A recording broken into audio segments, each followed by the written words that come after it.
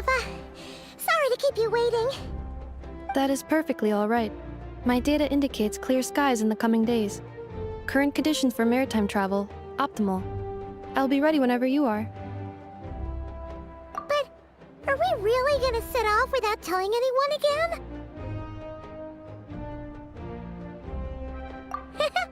Funny you mention it. You'll never guess who Paimon saw on the way over.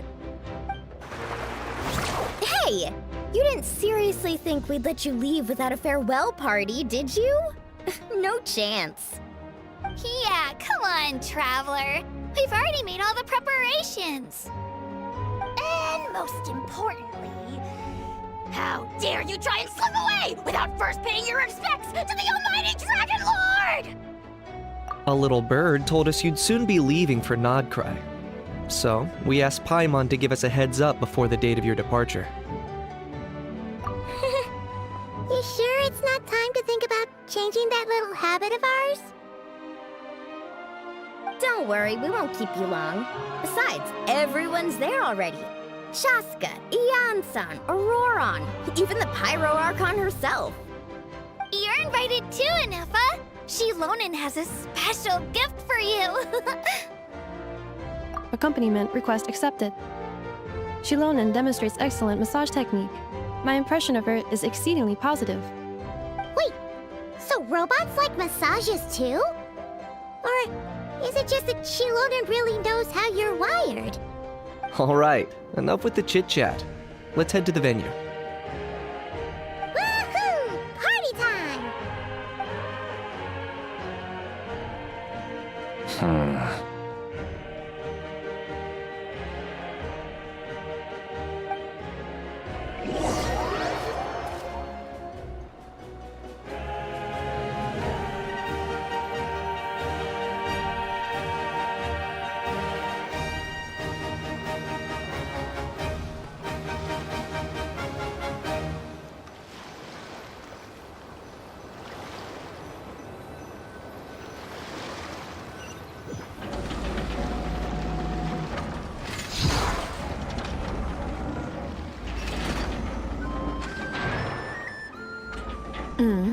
Spit it out, then.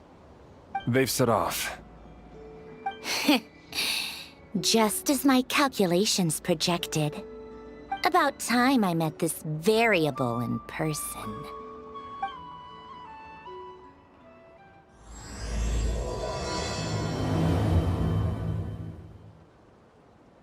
You know, every time we head to a new nation, there's always a point where it suddenly dawns on Paimon. This is it. The next chapter of our adventure has begun. This time, it was the moment she realized she just polished off the very last of her Saurus crackers. Should have stocked up better at the farewell party. In other words, Paimon has marked the geographic coordinates from 2 minutes and 40 seconds ago as the boundary between Natlan and Notcry.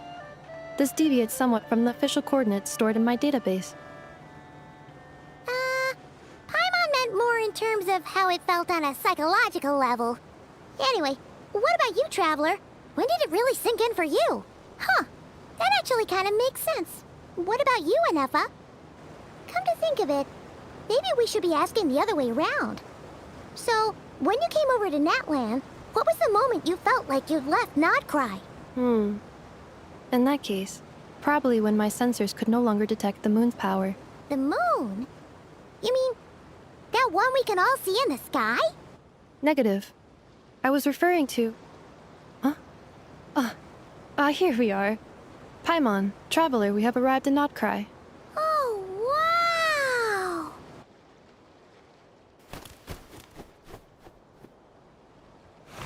Paimon, Traveler, welcome to Notcry.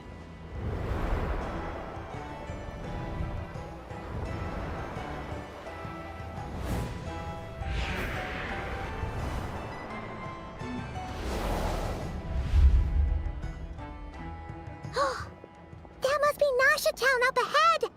That's the place you were telling us about on the way over, right?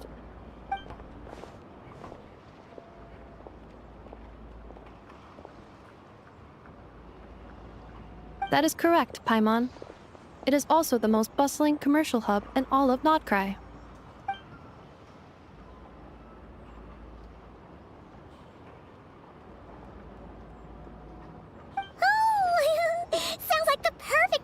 trying out all the local specialties. Huh? Is something up, Traveler? Paimon, this is where our spaceship landed when Lumine and I first arrived in Teyvat. Huh? Are you sure? But how come you've never mentioned that before? Seems pretty important to Paimon. Oh, well, because those memories are really hazy. All I remember is Lumine waking me up and us leaving the ship. But just now, setting foot on this land, I felt something. The kind of power I sensed in those moments. Are you referring to Kuvaki? Kuva, what now? The locals refer to it as Kuvaki. It is a unique elemental force found only in Notcry, or rather, a pure, primordial form of elemental energy. That is correct.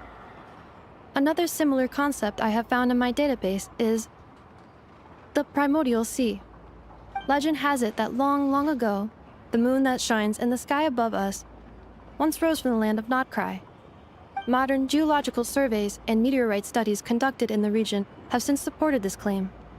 So, when you mentioned being able to detect the moon's power earlier, you were referring to Kuvaki?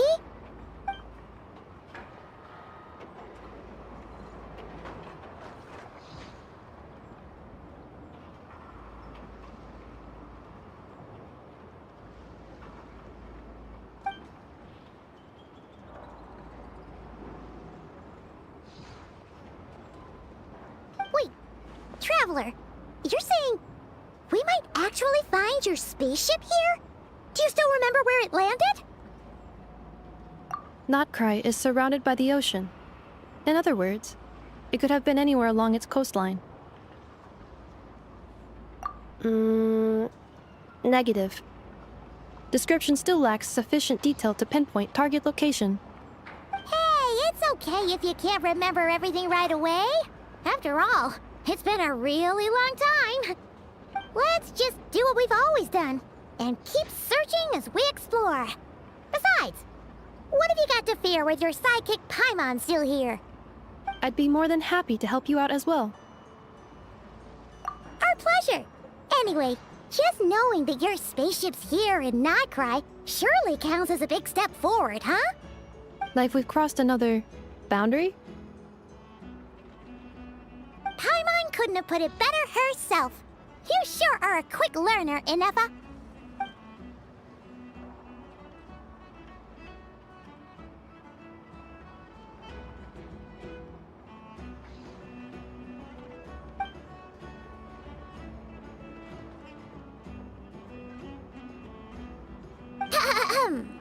Well, as the best guide in the whole of Teyvat, Paimon hereby does solemnly declare, Notcry, here we come!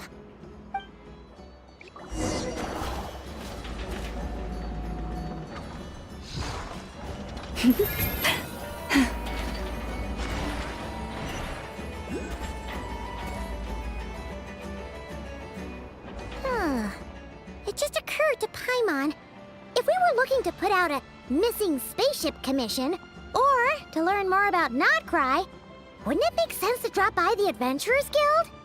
The guild is located in Nasha Town. Simply follow this road and you'll reach it.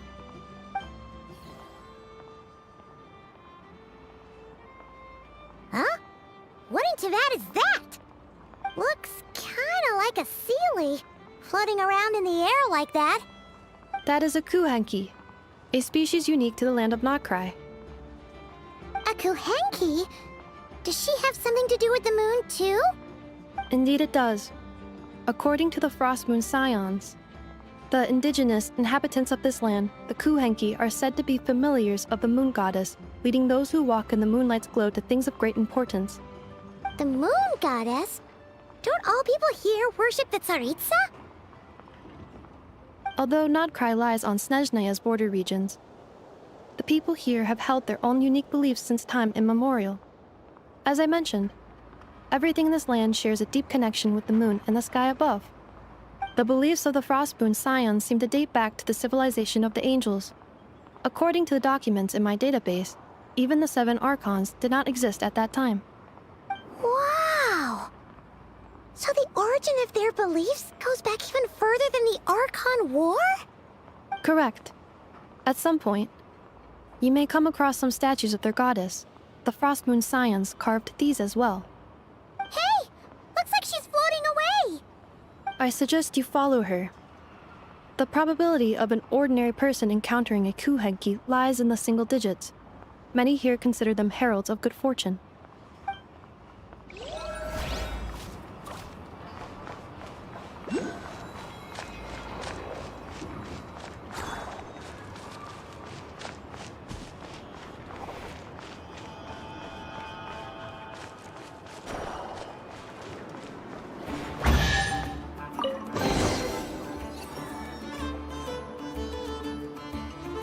Is this a travel guide?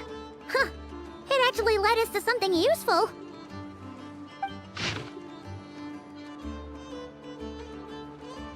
Are there any particular points of interest? Oh, it all looks pretty interesting to Paimon. If we have time, she'd love to see, pretty much everything. Recalibrating route. If we keep following the current path, we will arrive at an area of scenic beauty.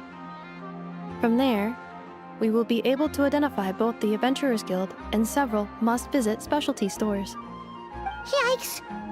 Why is Paimon suddenly getting the feeling that if she doesn't step it up soon, enough is gonna put her out of a job?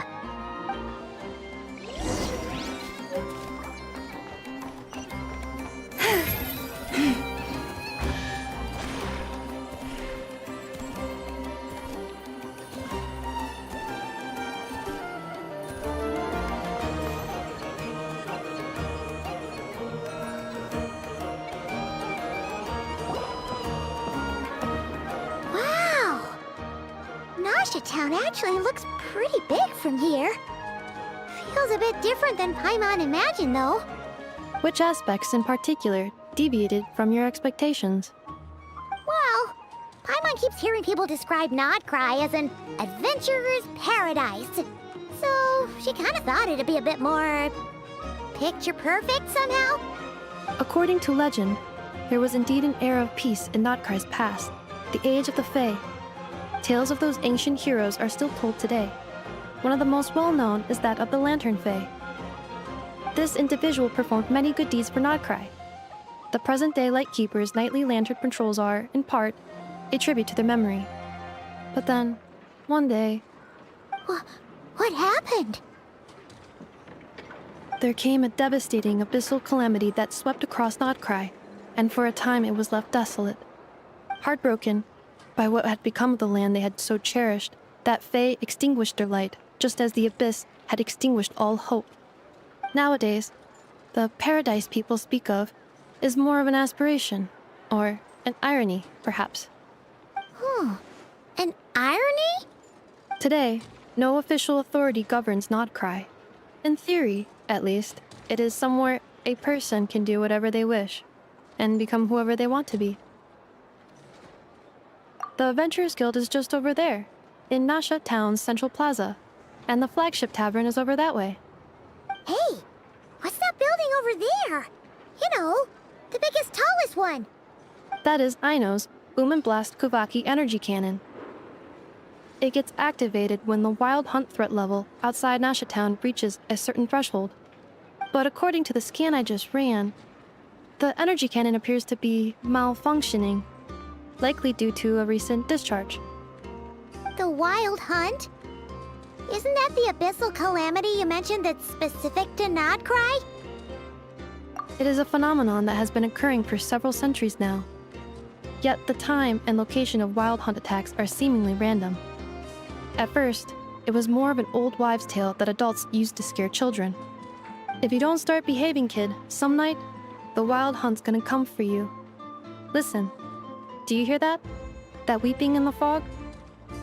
Those are the cries of a young woman being dragged away. You're saying people actually hear things like that? I have not witnessed enough wild hunt attacks to give a statistically sound answer. But the oldest legends say that all people saw was the ghostly shadow of a woman in the mist. It wasn't until later that it became a full-blown calamity. Abyssal monsters and all. Oh, when you put it like that, Paimon's really gotta hand it to Aino.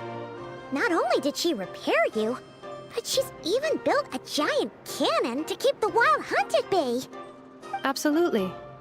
Aino is very impressive indeed. Anyway, according to my schedule, it is time I took you over to the flagship. Oh, sure. After all, we shouldn't keep Varka waiting. Well, Paimon's not sure if he'll actually show up at the bar this early. You're right about that.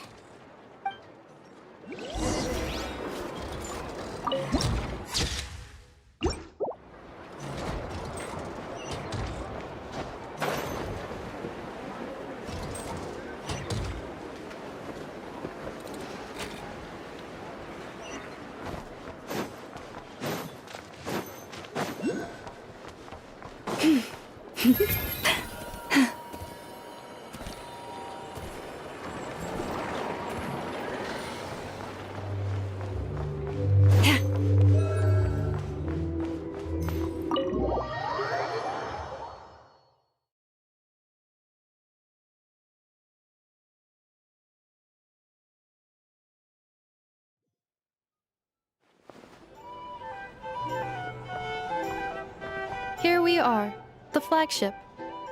Varka told us to meet him here in his letter, right? Let's see. Varka? Varka! No matches, I identified. Huh. So he isn't here after all. Oh, guess we never did actually say we'd be arriving today. Hey, why don't we go ask the owner? If what they say is true, Varka's drinking prowess must have left quite the impression.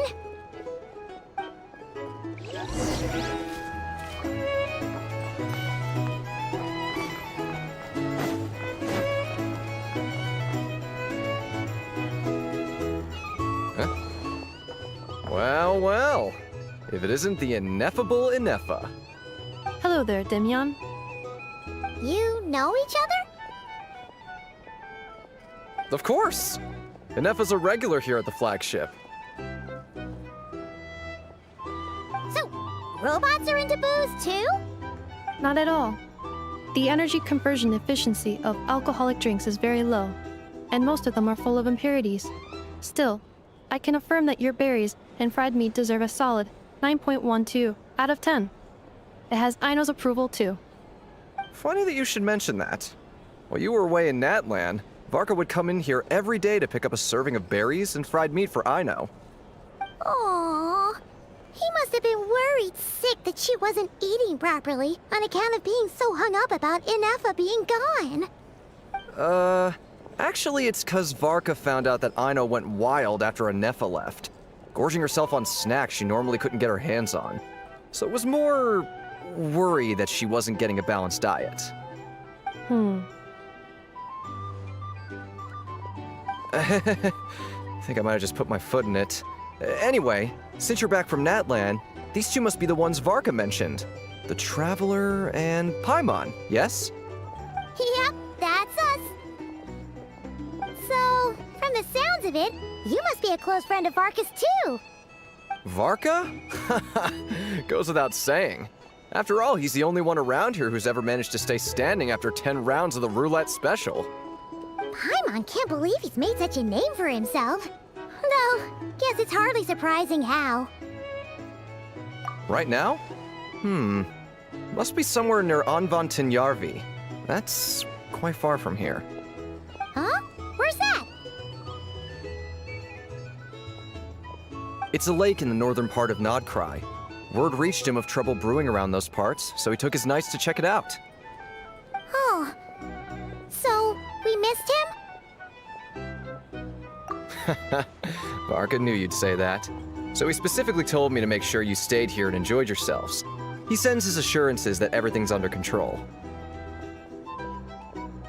Well, if he's that confident, guess our only option is to accept. Anyway, it's not like there's any special cause for concern. He is the Grand Master, after all. Exactly. Plus, not only has he booked you into our finest room, he's paid for it in advance, too. Whoa! That's so generous of him! We might not have met yet, but Paimon's got a feeling that we'll get along with Varka like a house on fire. Oh, and by the way, he also asked me to serve up a portion of berries and fried meat for Anefa. That was prepaid as well. Thank you. No, thank you. I'm the one who should be grateful for your business. Traveler, Paimon, why don't you go ahead and drop off your luggage? I can use this time to go pick up some components that Aino asked me to bring back. Sure thing. Besides, now that we've got ourselves a map, once we're done unpacking, we might as well go for a stroll ourselves. Why don't we meet up again later? Oh. So you no longer require navigational assistance? No worries, we should be fine. We've got a rough idea of our way around town, so Paimon's reasonably confident we shouldn't get too lost. Thank you. This translates into an approximate time saving of 30%, meaning I will be able to see Aino about 45 minutes earlier than previously projected. Oh, right. You must miss her a lot, too. In that case, we better get a move on.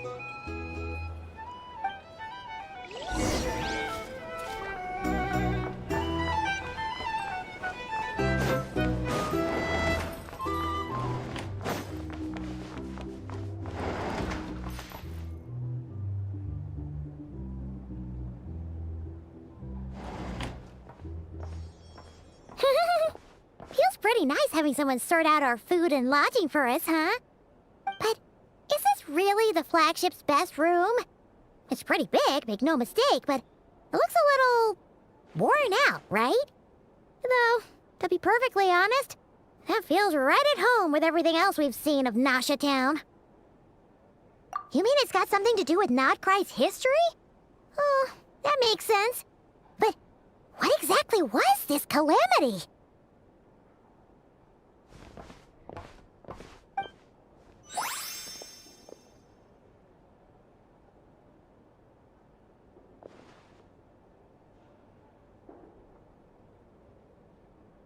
Oh, should we try the berries and fried meat too? Paimon's getting hungrier and hungrier every time someone mentions it. Oh, sorry about that. Paimon wasn't watching where she was going. Please, there's no need to apologize. If anything, I'm the one who should be sorry. Clearly, I shouldn't have gotten lost in my thoughts in the middle of a hallway. Wait a sec. Are you staying in the room next to ours? Ah, quite the perceptive one, I see. First things first, allow me to introduce myself. My name is Kirill Chudamirovich Flintz, but please, just call me Flintz. Whoa, that's an impressively long name for sure. Ah, is that so? Names like mine ought to have been fairly common in Snezhnaya, at least in the past. Would I be correct then to assume that the two of you are travelers in this land? Yep, you sure would be. Paimon is Paimon, and this is the Traveler. We've been to a bunch of nations already, but we only just arrived in Nodcry today. What a rare honor it is to meet such worldly travelers. Are you here for travel too? If only I had the time to spare. No, I'm just staying the night. Oh, so you're here for business? That's certainly one way to put it. I'm a Ratnik of Nodcry, normally stationed near the burial grounds to the north. My sole cause for being here today was to repair this lantern of mine.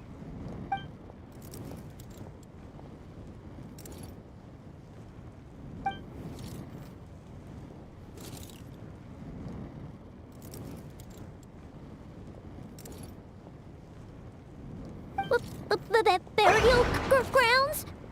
Your surprise is entirely understandable. Most people cannot even begin to fathom the idea of a life surrounded by tombstones and decay. But if you've heard of the calamitous abomination that is the Wild Hunt, you'll know that in their wake they bring a host of souls tainted by abyssal filth. That then is why we are stationed by the burial grounds, to hold the line where it is most vulnerable. Oh, so it's all about fighting against the abyss. Oh, sounds like a tough job. I thank you for your concern. But in truth, I've long since grown used to it. In fact, I like to think it rather suits me. If anything, I'd say I prefer the peace and quiet of a graveyard to the hustle and bustle of urban life. Paimon sort of gets it now. But even so, she is still pretty sure she could never get used to living in a graveyard herself. For one thing, she'd be too scared to fall asleep at night. Oh, I assure you, there's no need to worry on that account. The kind of ghosts you find in cemeteries aren't too big on talking. But even when they do, they're usually far more discreet than the living. Well, would you look at that? Who'd have thought we'd end up chatting this long? Must have a lot in common, huh? Forgive me, but I must excuse myself, for the time of my appointment draws near. And in terms I'm sure you'll understand, a lanternless ratnik is like a mapless traveler. A serious conundrum indeed. Oh, sure. In that case, you go right ahead. We won't keep you any longer. Not at all. Should the opportunity present itself, I'd gladly continue our conversation another time.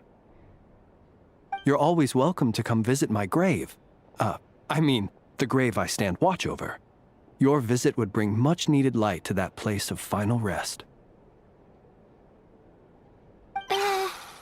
Right. Well, if we get the chance. Then allow me to wish you a traditional ratnik's farewell. See you by the graveside. Ugh. Jeez. What a weirdo. Not to badmouth him at all.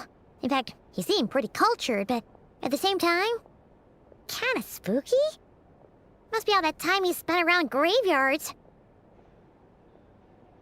His lantern? No, not really. You mean, 'cause it was broken? Huh. Guess you've always had a nose for stuff like this. If you're worried, you can always ask him the next time we cross paths. Hey, don't you start spouting all that weird stuff too.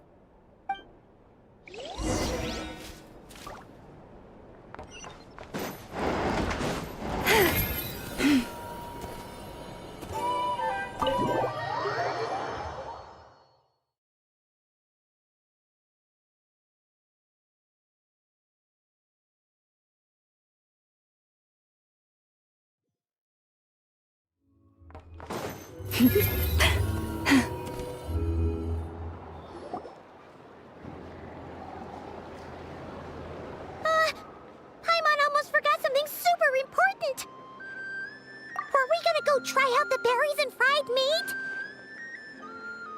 But now, heading all the way back to the flagship feels like such a waste.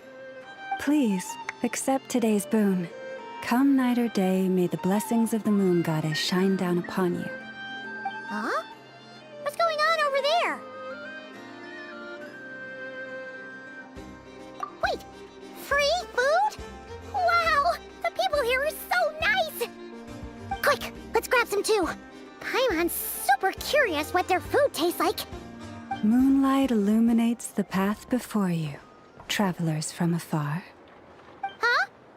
How'd you know we were travelers? Just now were a song the birds in the sky, singing of your wanderings. You are no ordinary guests, it seems. The birds and the... what now? Forgive me. I should not have laid the words of others out as a welcome mat for our very first meeting. You, too, must be wondering who I am. I am Lauma, moon chanter of the Frost Moon's Scions. Please, as do our followers and other passers-by, accept today's boon. Happy to oblige. Paimon's name is Paimon, and this here is the Traveler. Thanks so much for sharing your yummy food with us. We'll take one each. Think nothing of it. These fruits were the finest we found, delicacies gathered in the wake of the morning dew. It is my hope that partaking of them may lift your spirits to heights anew. The finest you found? Wow! That sure is kind of you, but wouldn't you want to keep those for yourselves?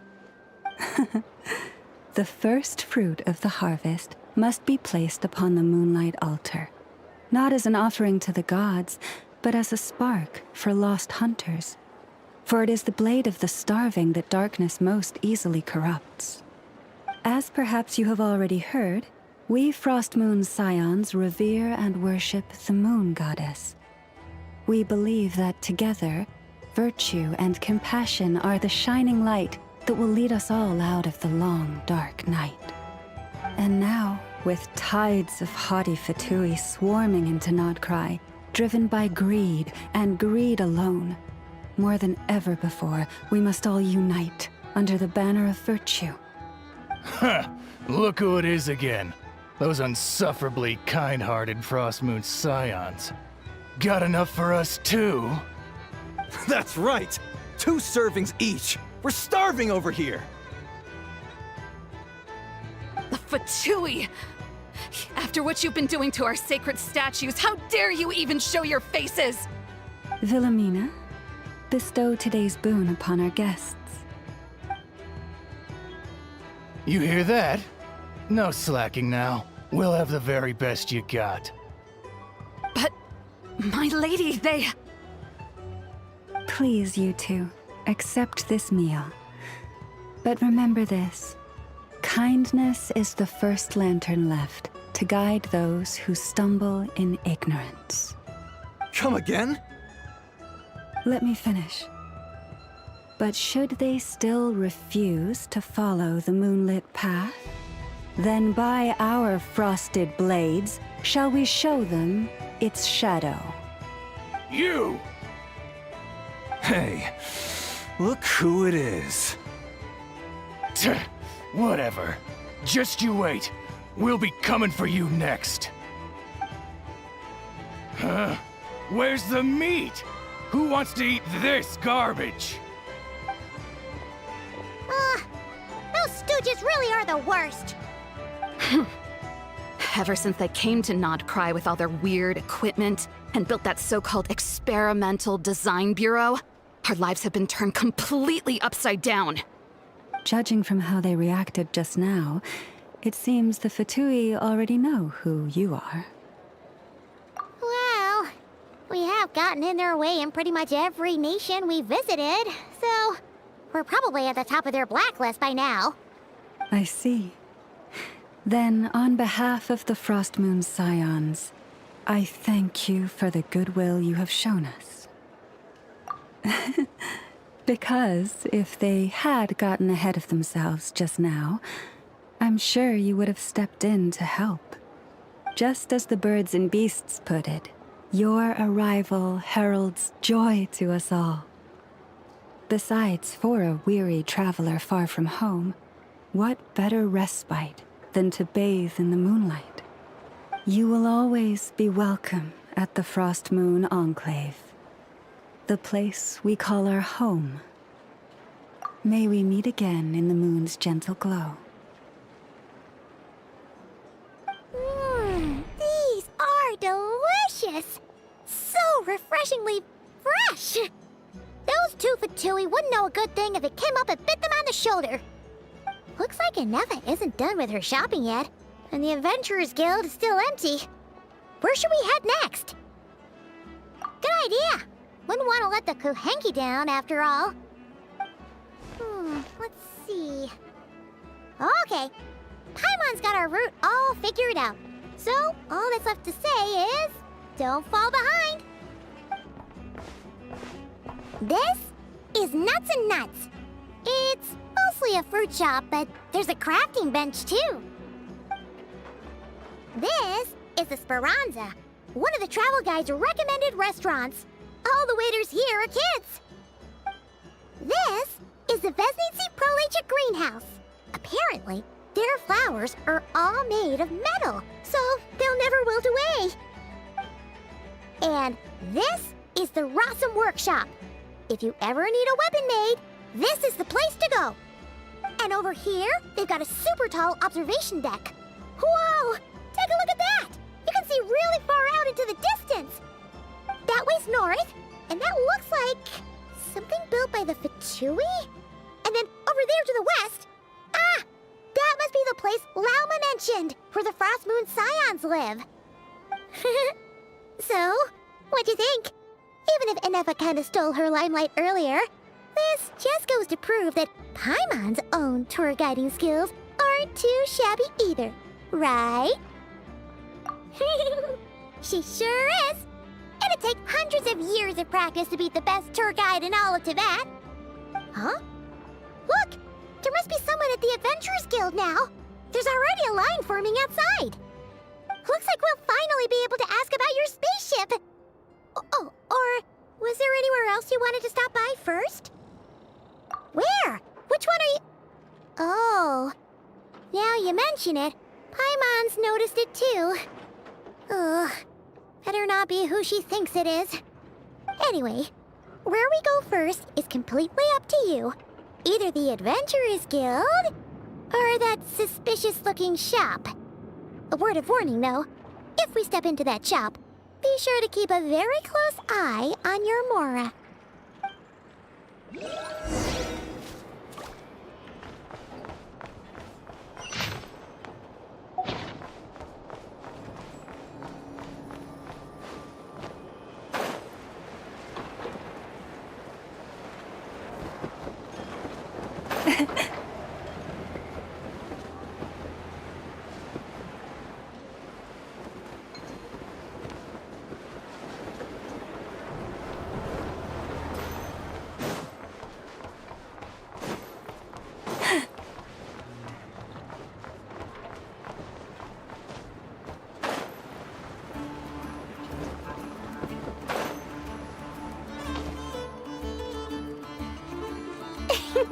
Please, here you go.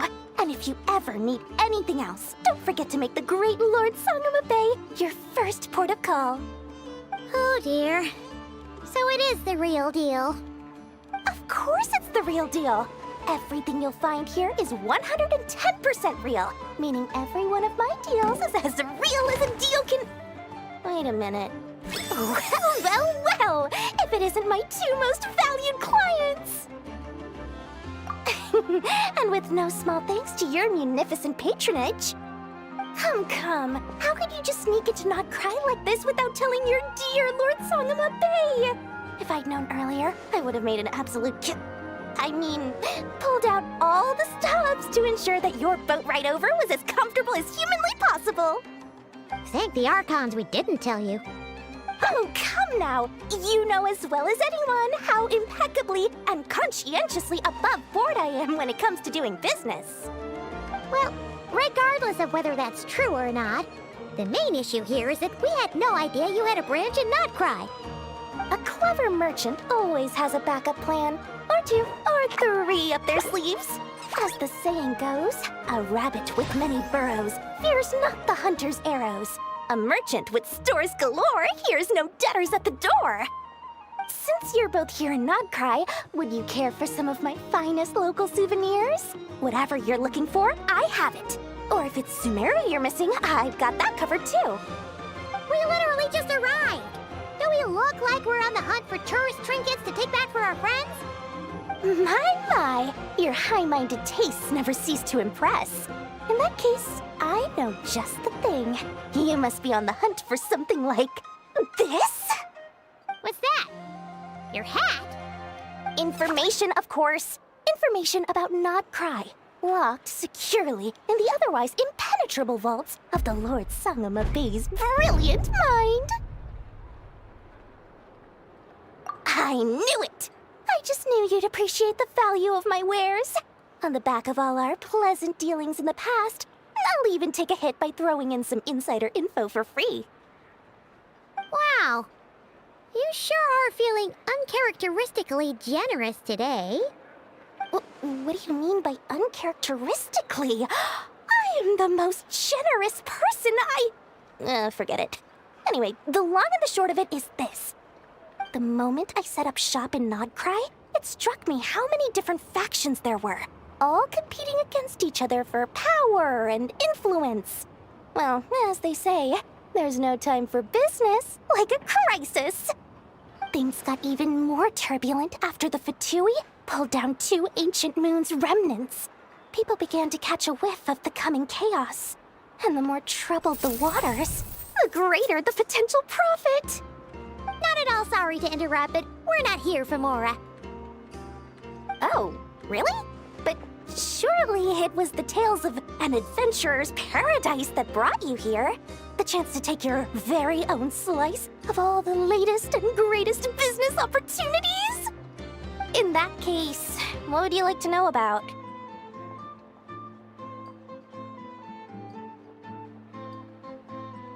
The Frost Moon Scions?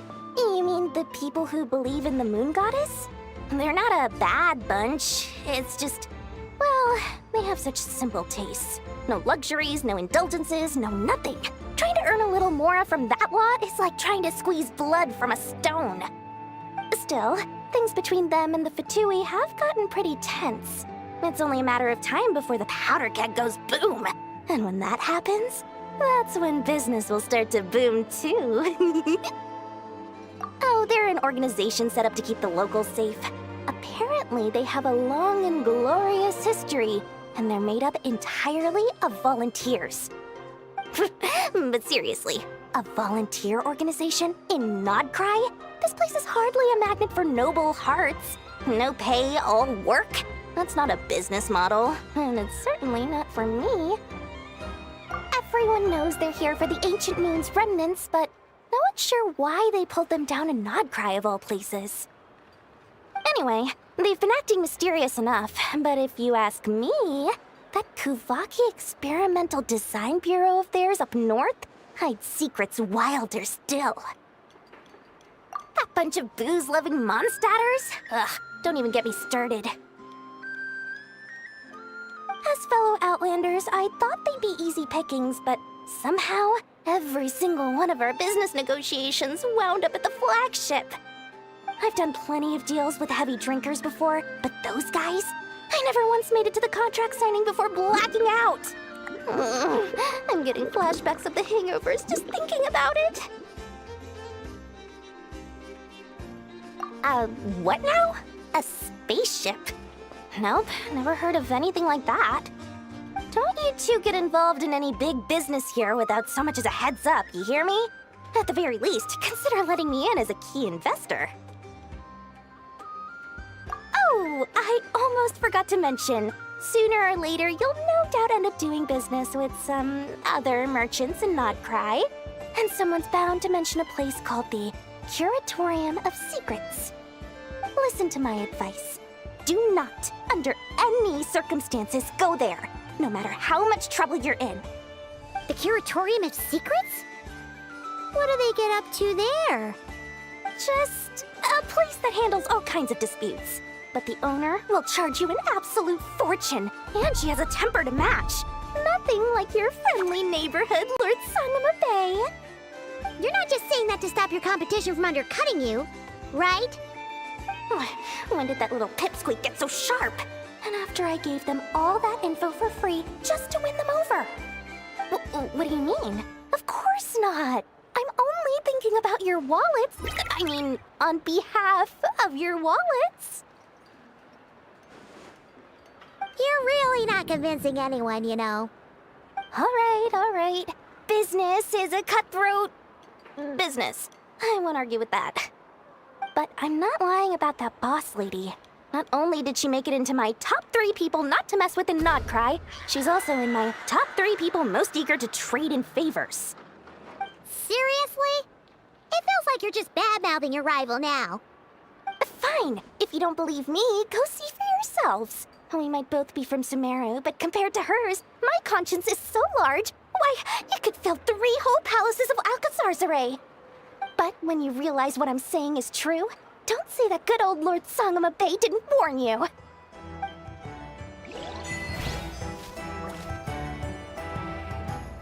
Anyway, don't be a stranger now.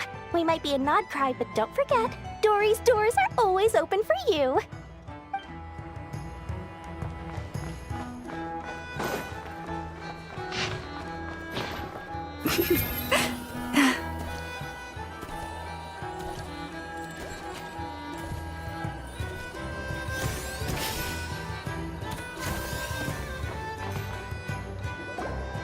Lucky us!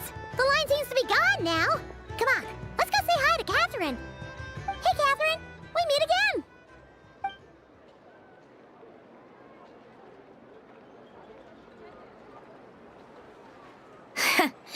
How ridiculous. Huh? They often say that mortals, shackled by their own flesh and blood, may fail to perceive the truth of this world, even when it is right beneath their very noses. Yet I had not expected to have the pleasure to witness such heights of absurdity firsthand. But Paimon must have gotten the wrong person. At second glance, you do seem a bit younger than Catherine, and you certainly sound a lot less friendly. A creator might forgive ignorance, but being mistaken for one of my own creations is beyond all pardon. Look very closely, for standing before you is none other than Marionette, 7th of the Fatui Harbingers. A harbinger? I told you already, I'm not Catherine. Just how obsessed are you with my machines?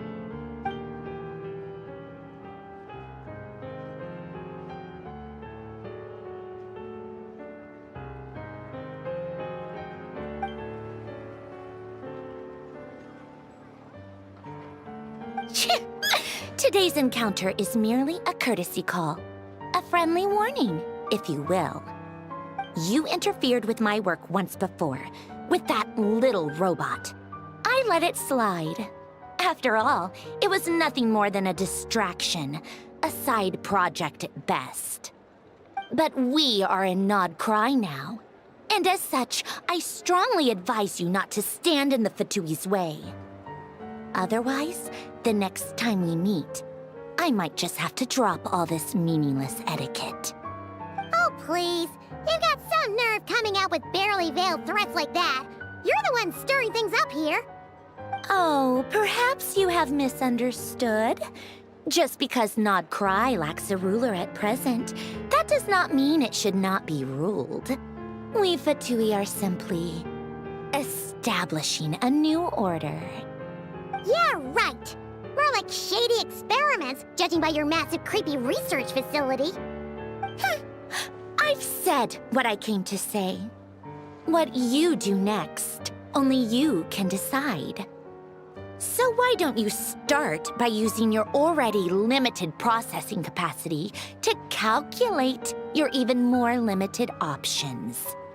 And, being the refined young lady that I am, I shall indulge you just this once. Ad Astra Abasask. Welcome to Nod Cry, Dominion of the Fatui.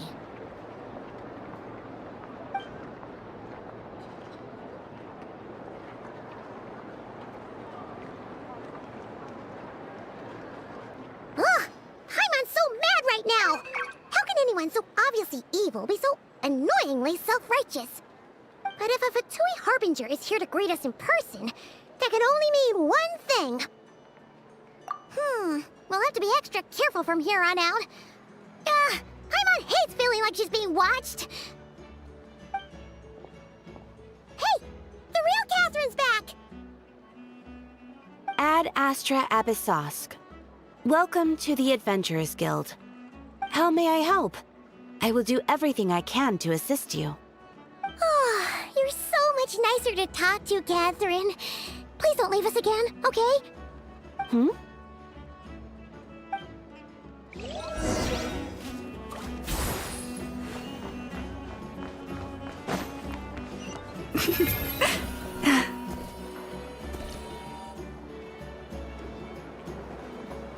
Inepa! Hello. I was just about to start tracking your whereabouts. Did you manage to get everything Aino asked for? I did. What about you? Do you need me to navigate or introduce any more places around town? Not for now. We've seen most of it already. We probably need some time to process everything we've learned, though. Any progress with the spaceship? No. Catherine came back just now, so we asked her, but even she hasn't heard a thing. One possible explanation is the vast stretch of time that has elapsed. Additionally, given the limited resources available in Nodcry, it is entirely plausible that the wreck was scrapped for parts, or even mistaken for a pile of broken machinery. Aww. Understood. In that case, why don't we go ask Aino together? After all, she was the one who salvaged me, ancient dragon technology and all. If there really are any unusual parts floating around Nodcry, there's a high chance they've passed through her hands at some point or another. Good point. And since you keep mentioning her, we're curious to meet this whiz-kid mechanic too. Understood. Then I'll handle navigation as before. ETA at the Clink Clank Krumkake craft shop. 34 minutes ahead of schedule.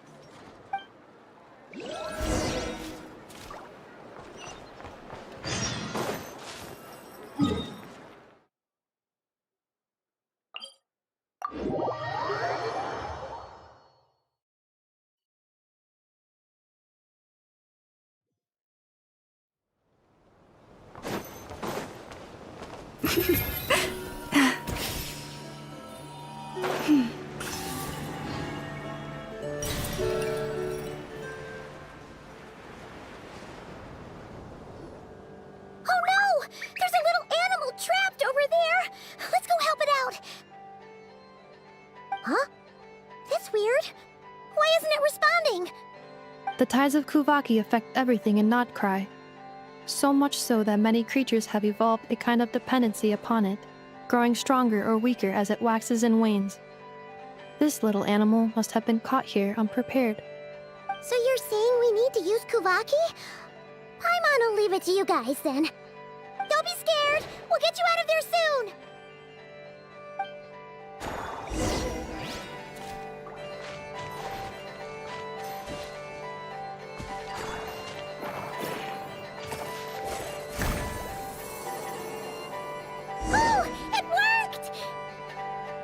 Off you go now, little one.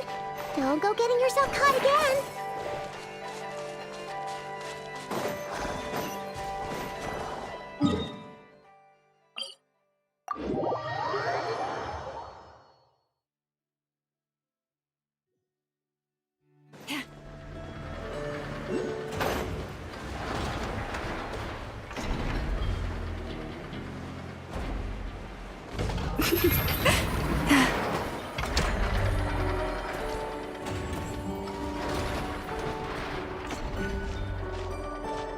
Here we are, the place Aino and I call home. Whoa! So many machines that Paimon's never even seen before. And then there's all these little robots. Did Aino build them all? That is correct. It looks like Aino has created 3 more little bots since I've been gone. Aww. Well, you were gone for quite a bit. She must have missed you. I missed her too. I want her to see what I've become. Let's not keep her waiting any longer then. Come on!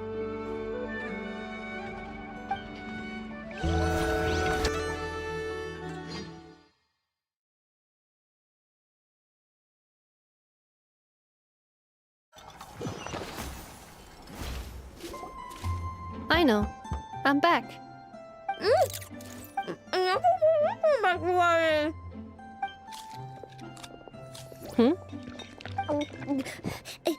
Inepa? You're back significantly earlier than I expected. Like, a whole 30 minutes at least. Everything went very smoothly, which saved me quite a bit of time, so I...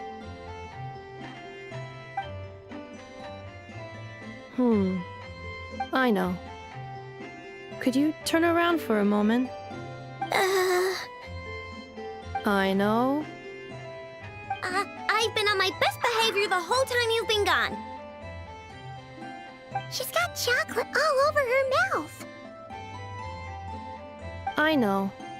While I was away, did you strictly abide by my tailor-made snack intake schedule? Oh, of course I did. 1 whole cake, 1 crumb cake, and 1 pack of chocolates a day, right? It was either a cake or a crumb cake or a pack of chocolates per day. Oh, shoot. When did you finish the snack stash I left for you? Literally just earlier today. Let me just go run a scan on that. I meant today, a week ago.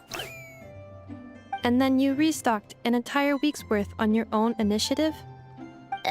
2 weeks worth.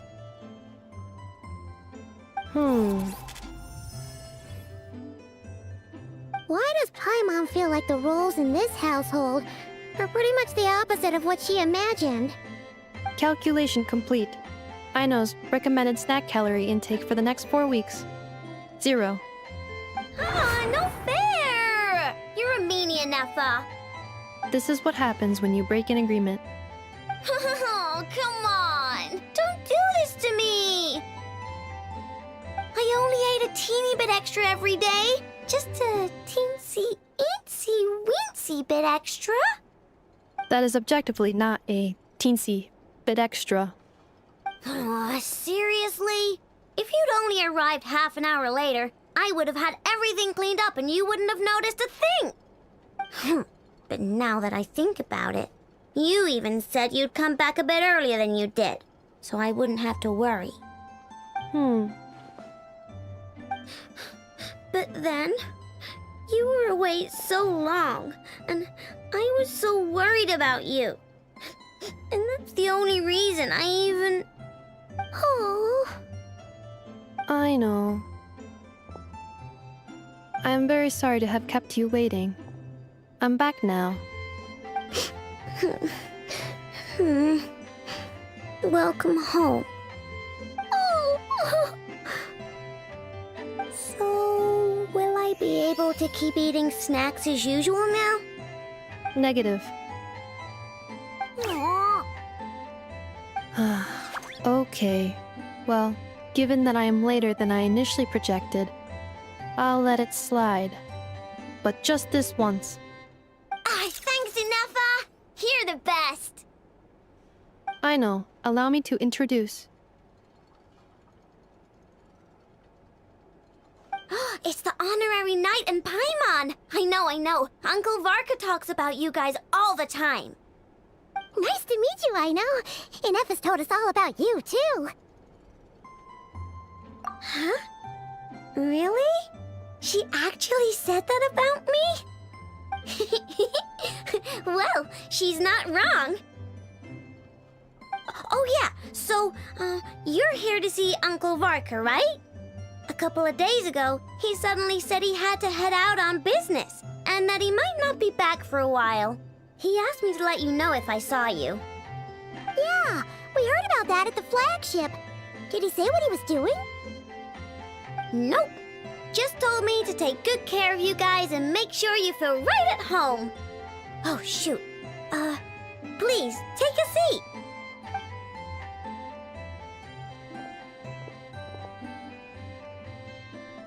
Do either of you need my help with anything? Anything at all? After all, I'm the head of this household. Sure wouldn't know it from that snack tantrum she just threw.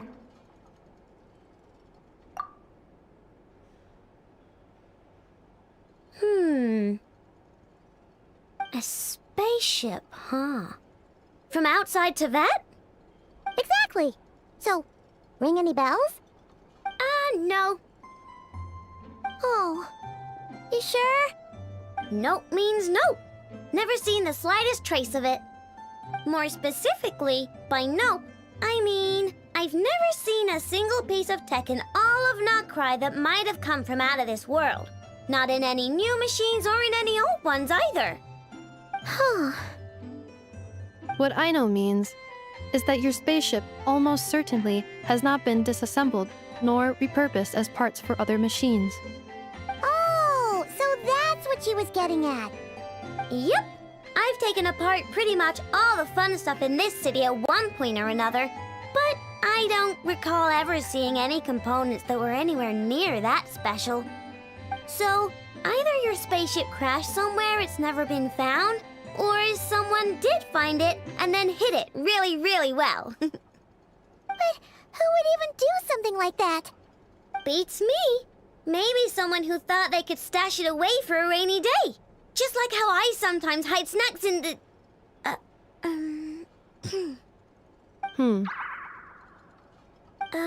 Anyway... Long story short, I definitely haven't seen anything like that. Besides, sounds like it would practically be ancient history by now. If anyone still has any leads on what really happened, it'd be the Frost Moon Scions. The Frost Moon Scions? Huh? Haven't heard of them yet? Didn't Inefa tell you about their rituals? There wasn't enough time to delve deeper into their history and traditions. What kind of rituals are we talking about? I've never actually seen them myself, just heard bits and pieces here and there. They say that each of their moon chanters has had access to an ancient relic that lets them see the true past. Not sure exactly how it's meant to work. I can't get my head around anything that can't be explained by either machines or science. And to tell you the truth, I don't like it much either. Looks like we'll have to try our luck with the Frost Moon Scions. Aw, leaving so soon? Sure you don't want to hang out a little longer? It's getting late, I know, and these two still need to head over to Hisi Island. It would not be convenient for them to linger much longer. Aww. Alright then. Don't worry. We'll be sure to drop in on you as often as we can. Really? You promise? Sounds like my type of visitors. You're welcome anytime. I'll be staying to look after Aino today, so I won't be going with you. Hey, don't sweat it. We'll find our way just fine. I'm glad to hear that. Also, I must admit, I have very much missed the charging bed that Aino made for me. Oh, are you here to play with me? My name's Aino, and I'm an inventor. Me and Anefa live together. I could probably eat all the cakes and cookies in the world because I love them so much. But my favorite kind of all is lacquerberry crumb cake. Come visit my Clink Clank Crumb Cake craft shop whenever you want. Anyway, that's me. What about you? Tell me something about you, then we'll be friends.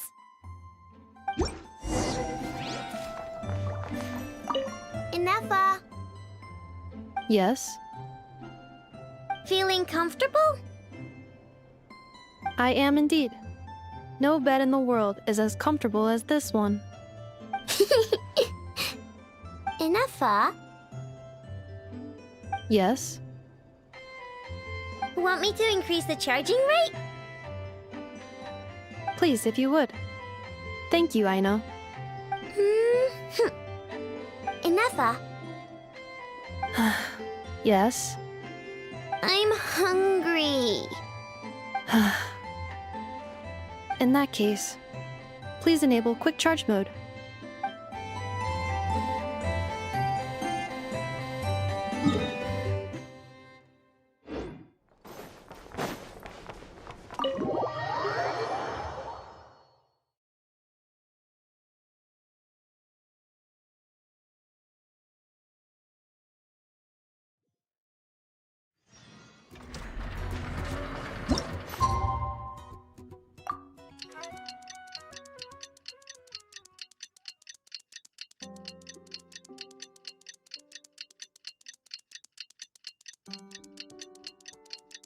Shower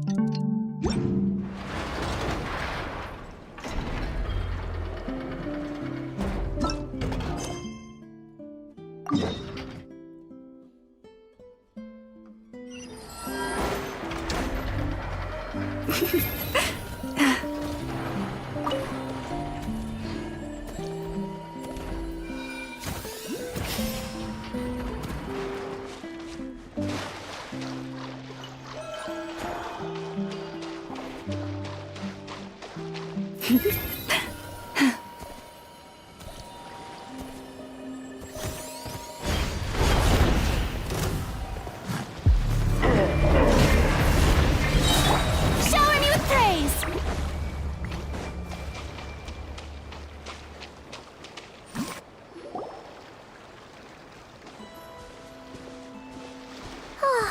Seeing Anafa and Aino reunited like that sure was heartwarming. Mm-hmm. We should definitely hang out with them more in the future.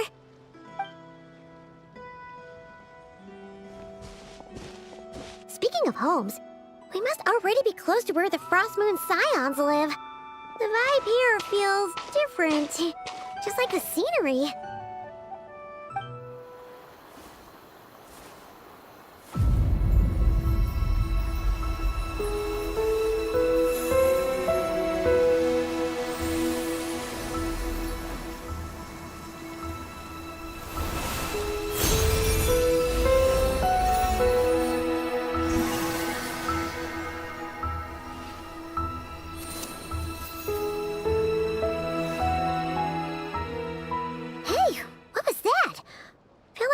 Sort of breeze blew by, and then the petals suddenly turned into...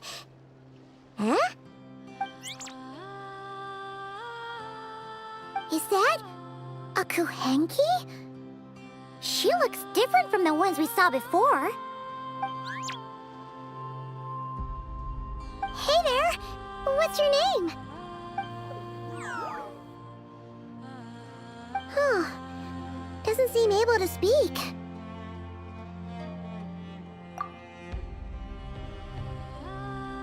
No idea what she wants. Unless you want to stop, maybe we should just keep moving?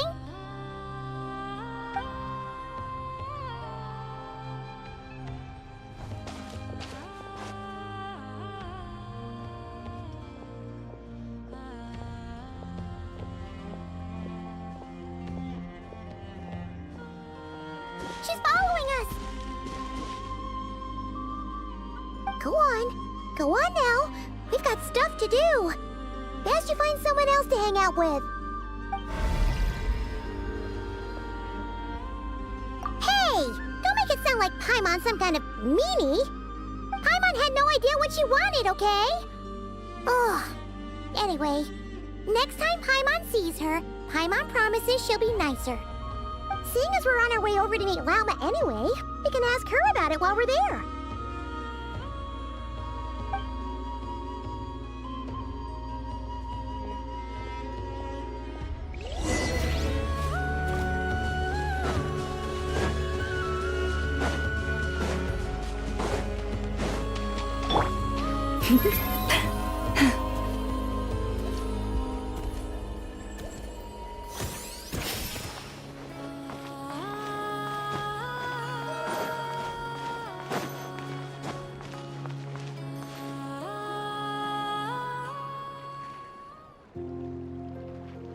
Huh?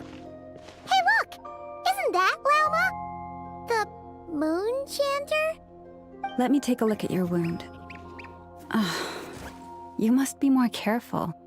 Doesn't matter how much of a rush you're in, your safety always comes first.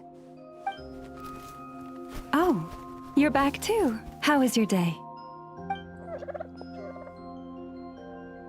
You what?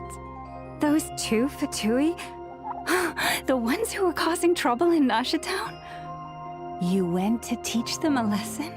And you put that in their food? You naughty little thing! How could you do that? They didn't notice. That's not the point. You mustn't do that again, okay? Next time, At the very least, bring a few of your friends along too. You'll be an easy target if it's just you on your own. Hey, Wilma! Still remember us? Oh, it's the Traveler and Paimon, isn't it? Welcome to Hisi Island. Not at all. Those who come with kindness in their hearts are always welcome with the Frost Moon Scions. Were you just talking to those animals? I was indeed. The Frost Moon Scion's bloodline is unique, for throughout our history, there have been many among us who could communicate with all living things. What was that? Oh, is that so? She says she was trapped in a plant earlier, and that you are the ones who rescued her. She wants me to thank you on her behalf. Oh, it was nothing. Barely lifted a finger. If you both are free, why don't you join us at the Frost Moon Enclave for dinner? Consider it a small token of thanks for your kindness. We'd love to! And actually, we had something we wanted to ask you anyway.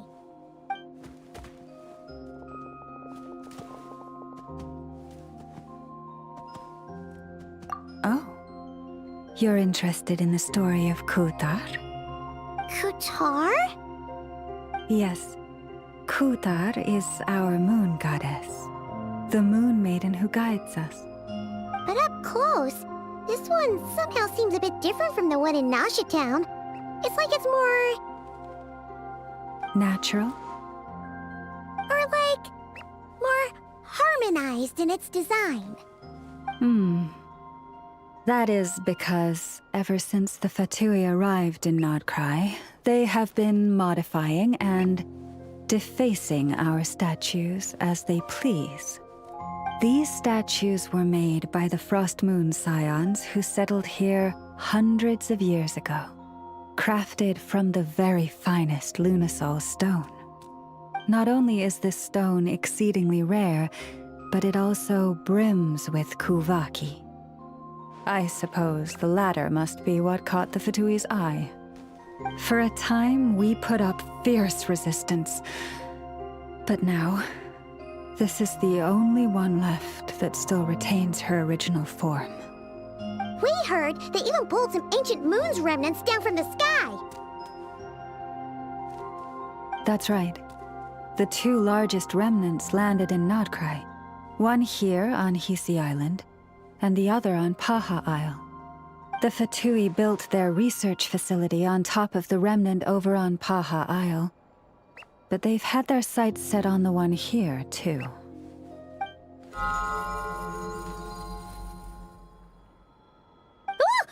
Oh! It's that little Kuhenki again! Surely that can't be. Hey! We've been wondering what was up with it, too.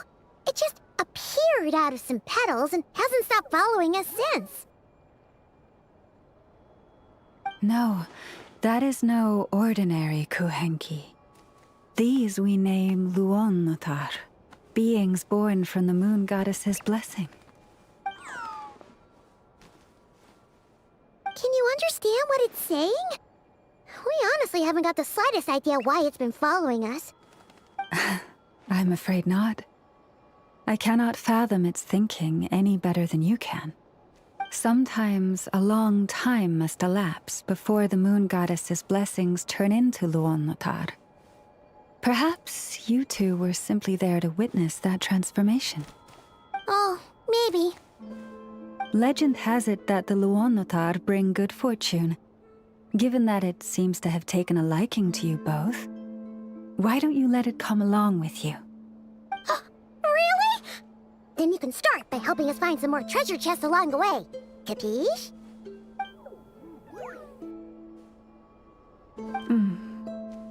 Twilight approaches. If you would hear more of the moon's story, then let us make our way to the Frost Moon Enclave. Beneath the gentle moonlight, I shall share this tale in full.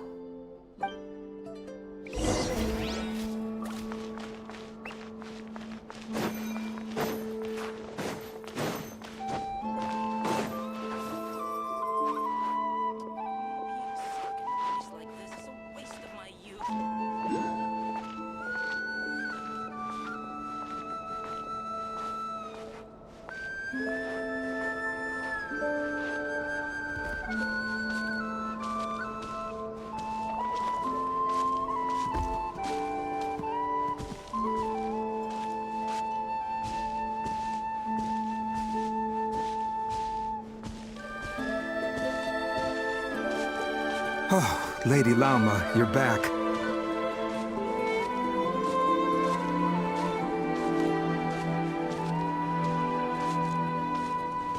Come day or night, may the blessings of the Moon Goddess shine down upon you.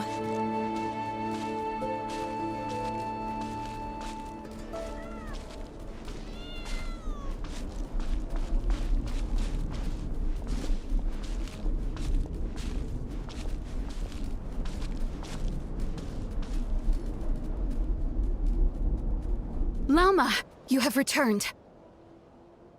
Wilhelmina, this is the Traveler and Paimon. Kindly arrange for 2 additional dinner settings for our honored guests. Of course, my lady. Wow! Everyone along the way here pretty much saluted you. Are you, like, super important around here? I am but a moon chanter, one entrusted to convey the Moon Goddess's will. Nothing more. She's just being modest. The Moon Chanter holds the highest rank among us Frost Moon Scions. Lauma is our leader. Wilhelmina? I know. I'll send word to the kitchen. 2 meals coming up. Whoa! Paimon had no idea you were such a big shot. It is merely that the unique traits of our bloodline have manifested themselves especially strongly in my person. That is no accomplishment of my own. Please, follow me this way.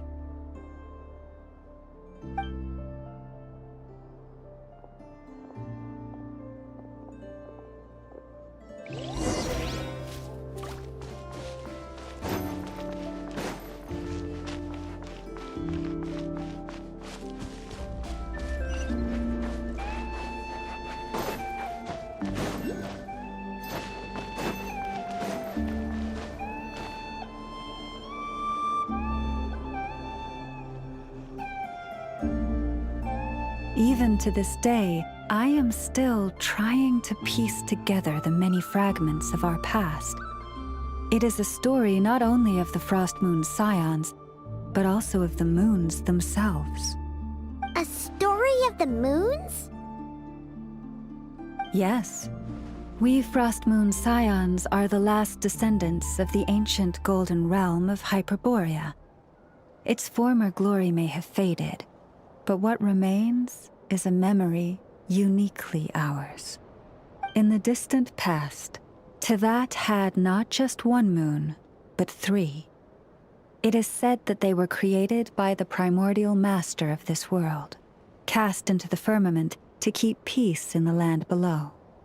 Firstborn was the eternal moon, largest of the 3. Legend has it that it was her immense kuvaki that gave rise to the ocean tides. Next was the frost moon. Smaller than her big sister, yet brightest in radiance. Her glow became the cold, undying lantern of the night. Finally came the iridescent moon, smallest of the sisters. Most of the time, her light was barely visible to the naked eye. Yet when she shone, her fleeting halos were all the more mysterious for it. Wow! Sounds like it all happened so long ago. So, what happened to them afterwards? Afterwards, well, as you have seen, the 3 moon goddesses perished. This happened in a war triggered by the Descenders, and of the 3 lunar husks, only the frost moon survived unbroken, while the others were shattered to pieces. Oh, so that's why there were ancient moon's remnants in the sky. Yes. It is also said that when the moons shattered, most of their fragments rained down upon this land like stardust. That is why Nodcry is blessed with such an abundance of kuvaki. As for the remnant that the Fatui recently pulled down, that belonged to the eternal moon. Wait a sec. But you just said that 2 of the moons were shattered, so where are the remnants of the iridescent moon? The iridescent moon's remnants were never found. What happened to her after the war remains a mystery.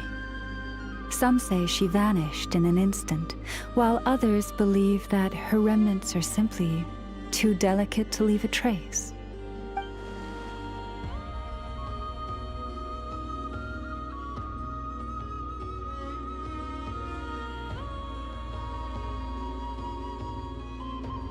Yet, though the era of the three moons has long since faded into legend, successive generations of Frost Moon scions have always passed down a prophecy that one day the moon goddess would return. And in the end, that prophecy did indeed come to pass, though not quite. Lady Lauma! Lady Lauma, are you there? Cappy, what is the matter? Lady Lauma, it's my daughter, Karina. Her illness. Take me to her, right away.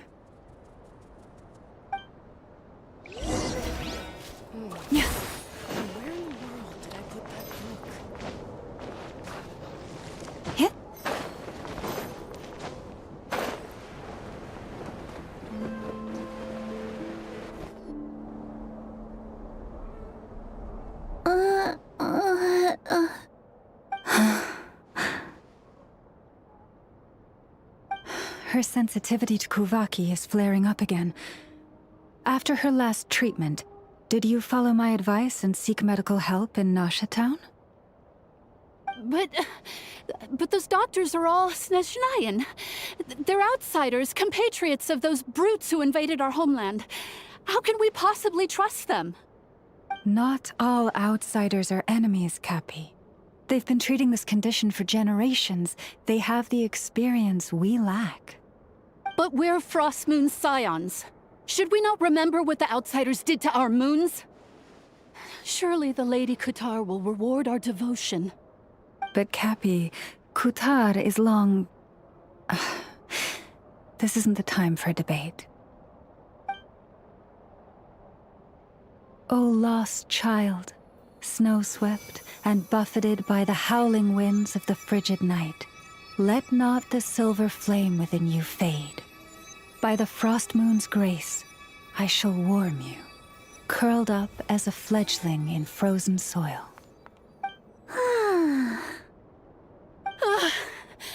Praise be to the moon goddess, my Karina.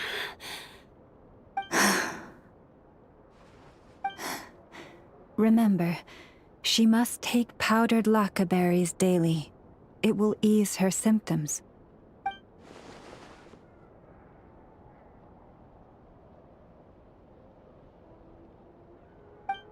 Llama? Philomena, what is it? Dinner is ready. I see. Cappy, let her rest here for the night. I'll have someone bring her a blanket. All right. Thank you so much, Lady Lauma.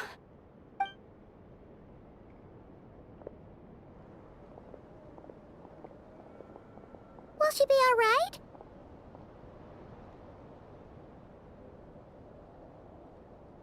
Yeah. If there's anything at all we can do, please don't hesitate to ask. Thank you for your kindness. For now, though, Karina should be fine. She'll be feeling a lot better tomorrow.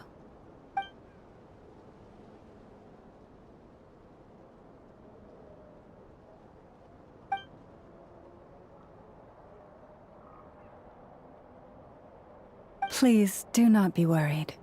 Come, let us head to dinner. I believe you still have some questions for me.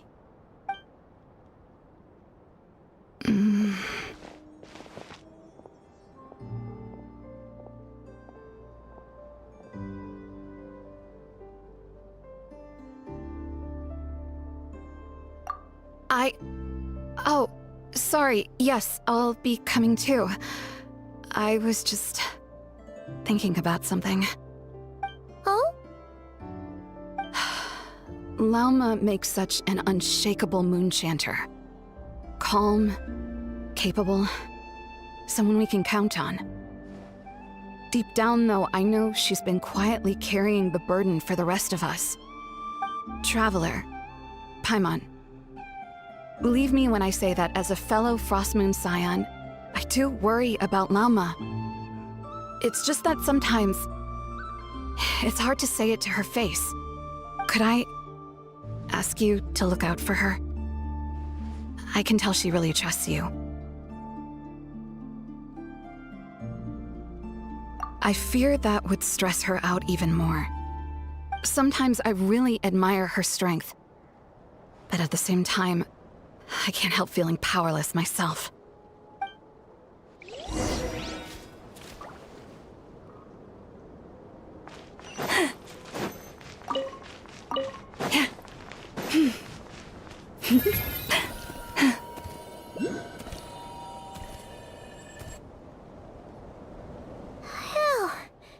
Paimon's so full. That was even better than the stuff you gave us before. I'm glad to hear it. Thank you for accepting such simple hospitality. Hey, we should be the ones thanking you. Seriously, that was seriously scrumptious. How did you even manage to finish it? This slop's barely edible. Then again, I guess that's what you'd expect from savages. It's you! Those rude old Fatui we just met back in Nasha Town! My sincerest apologies. If you found the food we gave you earlier difficult to swallow, may I suggest taking a deep breath and joining us? These delicacies might change your mind. After all, I suspect that your previous meal may have been tainted with something most unpalatable. Huh? What do you mean? Tainted with what exactly? With the bitter snobbery of those who call themselves civilized. Why, you...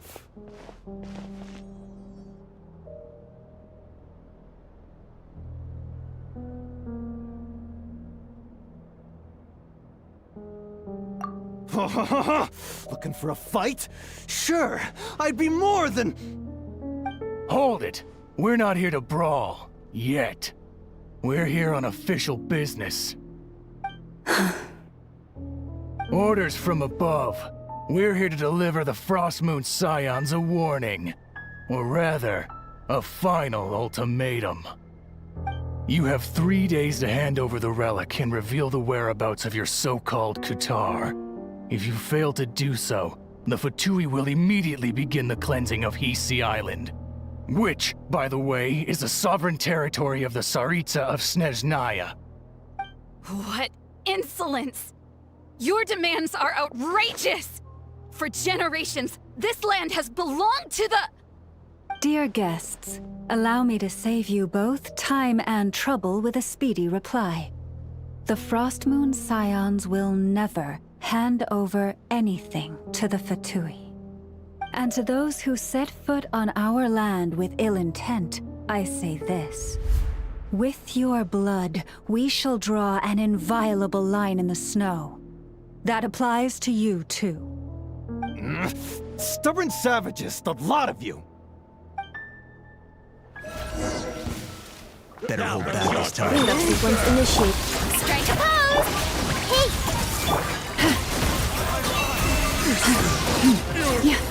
Pretty sharp. You'll pay for this. Mark my words.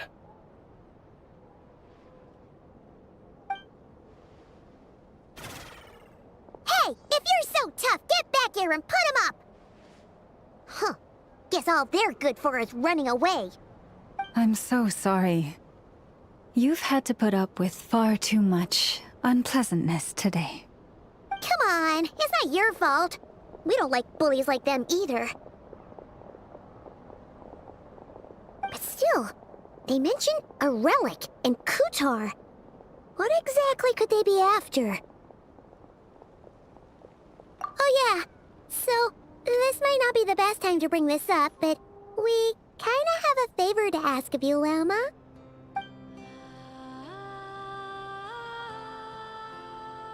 I see.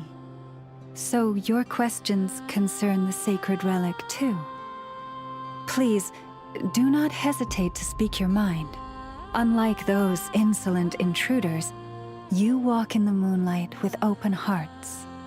You stood by us when we needed your help, so it's only right that I return the favor.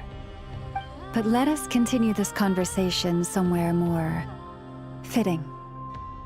As it happens, there's something I'd like to show you, too.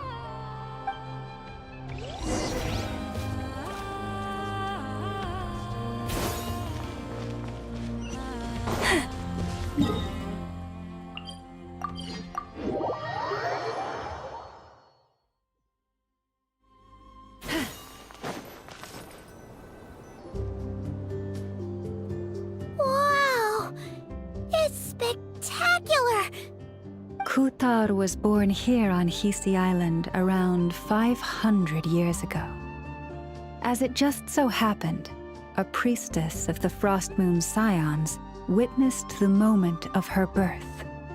Instantly realizing that this was the prophesied rebirth, she quietly recorded the event and carved this statue to honor that miracle.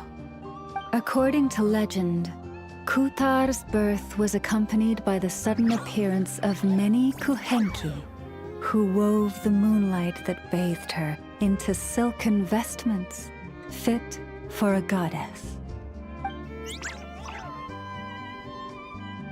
Hey! It's like it knows we're talking about it. From that day forth, the kuhenki have been regarded as Kutar's familiars. Some believe that their habit of guiding travelers to hidden treasure stems from an instinct. The same one that not only drives them to protect the moon goddess, but also to make her smile. After all, according to the records, Kutar always looked lonely as she gazed up at the distant moon.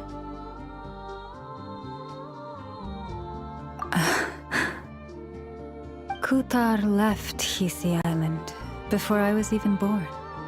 According to the previous moon chanter, the goddess was angered by our people's greed, and that is why she left us. Where did she go? No one knows what happened after she left. But just a few months ago, after those 2 ancient moon's remnants fell from the sky, she was spotted on Hisi Island once more. And the Fatui have been harassing and threatening us ever since. Judging from what they've said, our moon goddess is actually their missing harbinger, Columbina, the damselette. The damselette? But isn't she number 3 amongst the Fatui harbingers? So she's actually the moon goddess.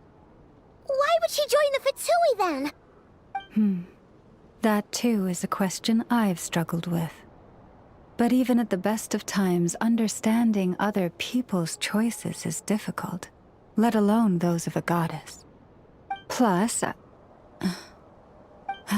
forgive me, there I go again, rambling on about our history.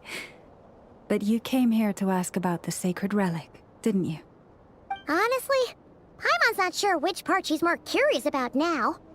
Since ancient times, the Frost Moon Scions have had in our possession a special fragment of the ancient moon's remnants.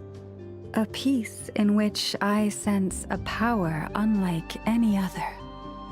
Successive generations of moon chanters have all detected a divine presence within it. We call this unique remnant the Moon Marrow. We heard you can use it to see what happened in the past. What is it in particular that you seek from the past? Well, basically, to cut a long story short, the traveler here is actually from outside of Tibet. Oh.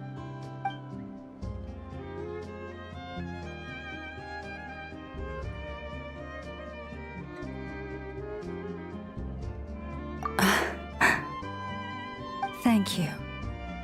Your honesty is a sign of your trust, both in me and the Frost Moon Scions.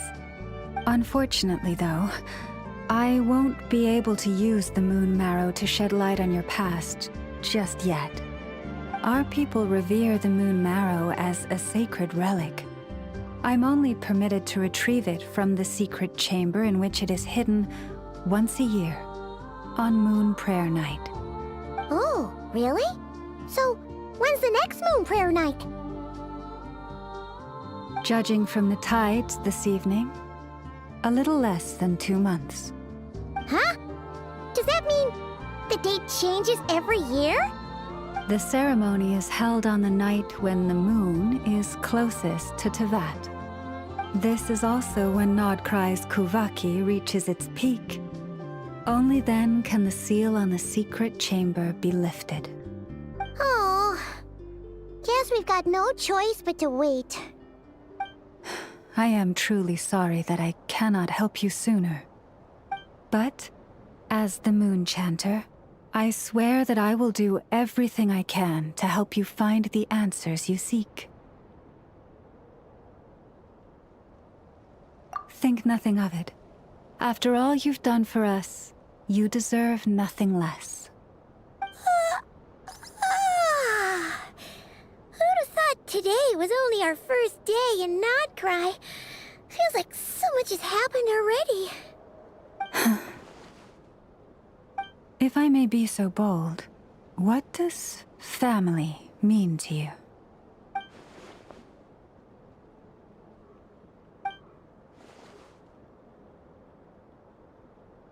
If you are aware of something, a secret that could hurt your family, would you be honest with them? Or try to hide it?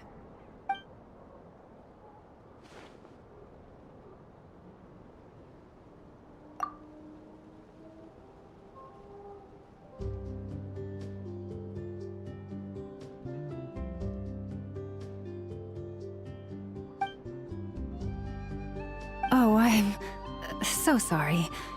That was a strange question. I didn't mean to put you on the spot. I guess I've just never met anyone with a story quite like yours before.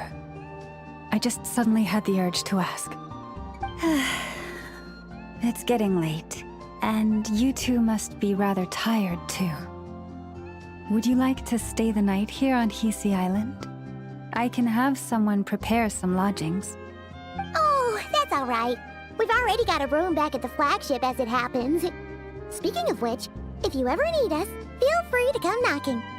Do you need me to show you the way back? No worries. It's quite a way, and you should get some rest too, Lauma. We'll make sure to be careful. Understood. Then I won't keep you. May your first night in Nodcry pass in stillness and peace.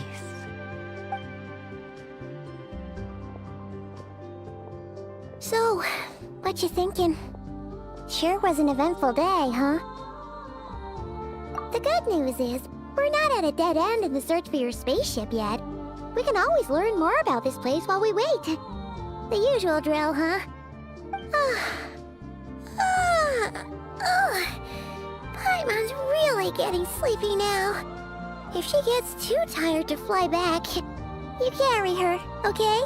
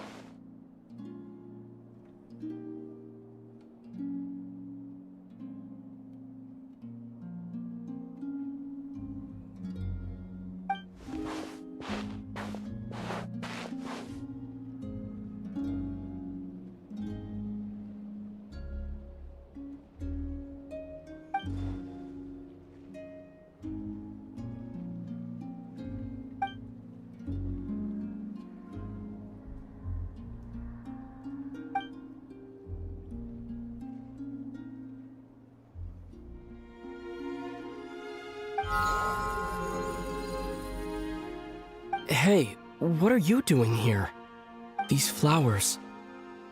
I remember. When you first appeared, there were flowers like this all around you.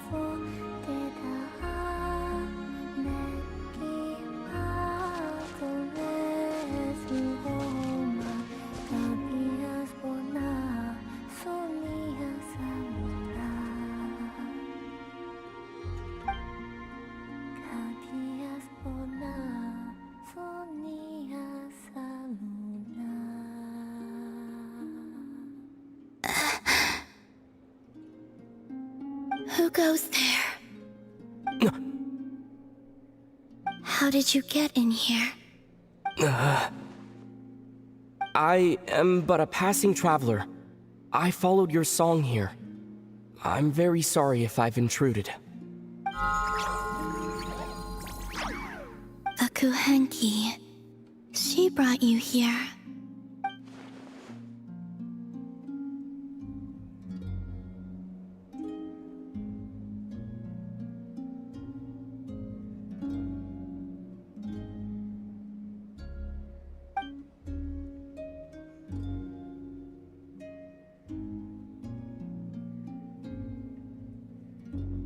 May I ask, are you the one they call Kutar? And The harbinger that the Fatui refer to as the Damselette. The Fatui? Are you here at their behest?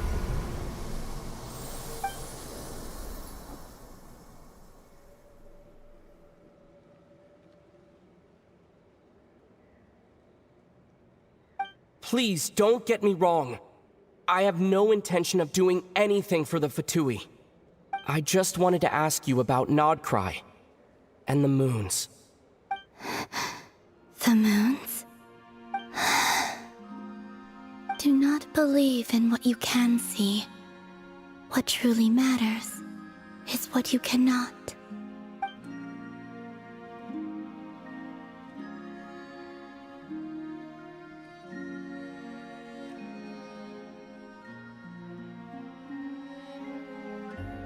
What do you mean?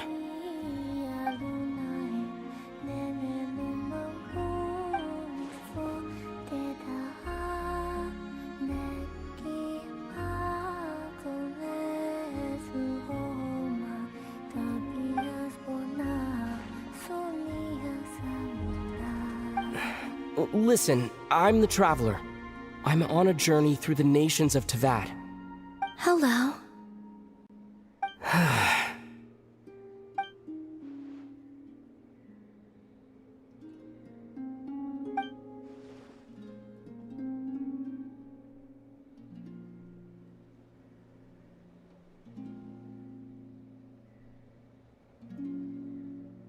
Could you tell me your name? Columbina.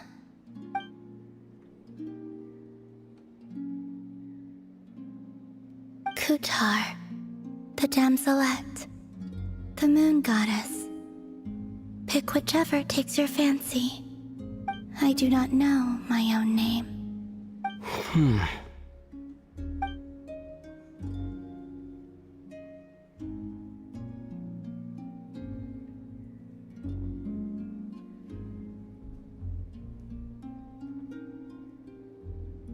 Then, Columbina.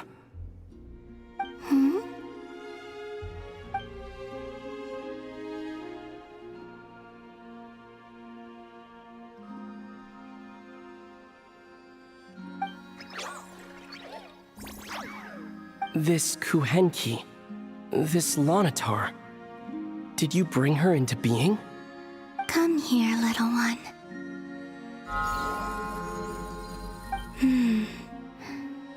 The trace of a blessing, but not one of mine.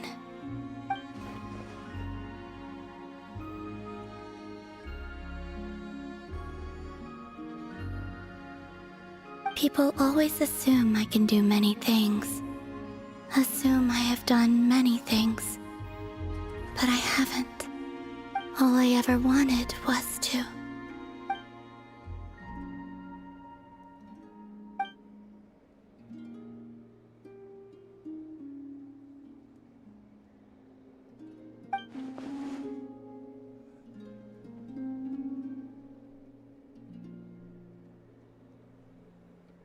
It's about time I got going. I'm very sorry for disturbing you today.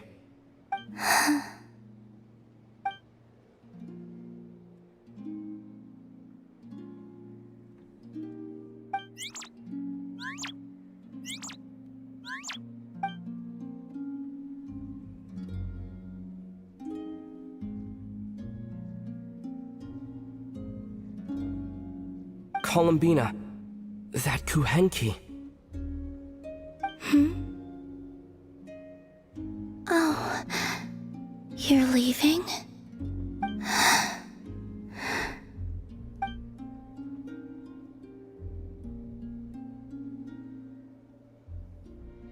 Go then.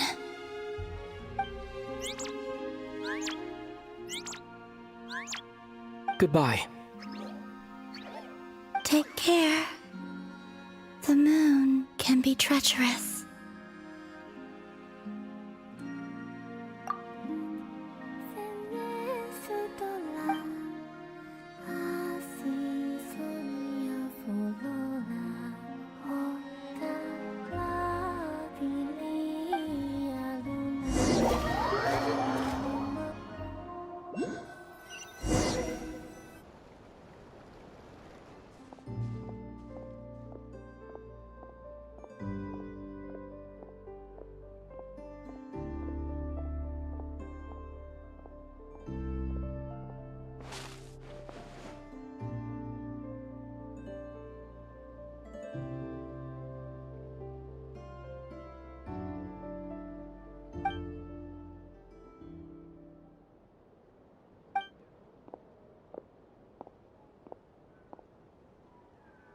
Wait, is that... Lumine?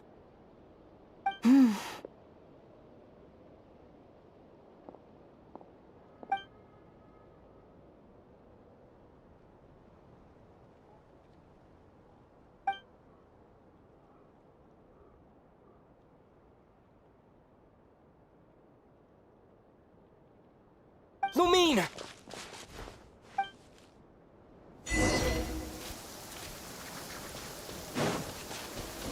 Lumine!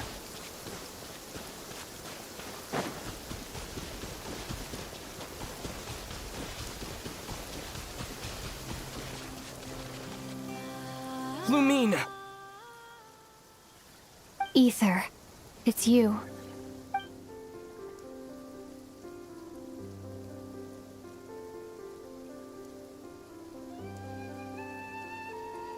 Why are you here on Hisi Island? If I told you I was here in search of the Frost Moon Scion's sacred relic, what would you think?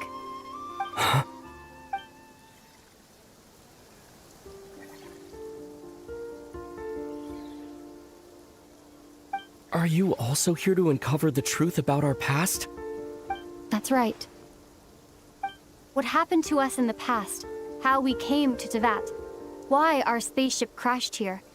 There are things I want to know too.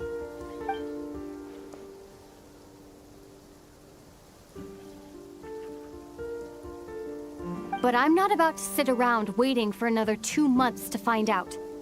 Wait! Wait? But I still have unfinished business.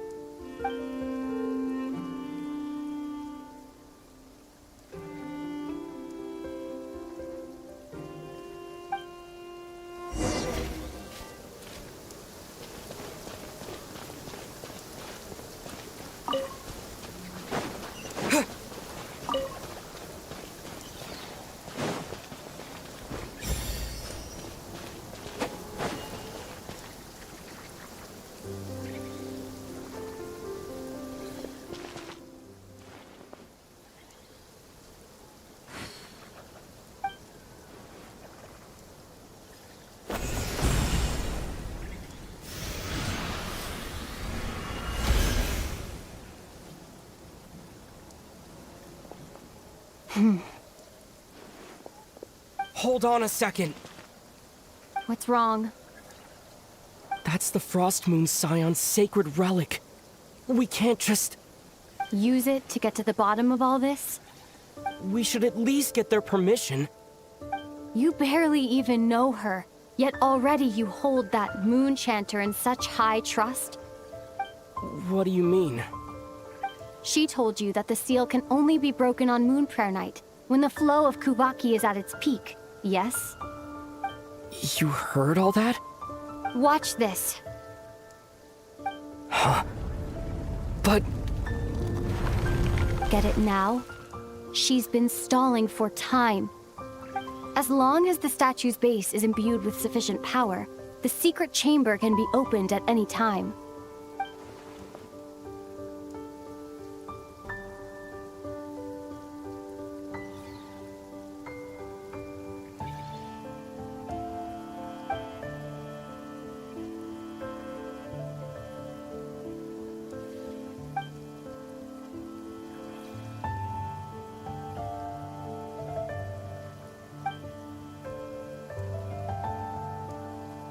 Is it such a sin when I don't put all my cards on the table for you, but not when someone else is doing it?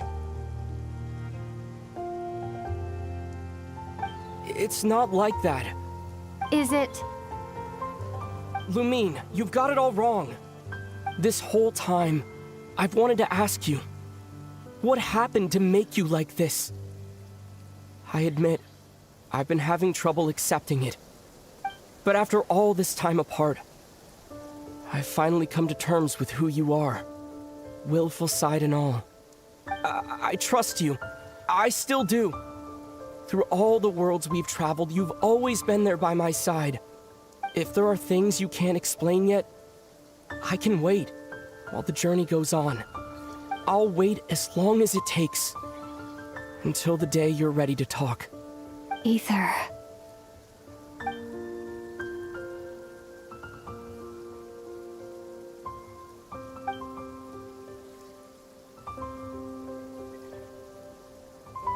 I'm not looking to borrow the moon marrow simply because of our past. It holds answers about the very origins of Tevat. I've always believed that if you want the truth, you have to see the whole story for yourself. I'm not asking you to trust me, Ether. Just don't try and stop me. If this choice weighs on your heart, then let me go in alone. Forget this meeting ever took place. Bit late for that now. But maybe this is the chance I've been waiting for all along, even if it fades with the morning light. I want to go with you. You sure? Yeah. Then let's go. Lumine. It's been ages since we went on an adventure together. I can't wait. Really? You think I'd lie to my big bro?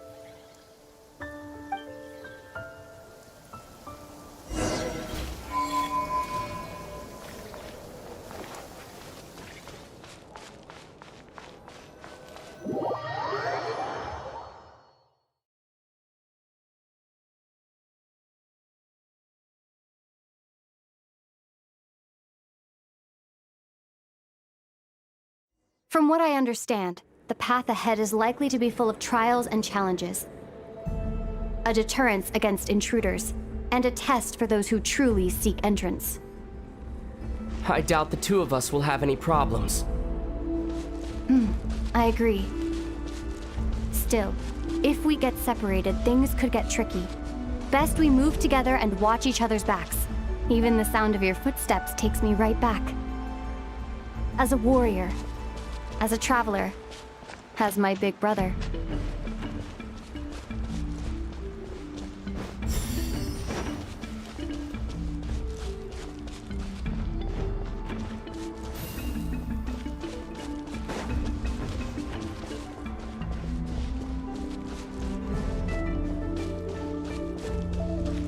Looks like this is the first trial.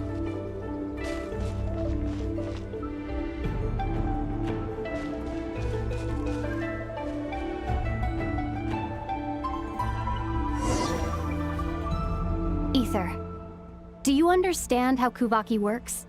How it exacts force through push and pull? Let's see. How about this? I'll temporarily neutralize the Kuvaki on the cliff face and move the platform into the center. Once it's in place, you'll need to utilize the repelling force of Kuvaki to reach the other side. Okay, I'll leave it to you then.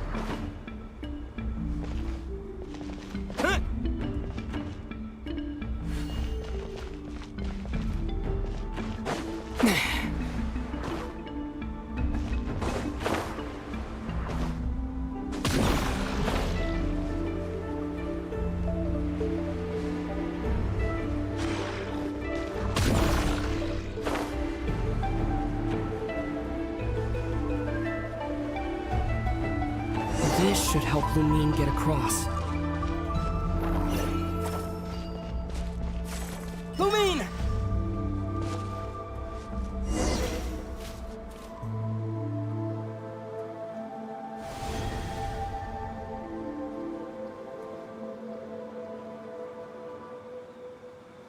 We make a pretty great team, huh? Just like the old days.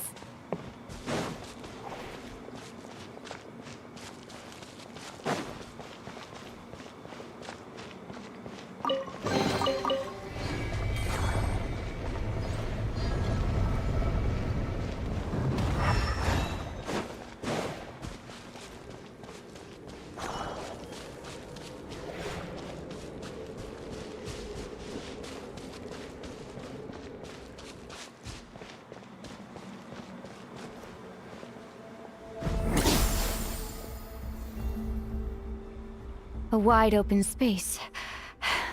Must be in for a fight.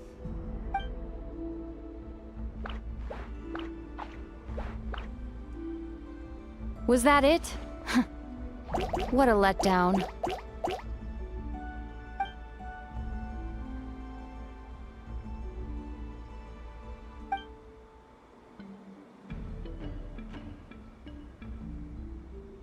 Ether, What is it? why are you looking at me like that? Those enemies were weak, were they not? Maybe it's because the trial's only just begun. Actually, I've got an idea. Why don't we have ourselves a little friendly competition?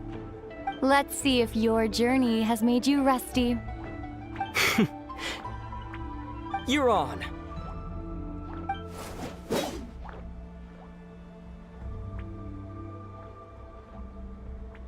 I won't lose to you, Lumine.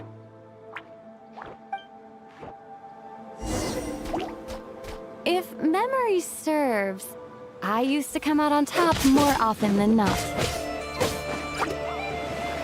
You sure you're alright? Seems your memory's slipping, Lumine. Safe. We'll know who's stronger soon enough. Let's see what you've got!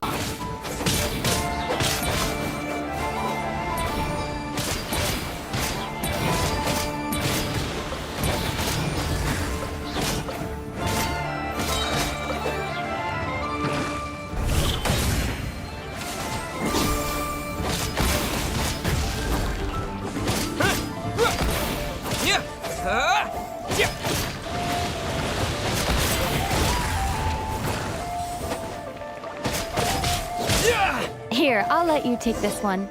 But next time,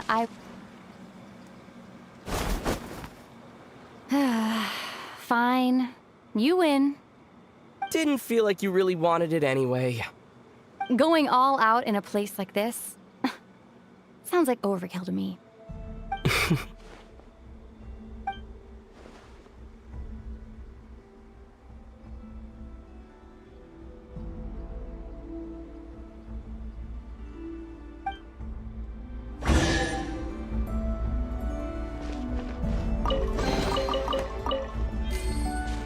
Let's keep moving.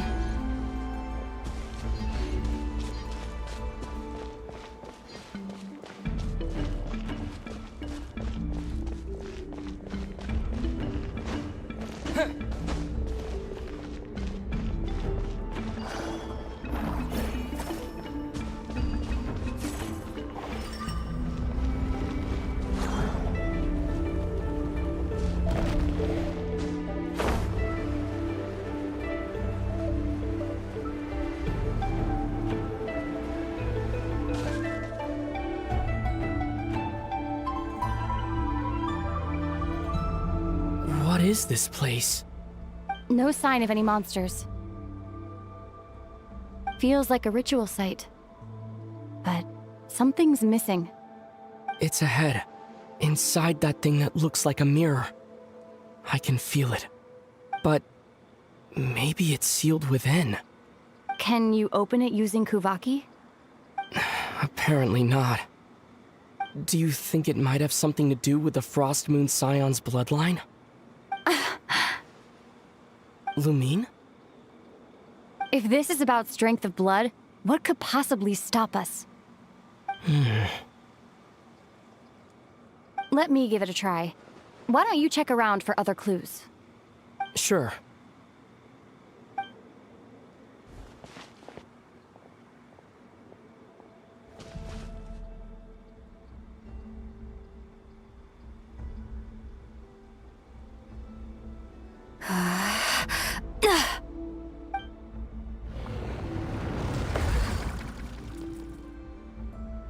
Found it. This should do the trick. Okay.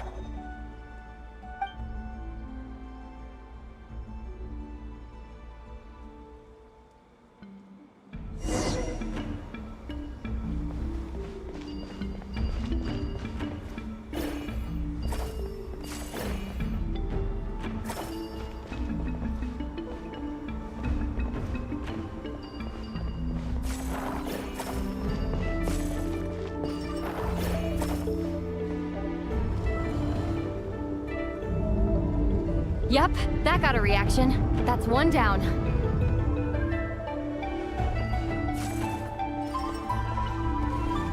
Nicely done.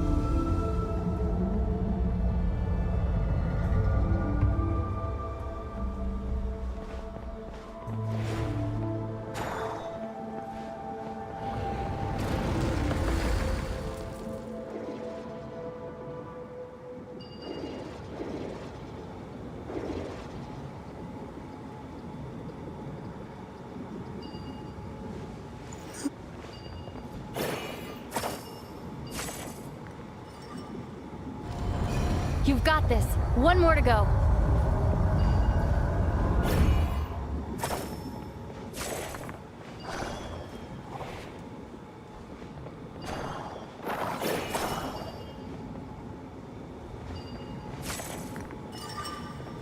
Good work, Ether.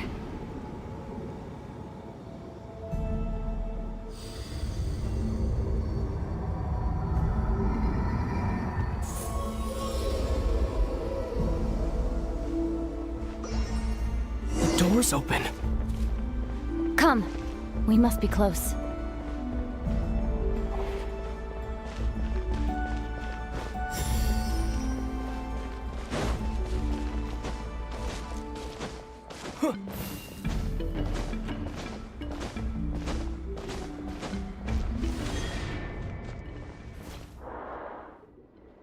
Stay on your toes now.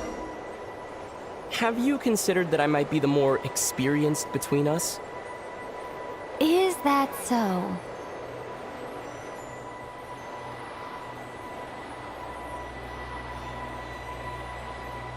So, will you be heading off again after we're done here? Maybe, maybe not.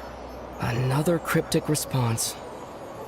Don't worry about things that haven't happened yet.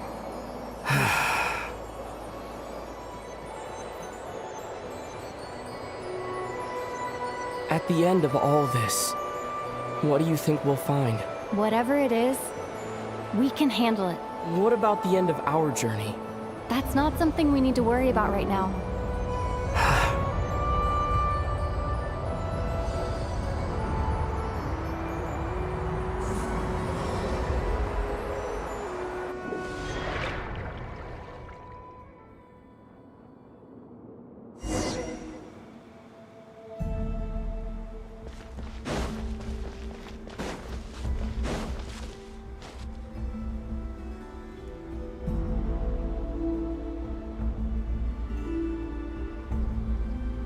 Looks like the final trial is just up ahead. Ready for battle? When have I ever not been? What's wrong? Going on an adventure with you, side by side, it's been so exciting. But at the same time, it just feels surreal, I guess. Maybe because it's been so long. You know, this is only the second time we fought together since the day we both woke up in Tevat.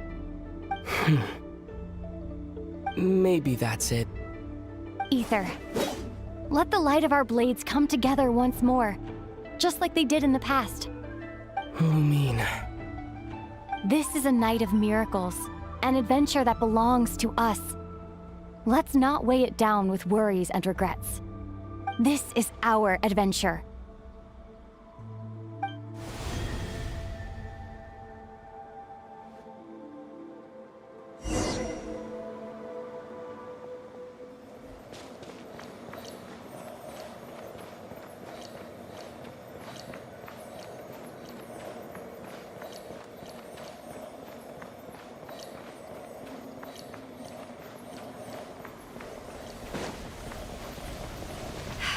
Here goes nothing. Prepare for battle. Stay focused! Dodge its attacks!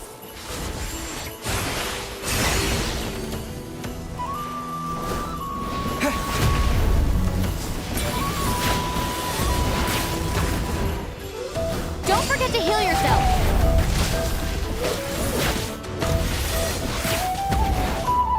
Watch out!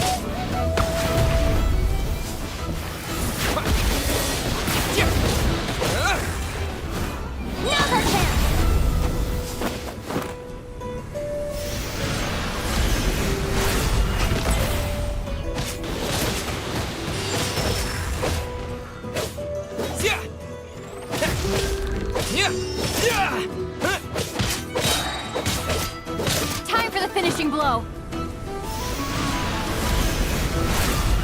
Stay focused! Dodge its attack!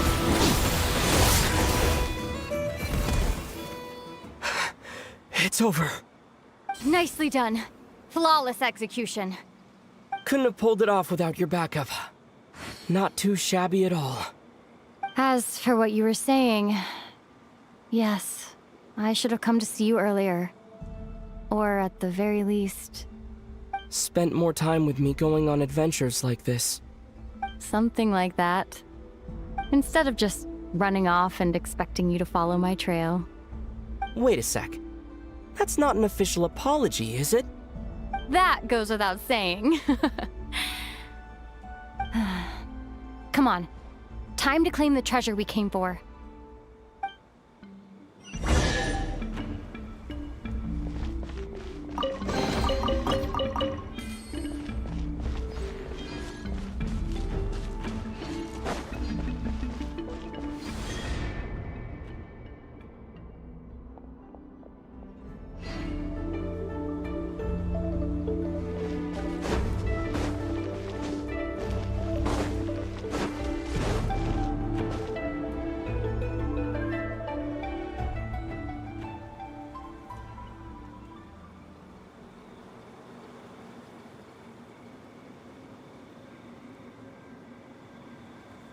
So this is the moon marrow. The treasure we've been after. All right. Go get it for me, Ether. It belongs to me.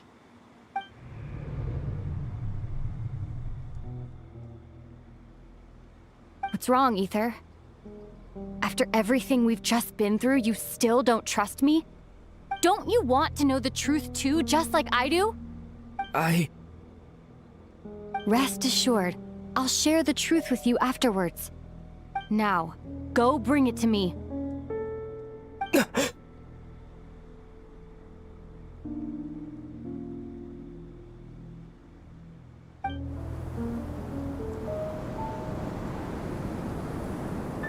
What's going on? Where did this fog come from? Lumine!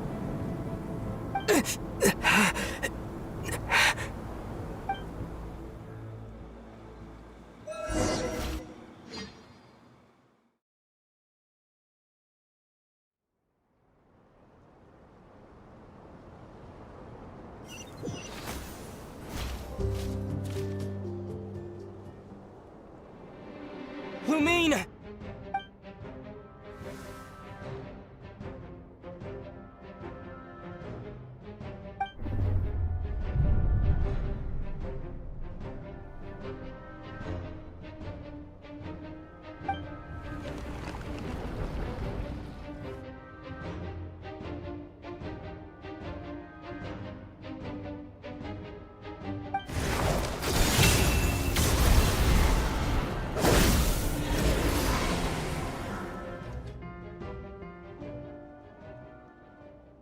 Lumine!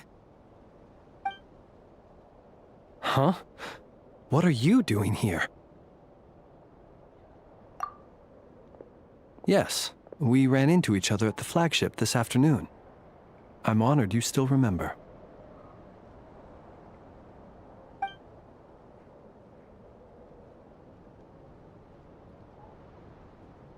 Are you looking for something here?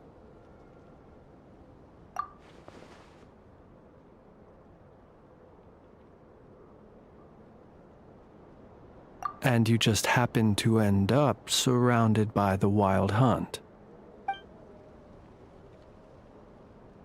Sorry, I did not intend to come off as pointing fingers. Indeed, perhaps our courses of action do not differ so greatly.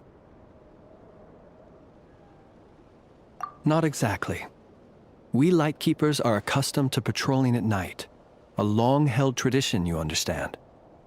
I was just passing by when I noticed that the Wild Hunt had struck. So I simply did what I am duty-bound to do. As a matter of fact, I just saw someone leaving in quite the hurry. Was that your companion?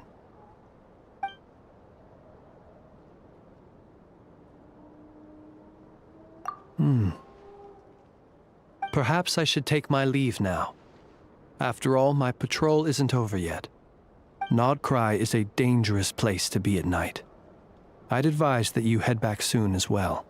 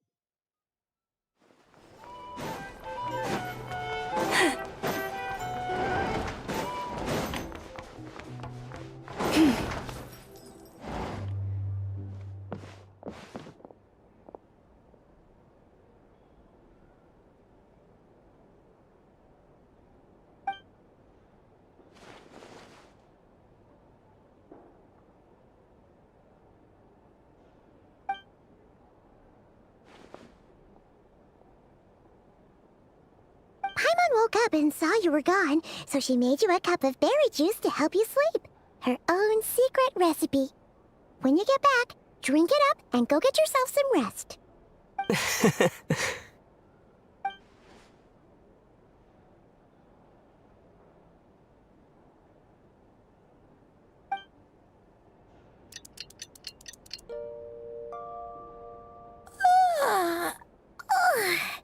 Good morning? If now still counts as morning. When did you get back last night? Did you sleep well? Good to hear. So, where'd you wander off to on your midnight stroll? Anything interesting to see in Nodcry at night? Oh, really? Come on, don't leave Paimon hanging.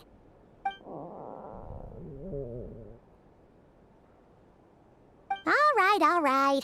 Guess we'll have to feed your stomach before we feed Paimon's curiosity. Let's go grab something to eat while we talk.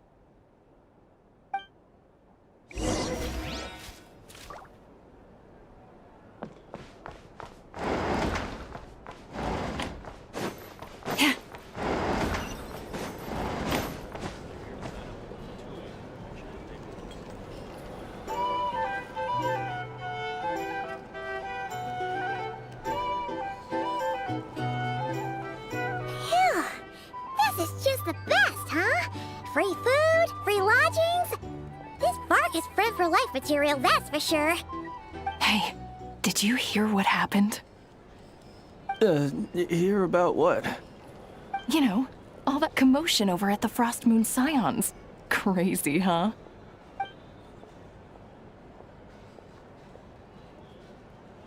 Huh? What happened? See what I mean? Completely oblivious to what's going on around you. The sacred relic of theirs. It's been stolen. Hey, slow down. Paimon knows you're hungry, but you don't have to worry about her stealing your food. At least, not today.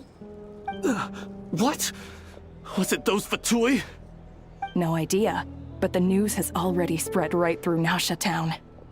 What did their high priestess, what did they call her again? The moon something? Anyway, what did she say about it?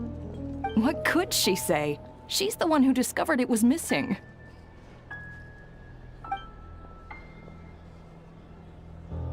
She was in Nasha Town first thing this morning, hoping to launch a joint investigation with the Voynich Guild.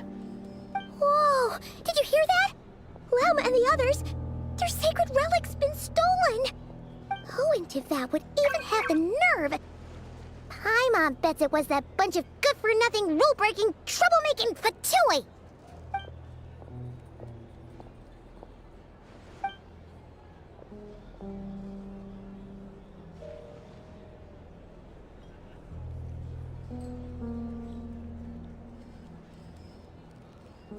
Huh?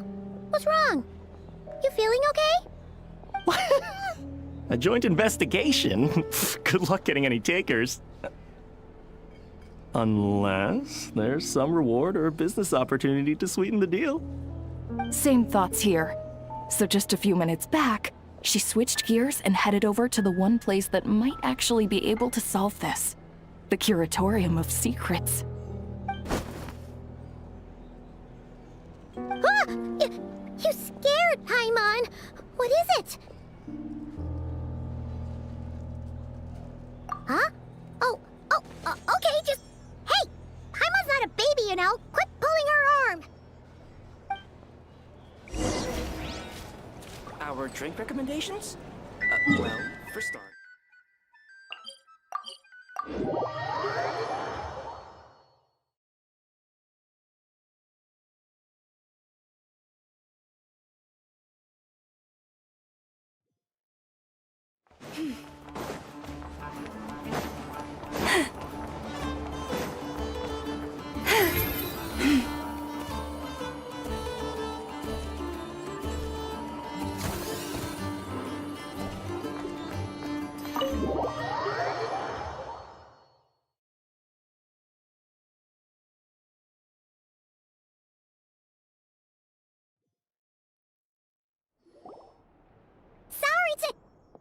Huh? There's no one here. But didn't they just say Lauma came this way a few minutes ago?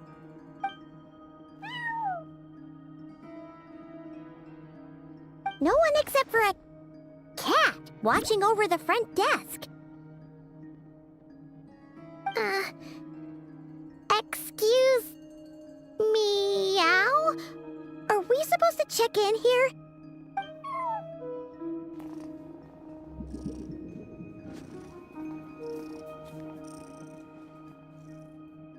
No idea what that means. Is this Lauma's personal receptionist or something? Pretty sure she'd be the only person who could actually understand it.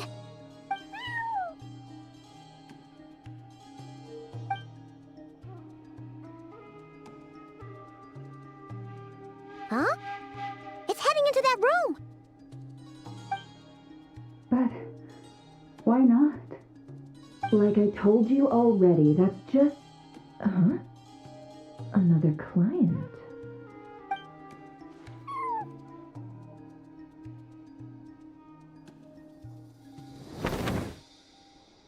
Ah! So, you were in this room the whole time? Something I can do for you? Traveler. Paimon. Oh, you're acquainted then? Yes. They visited Hisi Island yesterday.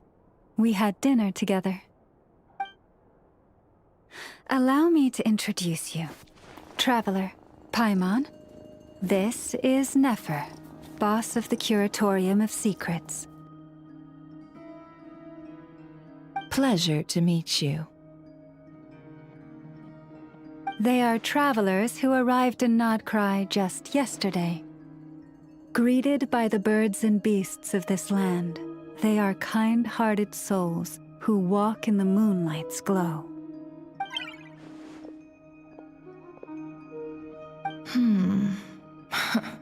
Interesting. Thank you, Lauma, but you need not have introduced them. They are great heroes, renowned throughout the nations beyond our borders. Oh, really?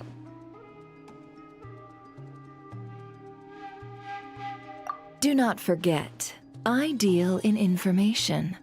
Just because most people in Nodcry pay scant attention to foreign affairs, that does not mean the same goes for the Curatorium of Secrets. They're the heroes everyone was talking about before. The ones who saved Natlan during the Abyss crisis.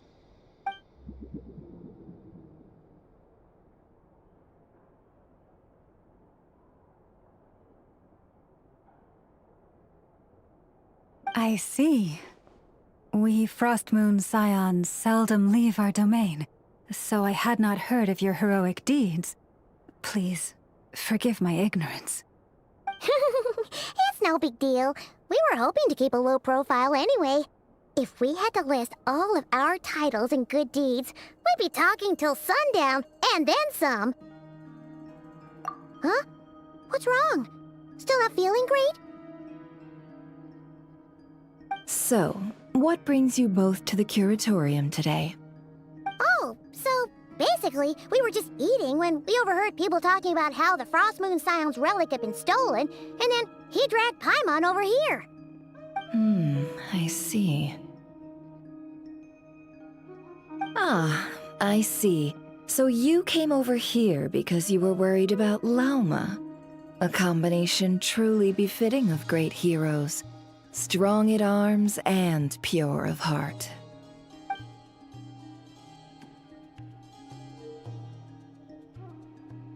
In that case, Lauma, I've got a suggestion. Why not ask these battle-hardened heroes to take the commission for you? Honestly, it's a little beyond the means of such a modest establishment as ours. Your modest establishment? Unable to handle a commission? You just don't want to take it, do you? You're right. I do not. What kind of commission is this? Surely it's not to recover your stolen relic? Yes, that is it. Recovering the relic is both my duty as a moon chanter and a step toward fulfilling the promise I made the Traveler, to help uncover the truth of the past. But Nefer has already declined our commission multiple times. And yet, just as it always has, the moon will continue to illuminate the sky above the curatorium. Come night or day, may the moon goddess keep you. Enough of that.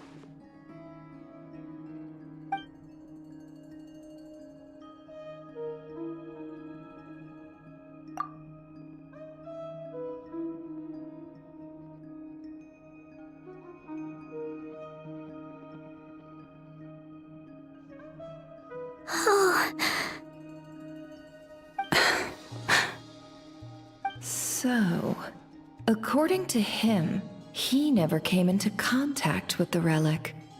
So he suspects his sister may have taken it. I understand.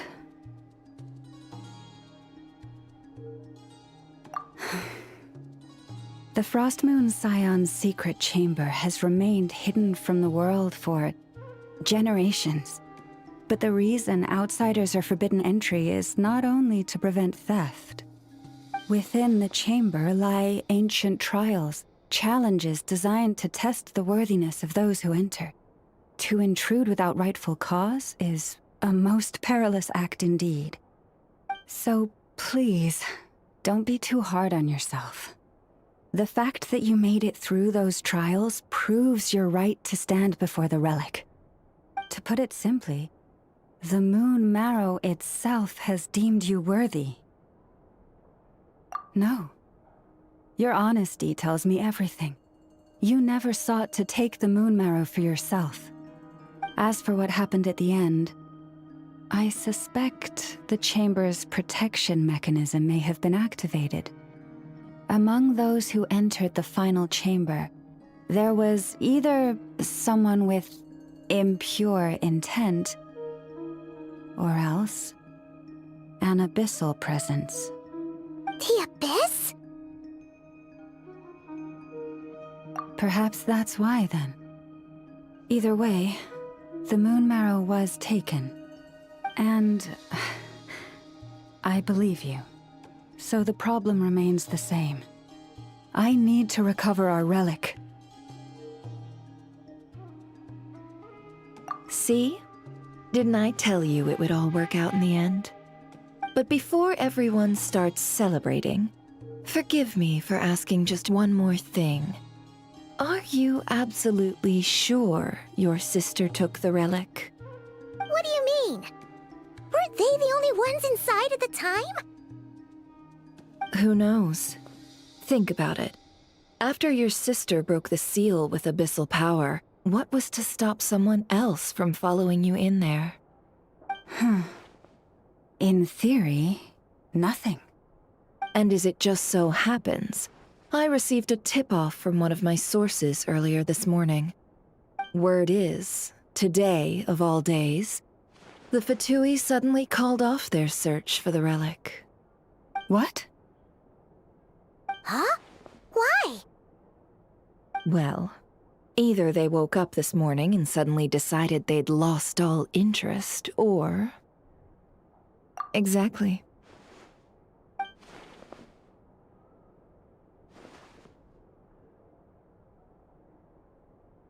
Are you wondering if your sister might be in cahoots with the Fatui?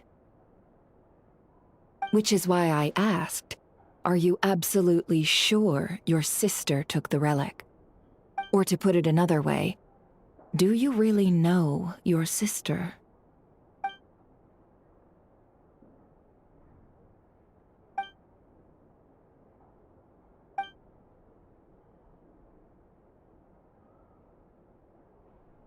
In other words, it's highly likely that the Fatui already have the moon marrow.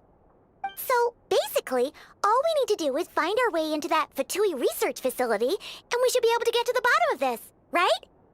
Congratulations, you've found your answer. Looks like the curatorium won't need to lift a finger this time.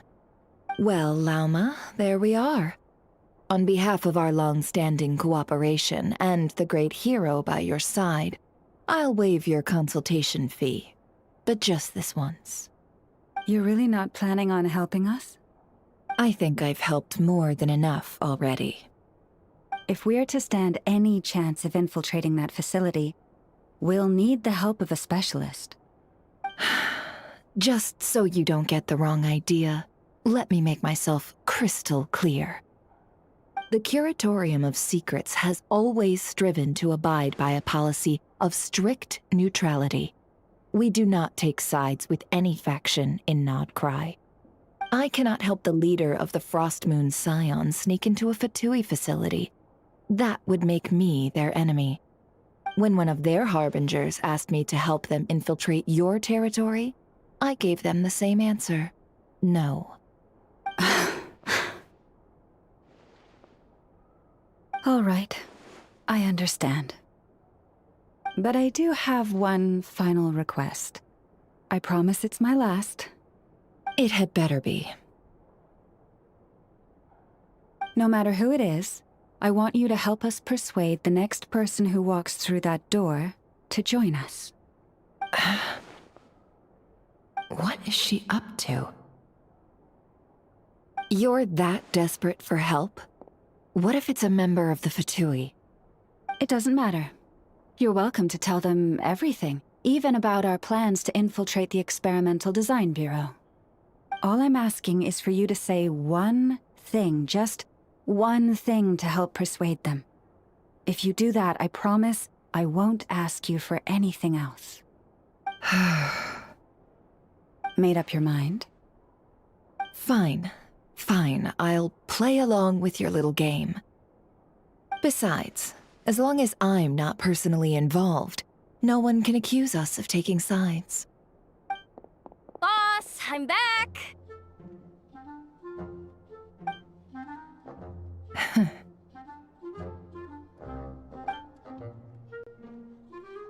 You won't believe the luck I've been having today. Remember you sent me to find that runaway cat, yeah? And you said I'd only be back after dark?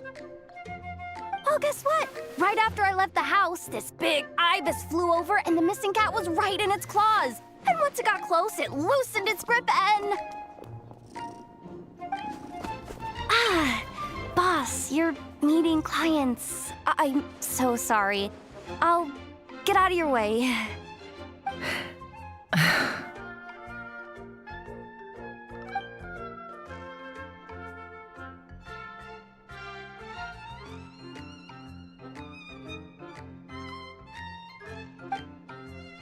Yehoda, dear, come here.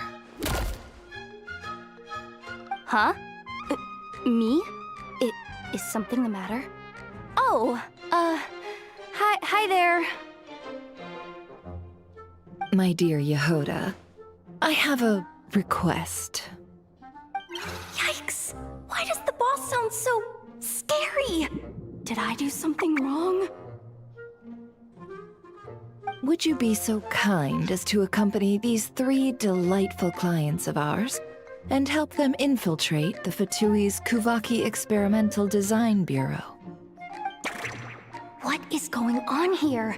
Boss usually just says things like, hey, go do this, or you, go take care of that. Why is she being so scarily polite? And wait a sec, the Fatui's research facility? That's basically a death sentence. Made your mind up yet, my dear?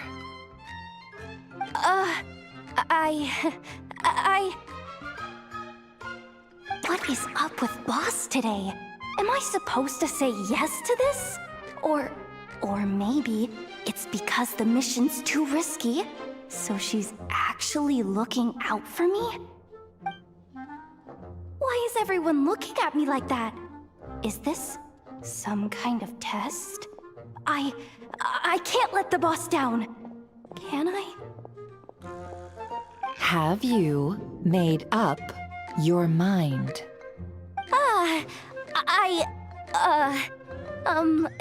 That's... Sure, why not? Really?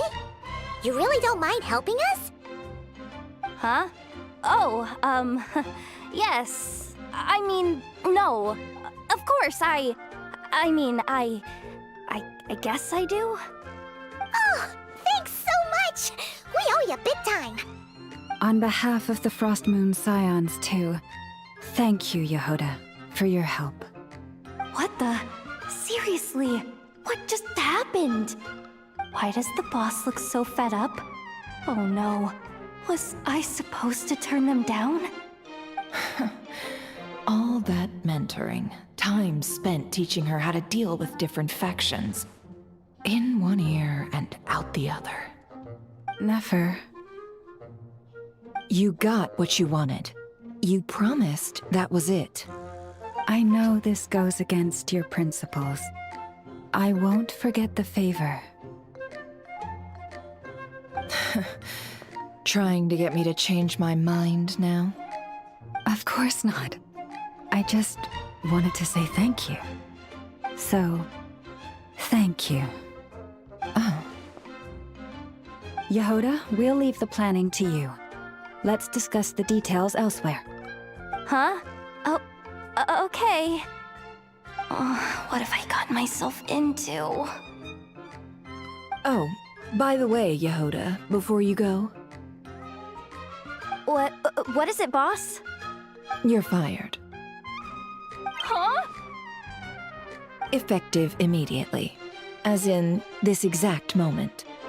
The curatorium will take you back, of course, but only once you've completed this commission for our 3 clients. What?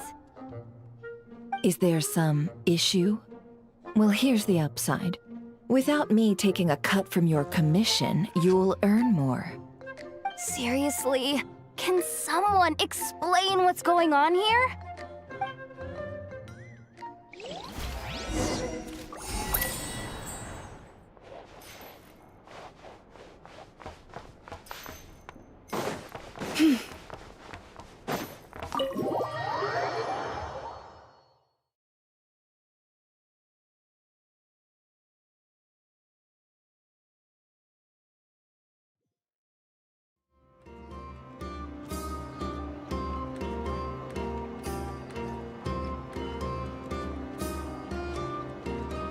Are we sure Yehoda's alright?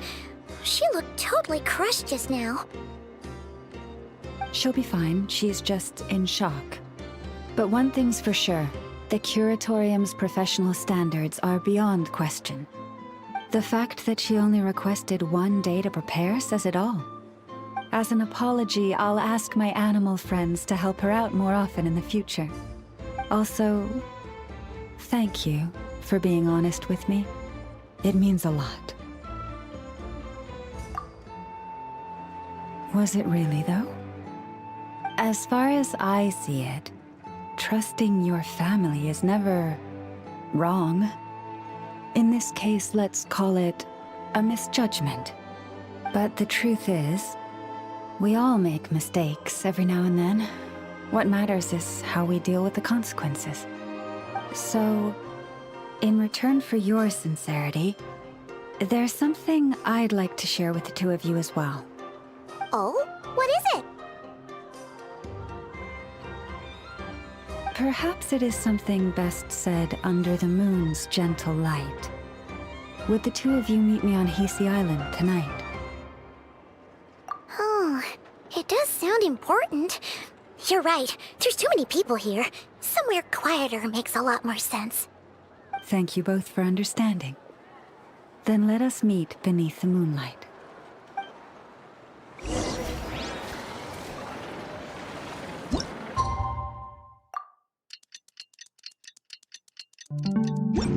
It's about time, and the moon's already up. Let's head over to the place we agreed to meet Lauma.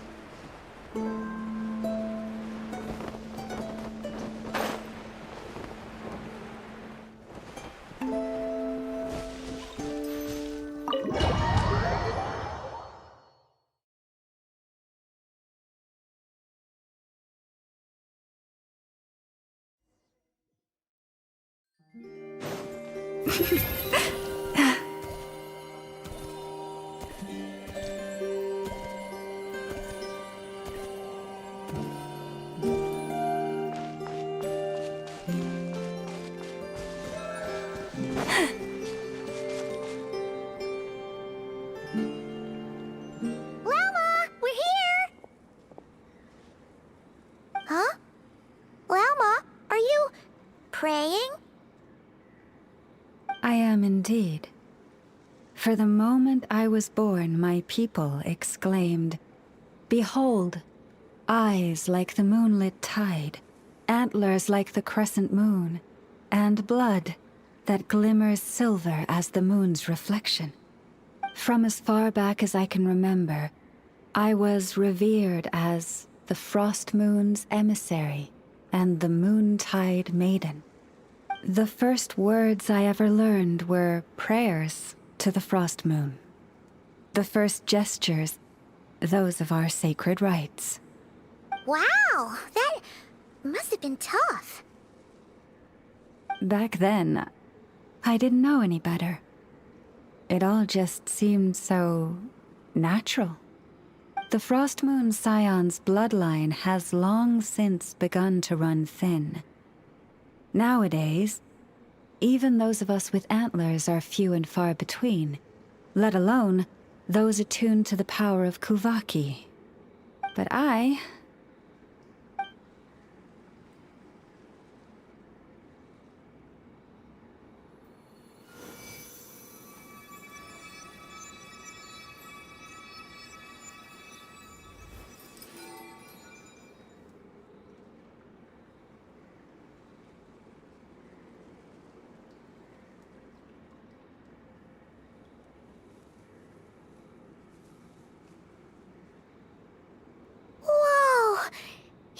Antlers are so pretty. They say it's an extraordinarily rare condition. Once in a century, if that. I am unusually sensitive to the moonlight, as well as to the Kuvaki's ebb and flow. As a child, I could barely sleep because of it. Oh no! It was that serious? To others, fluctuations in Kuvaki are something you easily get used to. Like a gentle tide lapping away at the shore. But to me, that same tide is a towering tsunami, a surging swell crashing against me. Of course, as the years went by, I learned how to suppress my senses and my power, enough to keep it all from overwhelming me. But because of that, I also had to walk the path of concealment. Concealment? From the moment I was first taught to pray, my kin would point up to the night sky telling me, that Lauma is the frost moon, the last of the moons, the sole surviving truth. But I would ask them in response, why? Why can't I feel anything from it at all? Later, I came to understand that they simply could not tell where the real tide was coming from. They couldn't sense it. The true moon beyond the sky's veil.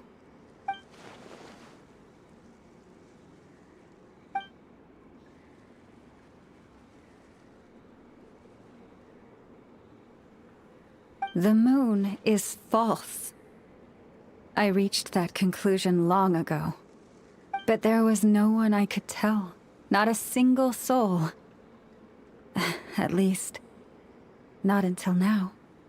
Am I the one who's wrong? Is it the moon that is false, or my own senses? I asked myself such questions time and time again.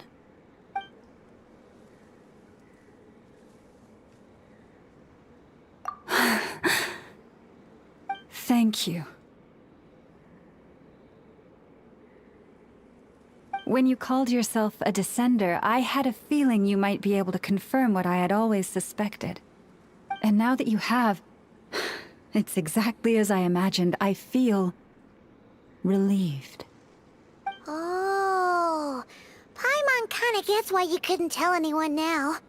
It's not easy to change people's minds on something they've believed for hundreds of years. That's what I meant by concealment. I knew too much, so I had no choice but to keep my people in the dark. Every prayer I offer feels like a lie to keep myself going.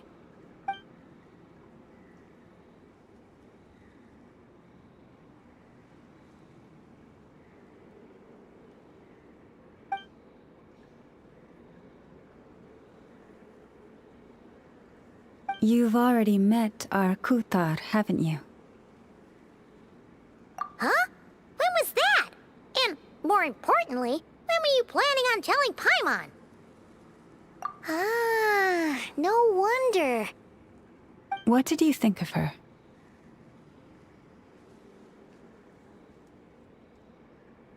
What exactly do you mean by up in the clouds? I understand what you mean. She is quite indifferent to the world outside herself. But I find it hard to hold that against her. Yes, it was shortly after the fall of the ancient moon's remnants. I asked her what the Frost Moon Scions meant to her, and why she left in the first place. Yeah? So, why did she? Perhaps it's better if you ask her yourselves. Things tend to get lost in translation when you speak on someone's behalf. What I can say for certain is this. Even when I had no one to confide in, I still had a family.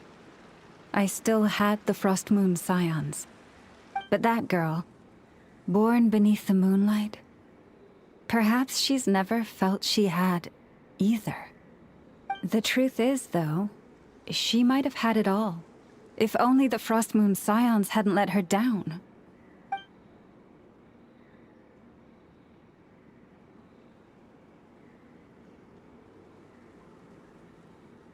The Frost Moon Scions now walk a path of error.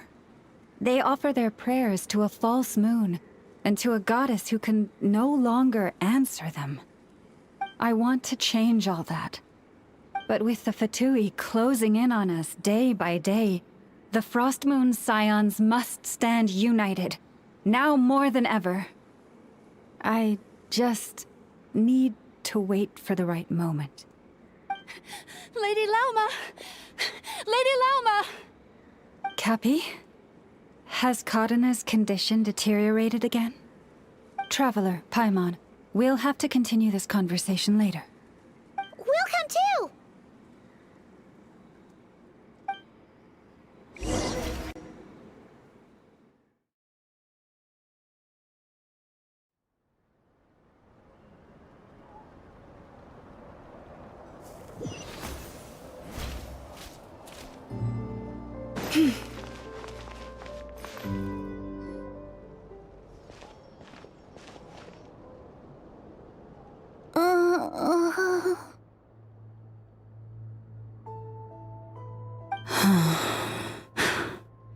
Why?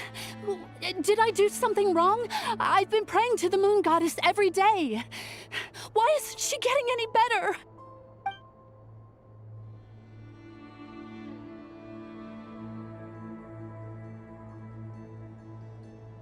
Cappy, I need you to wait outside. I'm about to start her treatment.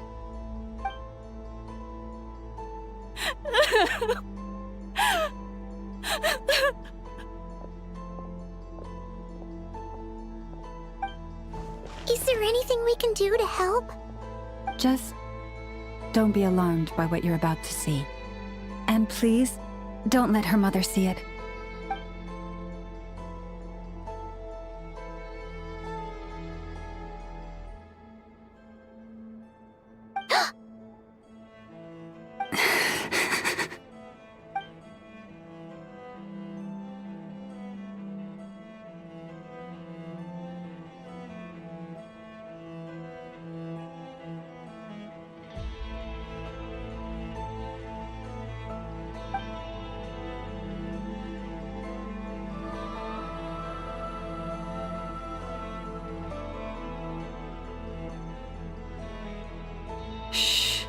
Please, help me keep this a secret. She looks much better now. But, Lauma, was that? A medicine prescribed by a local doctor. For ordinary people, my blood has the power to counteract any adverse reactions to Kuvaki.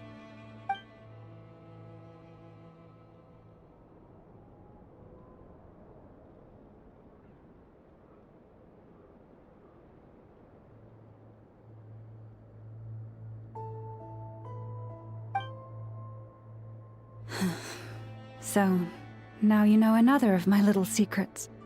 I had hoped to guide the Scions out of error before Karina's illness reached this stage, but clearly, I was too late.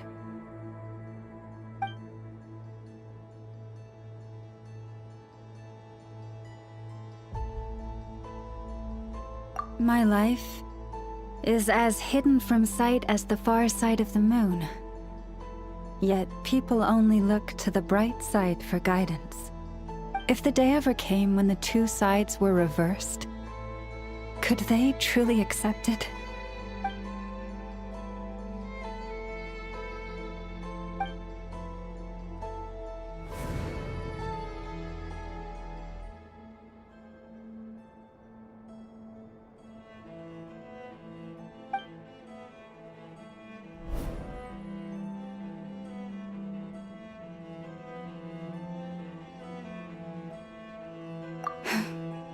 Hearing you say that puts my heart at ease.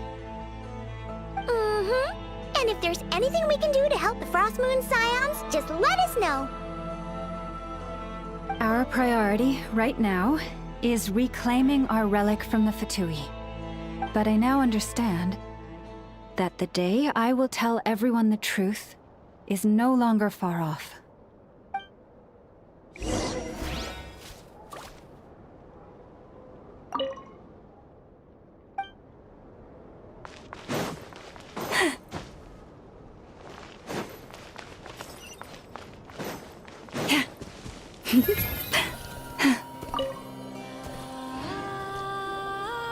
Wow! Paimon would never have guessed Lauma had all that bottled up inside. Hey! Watch your step! Ah! What's wrong? Oh, you scared Paimon. You scared me there too. Almost stepped right into one of my traps. A trap? Why would you leave a trap somewhere like this? Well, it's not like this is a main path. And besides, we Frost Moon Scions would recognize it instantly.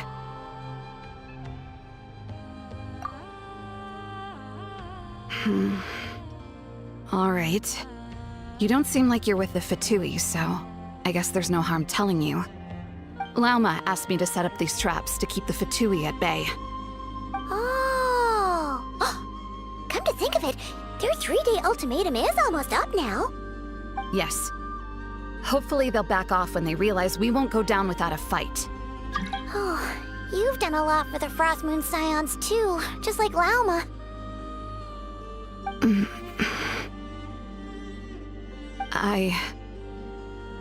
Philomena? It's nothing. I was just wondering if any of this is really worth it. What do you mean? Our people. So many are stubborn, stuck in their ways, clinging to a truth they refuse to even question. Do they really deserve everything Lauma's doing for them? Well, yes, but even so, no. I shouldn't be saying this. Just forget it, okay? Bye. Huh? Why did I say all that? Or really, why am I still doing any of this? Either way, this will be my final night with the Frost Moon Scions. Wow, she sure took off fast. So, are we heading back to the flagship for a break, or what? Wait, you're not thinking of visiting that damselette up in Cloud Cuckoo Land, are you? Huh, given who she is, pushing her won't get us anywhere. Hey, why don't we... Let's bring her something tasty! If she doesn't want to talk, we'll have to win her over with food. Hey, no harm in trying. At the very least, it shows we're trying to be friendly. Let's see. How about an F's 9.12 out of 10 berries and fried meat, the Frost Moon Scion's boon of the day, and one of your signature dishes? Your choice. Should be a good mix of meat and veggies. There's bound to be something she likes.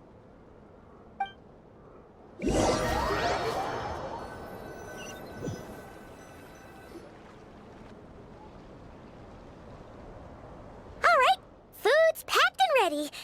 This is the place, right? Why does it feel like we're going to visit a patient? Oh, no. Take this seriously, Paimon.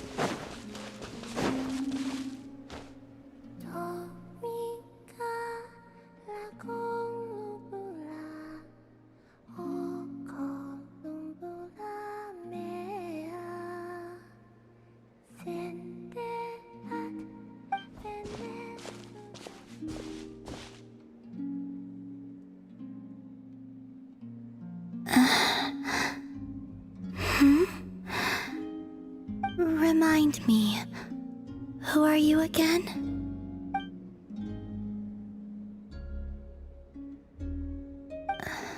A different one floats by your side today.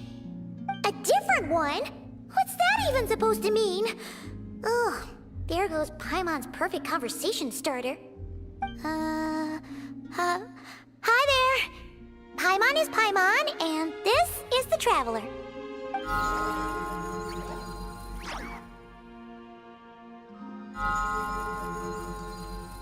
Oh, there you are.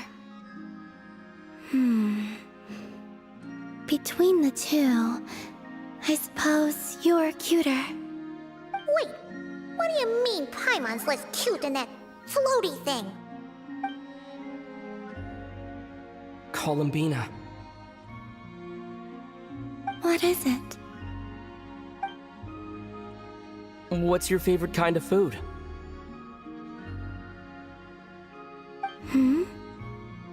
Is this a treat? Or an offering? Let's go with treat. Anyway, this is all the traveler's cooking, so please, help yourself.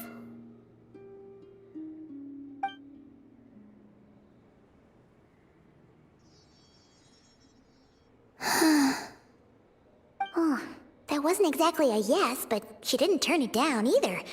What could she be thinking?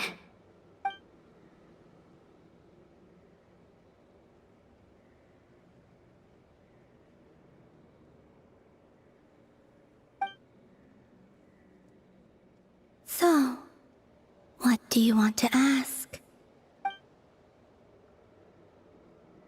Hey, she's actually playing along! Quick, now's our shot. You know the moon in the sky isn't real, don't you? I know there is only one moon in the sky. It is simply that some can see it, and some cannot. What does it mean to you?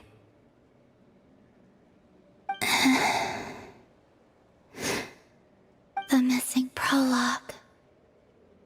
What?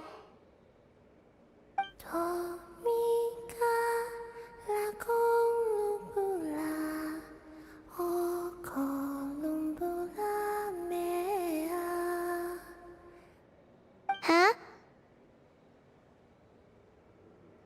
What does that mean? Isn't she going to explain herself?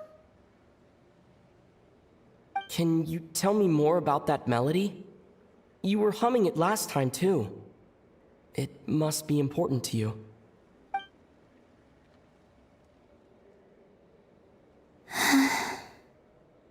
It is all I remember from the moment of my birth.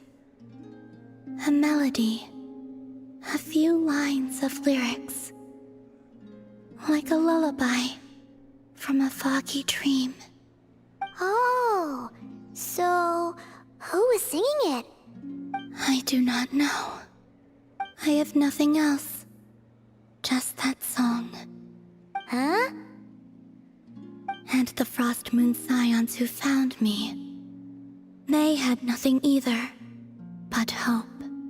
Before I even knew what was happening, they were already calling me their goddess.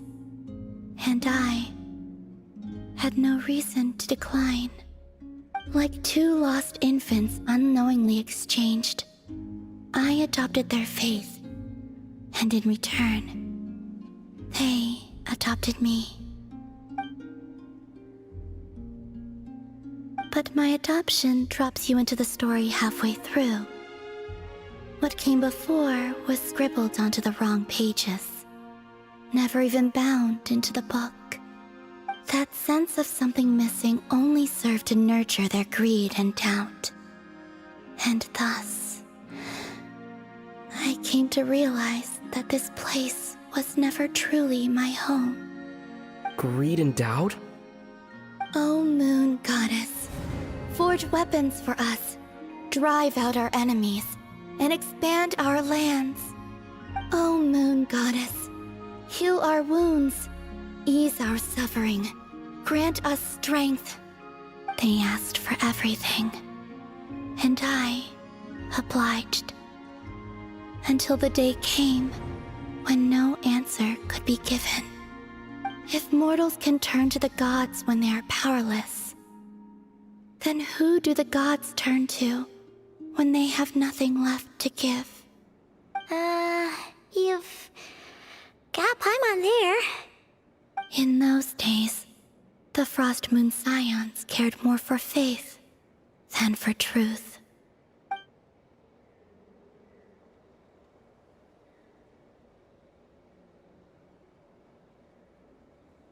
Reality rewrote the sky in words I could not understand. I did not want to read a tampered version, so I simply stopped looking.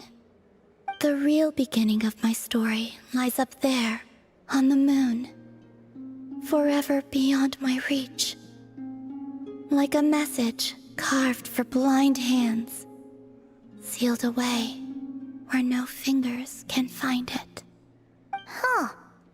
So that's how it is.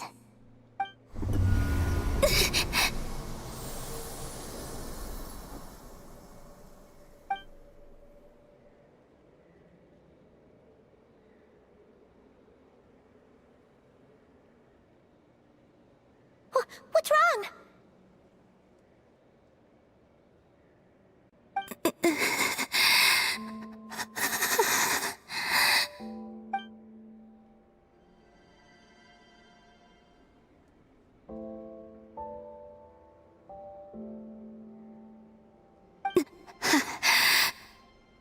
You should go. What, now? But you really don't look well. Did something just happen? Is there anything we can do to help? No. Aside from answers, I have nothing else to give you in return. This is the price of running away from home a second time. Running away from home?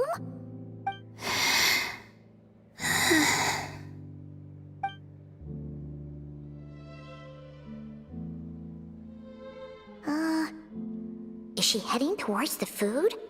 Did all of Paimon's questions make her hungry? Do you still have many questions? I know I should offer more in return for your kindness, but I'm feeling a little worn out.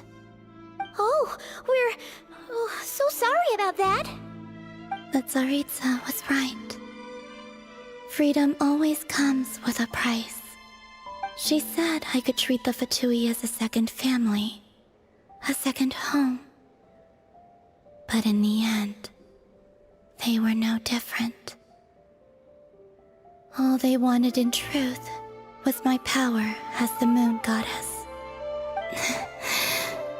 I'd rather not dwell on such unhappy memories.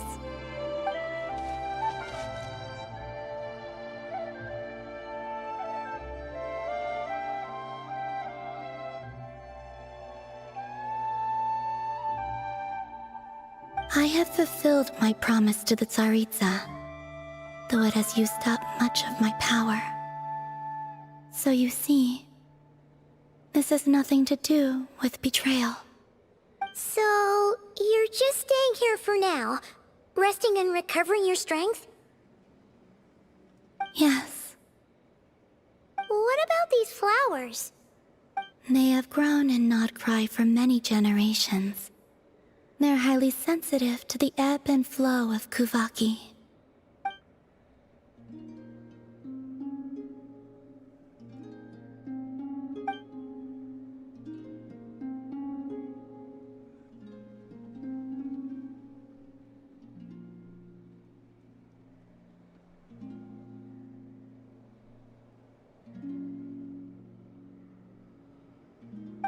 At times, I thought about using that relic the Frost Moon Scions had hidden away. I could sense the power within it. But going out is such a hassle. People might see me, and I promised Lauma I wouldn't show myself to anyone. Besides, I know it's gone now anyway. Really? Lauma asked you to stay in hiding? Uh-oh, she's looking back at the food again. But Paimon's still got some little crumb cookies here. You could have these for dessert if you wanted.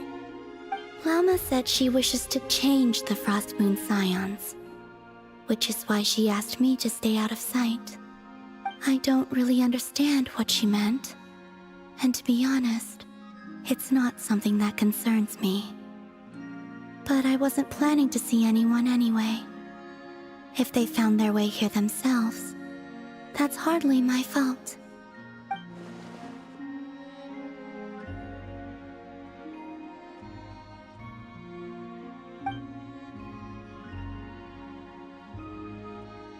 Lauma, the Maiden of the Grove. She is quite unlike any Frost Moon Scion I have ever met before. After hearing my story, she actually apologized for how the Frost Moon Scions treated me back then. She told us she feels like she's been living on the far side of the moon.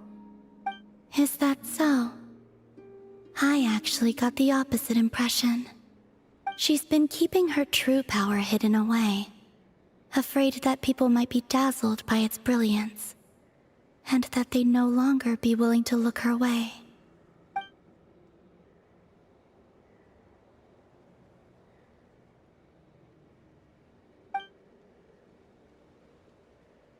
So what do you wish for now?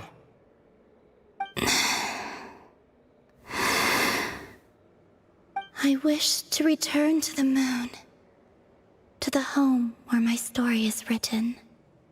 Right now, that is all I wish for.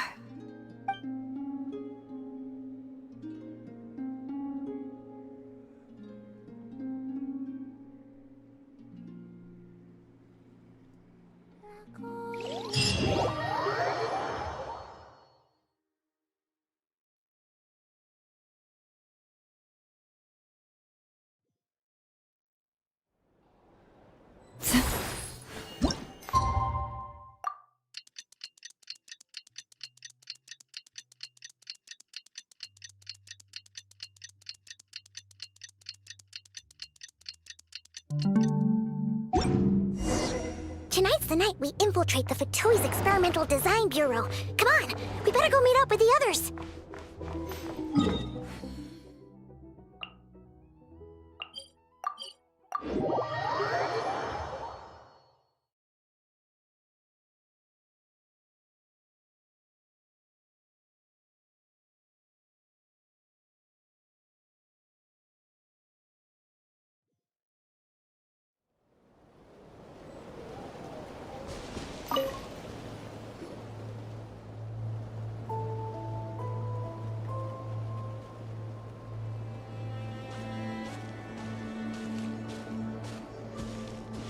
Huh? How come you're here by yourself, Lauma? Where's Yehoda? I haven't seen her. Seriously? Don't tell Paimon she's ditched us on our first mission together. I don't believe so. Nefer and I have our differences, but that shouldn't interfere with our shared objective. Recovering the relic is my duty. But as far as she's concerned, there's plenty to gain here too. In Nodcry, it's common knowledge that the Curatorium has a nose for profit and opportunity. The same way aphids flit from flower to flower in a never-ending quest to make honey. Huh. Sounds like you know her pretty well. Still, Yehoda sure is taking her sweet time.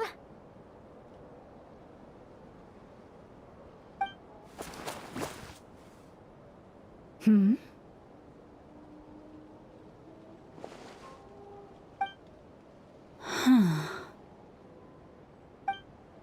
I believe we may have misjudged and underestimated Miss Yehoda. Huh? What do you mean? As a former employee of the Curatorium, I'm confident that she possesses both professionalism and integrity in ample measure. Huh? Ah! What was that noise? The sound of a wavering conscience, perhaps? Ah! Whoa! Something just fell down. Hello, everybody! What kind of an entrance is that? Wait a second. Have you been hiding nearby this whole time? Yeah. I was just, scouting things out from up high. Darn it. How did Jane Doe even notice me up there? I can't believe I'd only realized I'd run out of smoke bombs this morning. What if something goes wrong inside? How am I supposed to make a quick getaway now? Thought I could just hang back and wait for the clients to get cold feet. But nope, turns out they're all completely fearless. Don't they know how scary the Fatui are? Really sorry everyone. Truth is, just as I was heading out this morning, I discovered I'd run out of a super important, completely essential, absolutely indispensable piece of equipment. So what are we gonna do? Well, as I see it, there are two options. Plan A is we take a detour to Nasha Town to restock, though who knows if any shops will still be open this late. Plan B is we call it quits right here, disband the team, and I'll go home. My place is only like a 10-minute walk from here, so... Personally, I vote Plan B. Bada bing, bada boom! Maximum efficiency, minimal effort. Don't try to solve your problems by running away. Not a fan of either? Then I guess our only option is to fall back on Plan J. That's J for Yehoda, by the way. Why didn't you just tell us that was an option in the first place? Come on, that would have totally ruined the surprise. Boss pulls this trick all the time, and it's always the clueless ones who end up praising her to the skies. Feels like you just threw shade at a whole lot of people. I have faith in your professionalism, Yehoda. You don't need those flashy tricks. Your abilities alone are more than enough to earn our respect. Huh, this Jane Doe sure has an eye for talent. Speaking of which, maybe it's time I started calling her something nicer? You really mean that, Jane? Laumado? I do. I'll tell you what, it's not every day you get to work alongside such considerate clients. I have a feeling we're gonna make a great team. Plan J is this. We find our way in through the freight access on the facility's east side. It's tucked away from view, and security's lighter at night. I've prepared some special gadgets too, so we should be ready for anything. If we want this to go without a hitch, we'll need to work together every step of the way. So everyone, stick close behind me. Now that finally sounds like a real bro talking. Hey, you saying I didn't before? Kinda, yeah. You... Ugh. Never mind.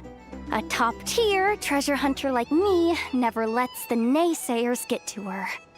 All right, let's go over what we agreed on yesterday. The goal of infiltrating the Kuvaki Experimental Design Bureau is to locate and, if possible, recover the relic that the Fatui stole. We also need to figure out why they built the facility in the first place. I'm worried that they've set their sights on the ancient moon's remnants on Hisi Island too. Well, now that we've got a plan, time to get this show on the road.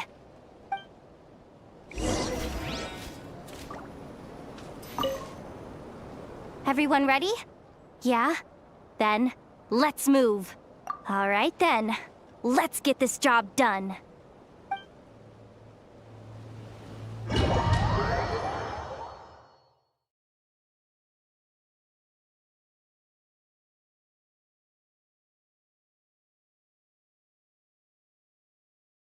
Go, go, go! But make sure you stick to the side.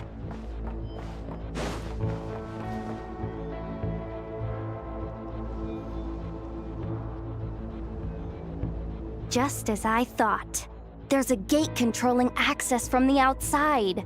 Good thing I brought this keycard, huh? Well, technically I stole it. But no need to tell them that, right?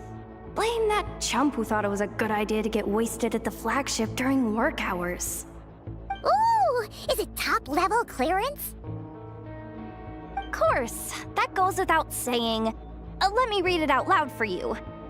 Fatui Experimental Design Bureau number 183574, maximum clearance, maintenance intern.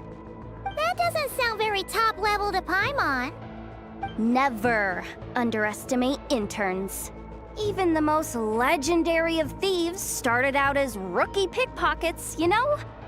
Besides, if it wasn't for this person's selfless generosity, we wouldn't be able to just waltz in like this, would we? Feels like you're trying really hard to change the subject. Allow me to teach you the first rule of treasure hunting. First and foremost, use every resource at your disposal.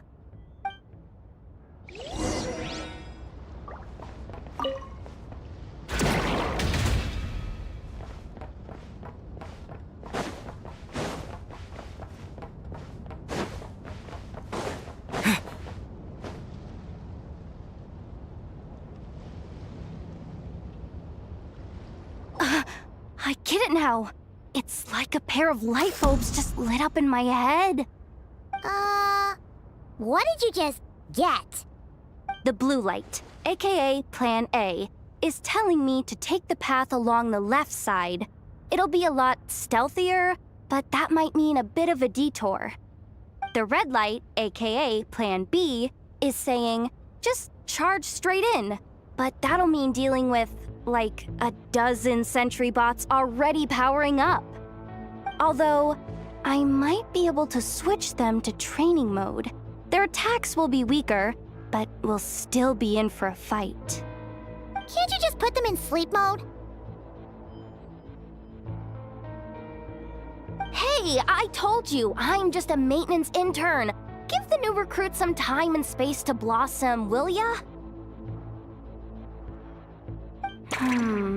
We're still pretty close to the entrance. Surely they'll call the whole thing off once they see what these bots can do. Anyway, I say we go with Plan B. Either way, I won't be doing any of the fighting, so the shorter route sounds good to me. If we can avoid fighting at this stage, we should. Plan J is to call it a night so we can all make it back to bed before sunrise. After all, the deeper we go, the more dangerous this is gonna get. So we might as well give up while we still can. Well, all right then. Just don't forget, whatever you do, don't let those recon bots spot you. Let's see. No kidding. Anefa told me about something like this before. I can't believe that dumb robot actually helped me out for once. All you gotta do is this, and the recon bots will be reassigned to another position. That way, when it's time to move forward, the path will be clear. Which reminds me, it's about time I taught you the third rule of treasure hunting. Go with the flow. What about the second one? You skipped that one. Huh? Did I? Oh geez, must have gotten muddled again. I mean, the second rule is exactly the same as the first. Guess that's what you meant by going with the flow, huh?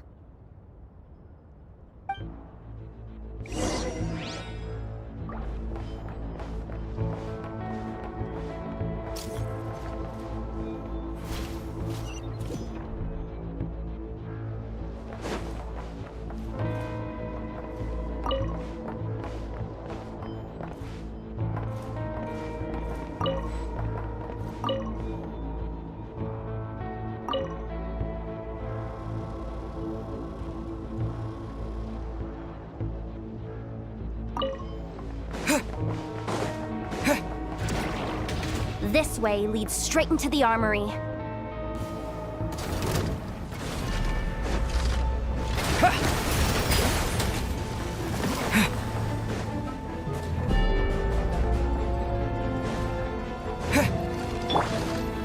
Leave this place.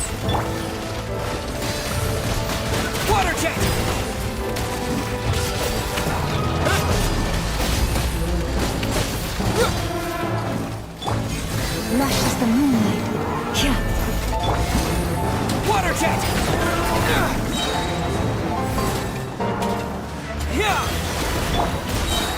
For the everlasting forest, receive my blessing.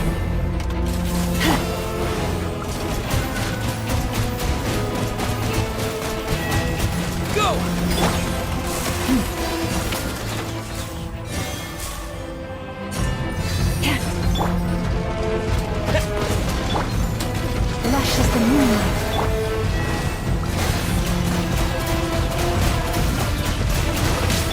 With one heart, we pray.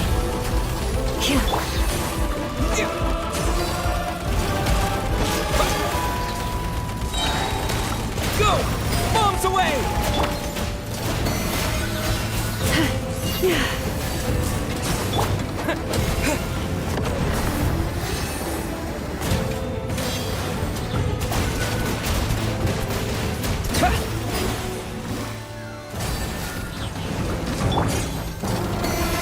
By the frost moon of old.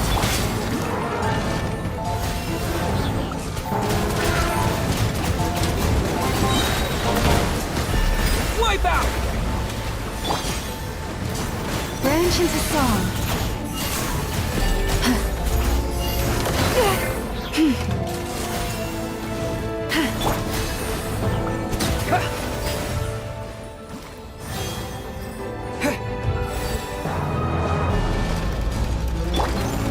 Lush as the moonlight, with one heart, we pray.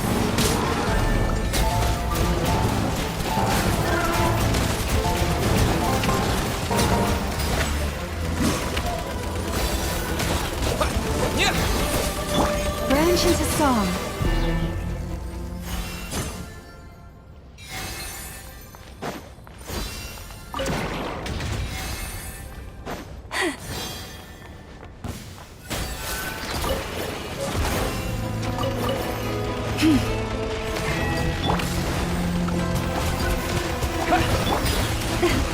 For the everlasting forest, lush as the moonlight. Yeah!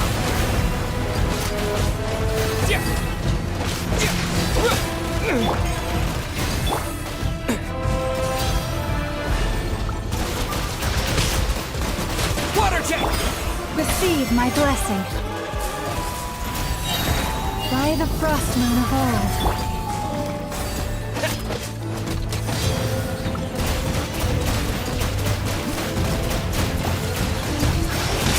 Water jet! Lush as the moonlight.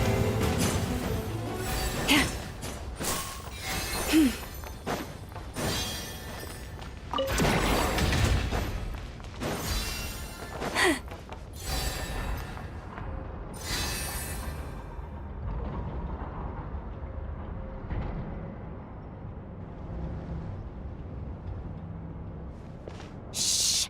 There's someone up ahead! Has the lockdown been initiated? Move it, soldier! The cargo has already been transferred. The lockdown procedure is complete, Commander. That sector is now fully sealed. The night shift. Just our luck. Don't they usually handle deliveries during the daytime? There's not supposed to be anyone here. We've come this far already, and they're really trying their best. If I suggest backing out again, it's not gonna look good. Come on, brain. Think!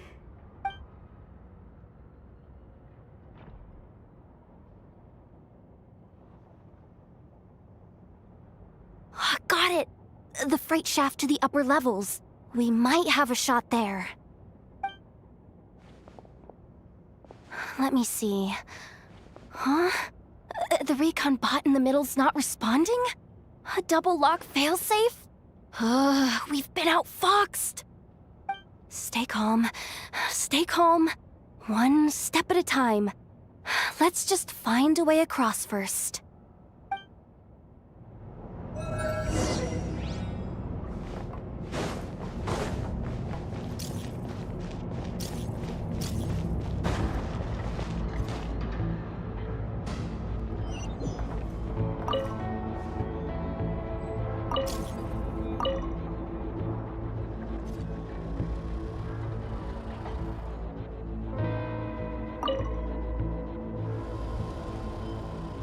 All set. Let's head down this way.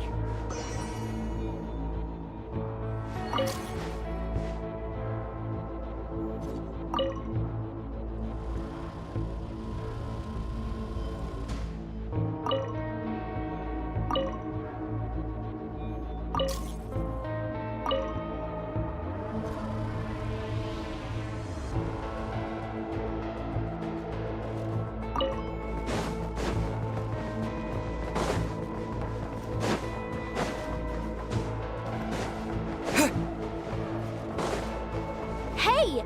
Another control terminal!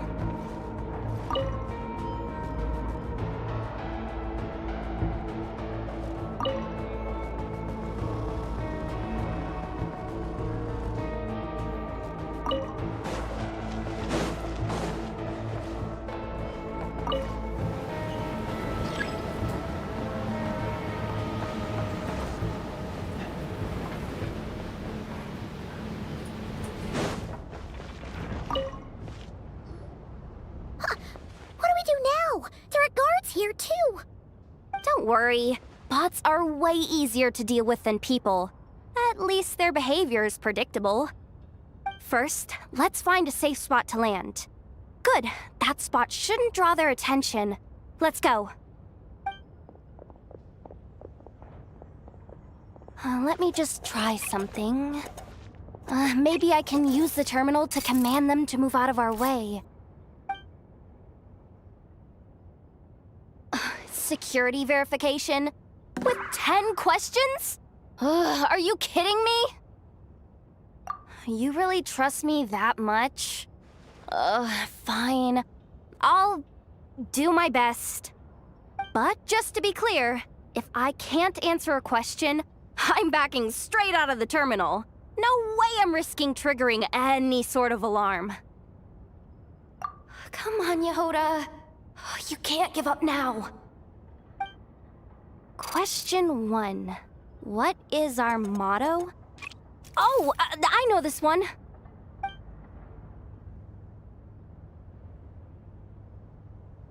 Question 5. The name of the harbinger in charge of this facility. Let's go with, Sandrone. This one should be... the Pale Star Edict. I've heard one of Boss's informants mention that before. Final question. Enter employee ID. And it's timed? Okay. 183574. Confirm. I actually got them all right? What a miracle. Not bad, Yehoda. Not bad at all. Guess you're an official maintenance intern now. Hey, that could be my personal plan B if I can't get my job back. Just kidding. The Fatui are awful. The bots have taken the command. They're moving off. Let's get going while the coast is clear.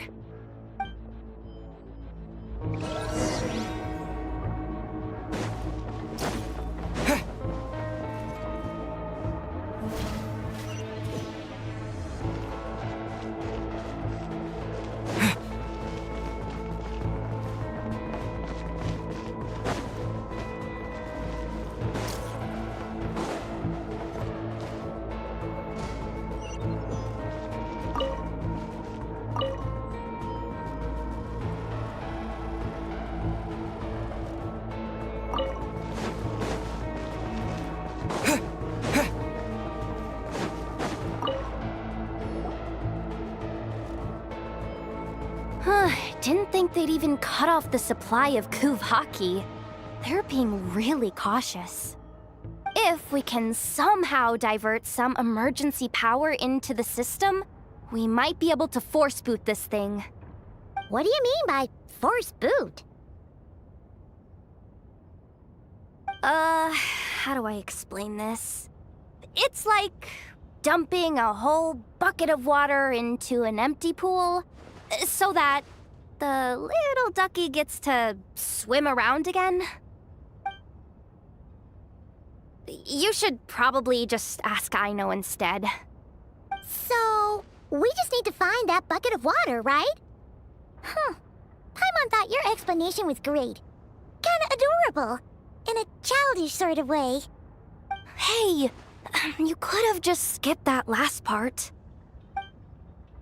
Here, bucket, bucket, bucket. Where are you hiding? Judging from the concentration of Kuvaki, over there. Wow, you can sense that, Laumado? That's incredible.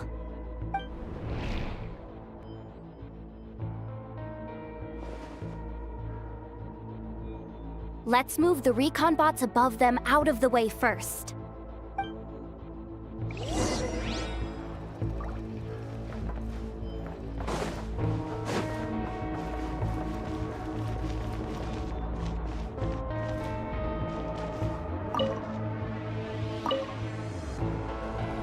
All right, that should keep the alarm from going off.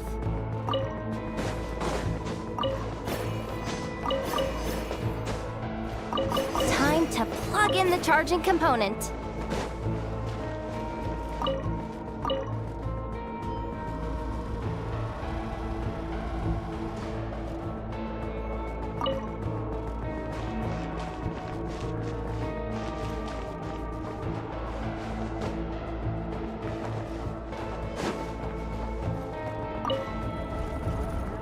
Up and running at last. Let's hope nothing else goes wrong. Please, everyone, step inside. Oh, it's so dark in here. Well, it is a cargo crate after all. No point in being picky about lighting at this point. Ah! Something sharp and pointy just poked me in the back! Sorry. That was probably just my antlers. It's pretty cramped in here, so I had to crouch down. Oh, having antlers must be inconvenient at times like these.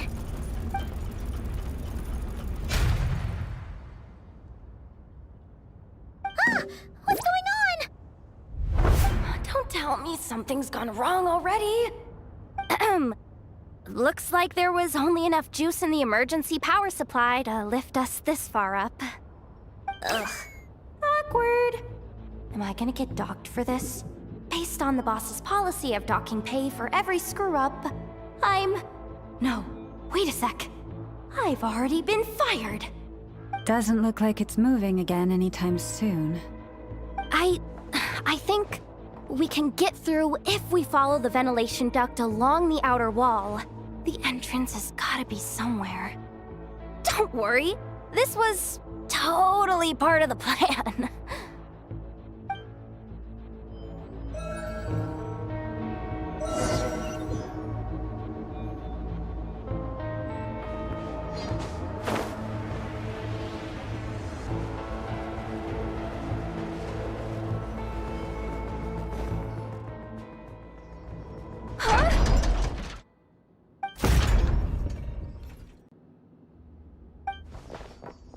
Yehoda? How'd you end up outside? Looks like she slipped out at the very last second, just before the gate shut. Impressive reflexes, I must say. Though I'd expect nothing less from a former employee of the Curatorium. I'm so sorry. That was pure survival instinct. I didn't mean to ditch you. Anyway, you guys just stay where you are. I'll figure something out.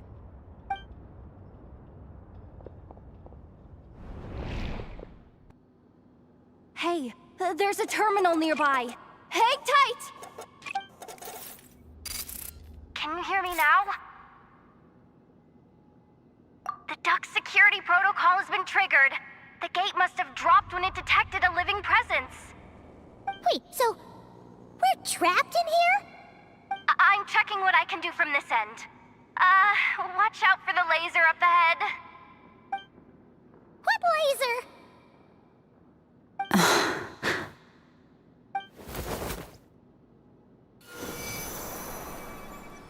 Oh, we see it now. Good thing we didn't move. Got it. I think I understand the situation. Hang in there. Just one moment. This is killing me, but I think I've got it. I I can try adjusting the direction of the Kuvaki flow inside the duct. If I've got this right, you might just be able to dodge the lasers by utilizing the Kuvaki's pull in reverse! Oh, Paimon thinks she gets what you mean. But I can't see where you are from here, so I'll need your constant input. Just tell me what to do. I'll follow your lead.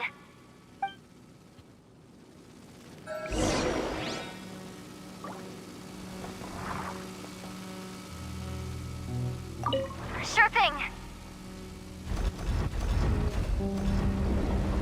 So, wanna grab dinner after our shift? Sure thing. How about the flagship? Too far. And besides, we're not exactly in with the locals. Like this, right? Then how about the staff cafeteria? Brimming with bright ideas, aren't we?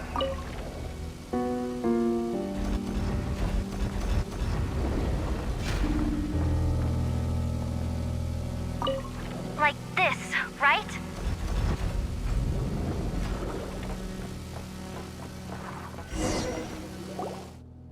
Oh, we made it to the other side. And all thanks to Yehoda.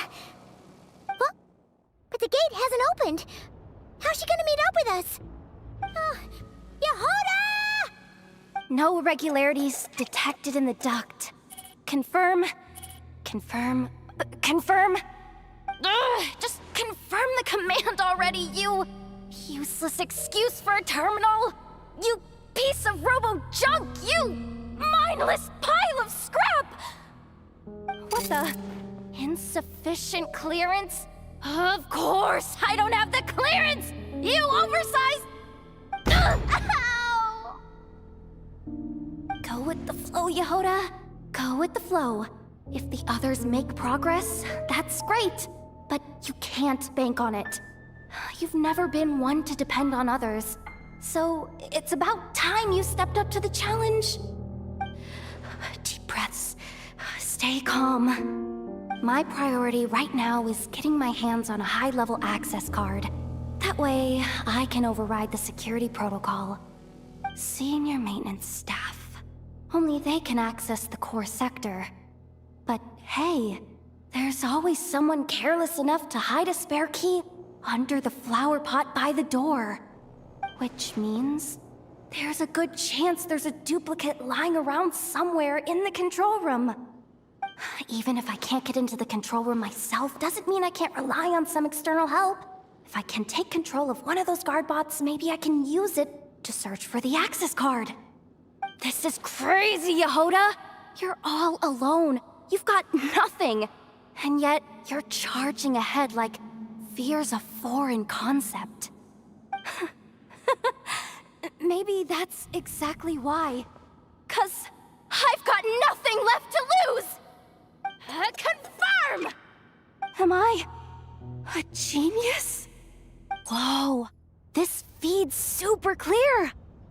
This is gonna be a piece of cake. Wait a second. This thing's not a guard bot. It's a janitor bot.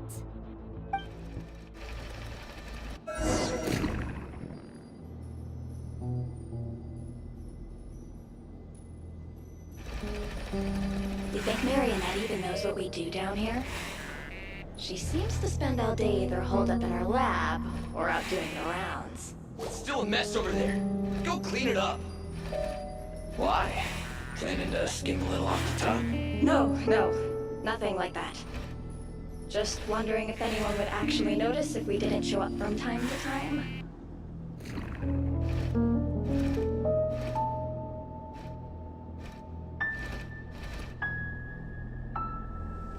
Let me see.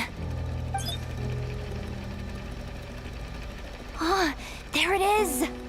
Hey, why'd you stop? You haven't finished sweeping that corner. But, I can see the card from here. Guess I have no choice but to swallow my pride and stay in character for now. Sweep up the crumbs by my feet. Yeah, good luck with that. What are you gonna do when they ask for a progress report?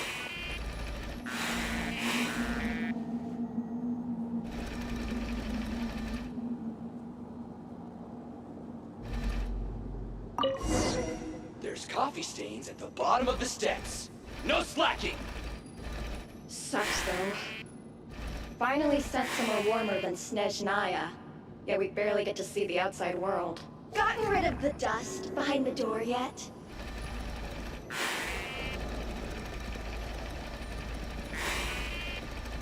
Clean this spot too. Come on. Where's that bot passage when you need it? There! Oh, the terminal's just ahead.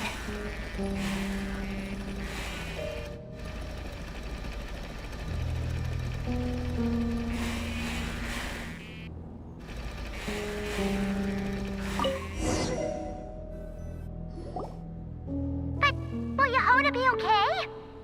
Paimon! She said she'd use every resource at her disposal, so let's have some faith in her abilities. Besides, when it comes to surviving in Nodcry, she probably knows more than any of us. So, they really do believe in me. But how long are we gonna have to stay here? Paimon doesn't want to get caught by the Fatui either. Does Paimon mean the two Fatui in that room? Let me see if there's a way to distract them.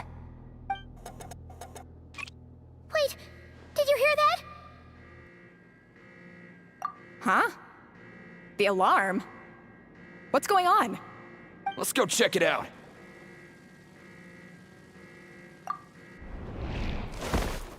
This looks like somewhere important, but there's nothing here. Hey guys! It's me! Yehoda, are you okay? I'm fine. I managed to swipe a high-level access card and triggered an alarm to draw the guards off. But we don't have much time.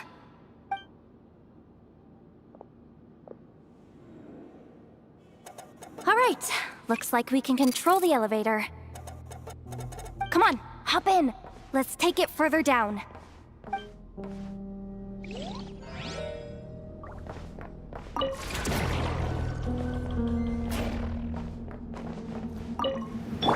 Forest?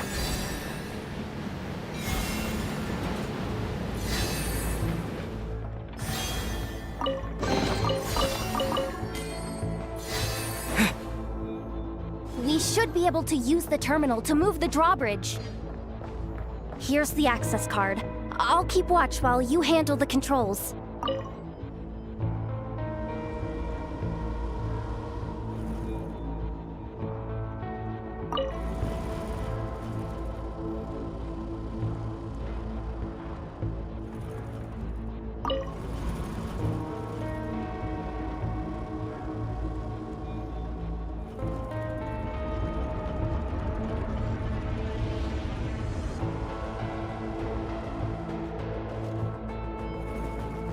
All done.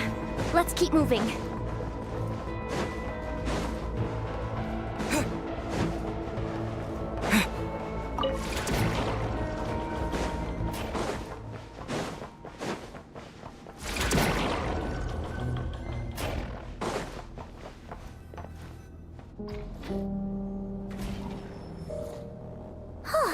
There's no one here. That's good news for us. Let's head inside.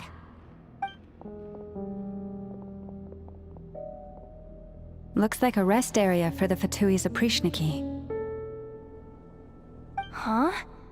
The terminal's still on?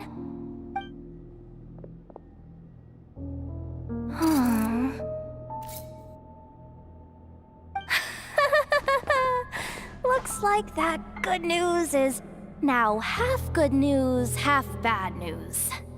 What do you mean? Well, it seems like that alarm I just triggered was so high level that even the guards in the rest area went to investigate. That's the good news, by the way. And what's the bad news? bad news is that once they realize it was a false alarm, they're bound to circle back and check this floor. And then we're toast. So we've got to move fast here. If you need me to run a quick search, say the word. Analysis of Kuvaki extracted from the moon marrow suggests that its energy core bears some close relation to the power of the former Three Moon Sisters. It is suspected that there is a link between the Frost Moon Scion's hidden relic and the shattered remnants of the Eternal Moon. Come on, none of this is important right now. Just tell us where you hid the darn thing. Access denied. You do not have permission to view this data? Even with a high-level access card? Who does have permission then? Good idea. Pulling it right away. Wow. What's with that huge hollow structure down below? That might just be it. Secluded, out of the way. Exactly the sort of place they might be keeping the relic. 264 pages! What is this? A novel? Can we just skip to the end? I'm flipping through it as we speak. Kuvaki, a weapon. Seems like the Fatui and Snezhnaya are trying to harness the power of the Light Realm to build some kind of weapon. The target of which is... Seriously? Insufficient clearance? Again? Looks like that's about all our current clearance gives us access to. Based on what we know so far, it seems like the rest must be hidden inside that massive hollow beneath us. I could sense something beneath the water down there. Something unsettling. If they've gotten their hands on the moon marrow, odds are it's hidden down there too. And here I thought we were almost done. But nope, we're going deeper and deeper into the danger zone. Chin up, Yehoda. Once this job's done, you're buying yourself the biggest nod-crying hot dog in town. Deal's a deal.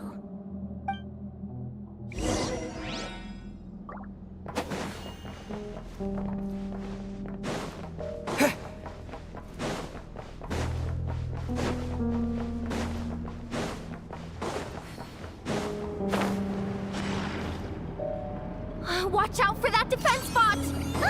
It's aiming right at us! You'll have to use Kuvaki to deflect its attacks back the way they came! Water jet! You poor lost lamb.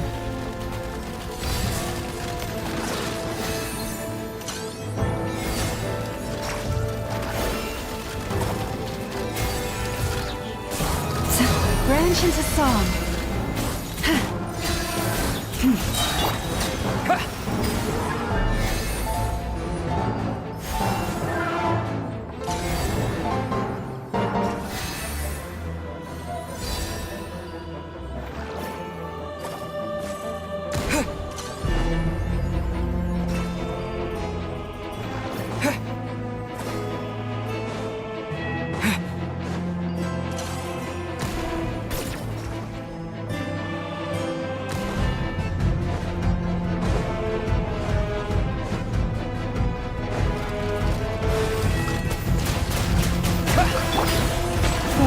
Protect us for the everlasting.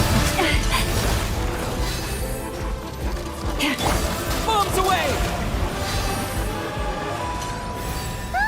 Its attacks are getting faster! Almost there. We're almost there. Rush as the moonlight.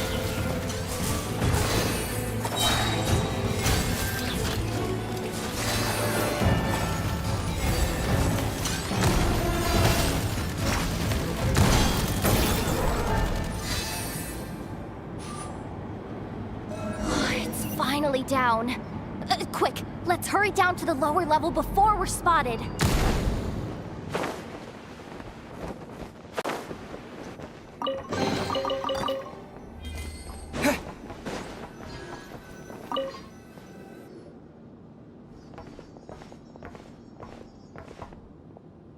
That switch looks suspiciously obvious. No way I'm pulling that. But you guys, go ahead. Hey, you spotted it first. Shouldn't you be the one to pull it? Not a chance. I'm just the guide, remember? At most, I'll help you look for an escape route. They don't seriously think pulling this thing's gonna lead to treasure, do they? I'd be amazed if it doesn't set off an alarm. Besides, I didn't even bring my smoke bombs. Which reminds me of the actual second rule of treasure hunting. Better safe than sorry.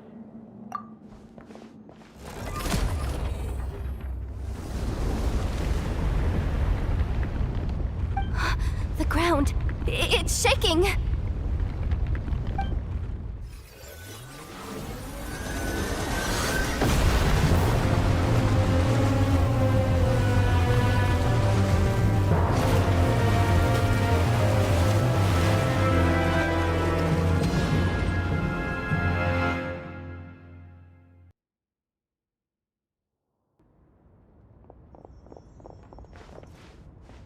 Wait, did the surface of the water open up? This is bad. This is really bad. I'm getting put on the Fatui's blacklist for sure. Don't worry, Yehoda. You've helped us so much. If they try anything, we'll protect you. Aww. Come on, I was just kidding. I'm tough, okay? Just haven't had the chance to show off my fighting skills yet.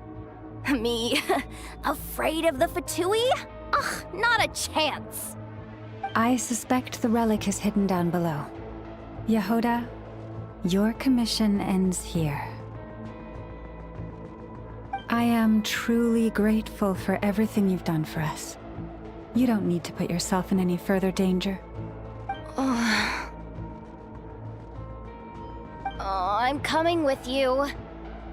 This has nothing to do with the commission, or the danger, or whatever. This has already gotten way out of hand, so I'm coming too. End of story. Ah, she's blushing. Hey! Zip it! Why'd you keep staring? Oh, you looking for a knuckle sandwich or what? Oh, come on, move it already.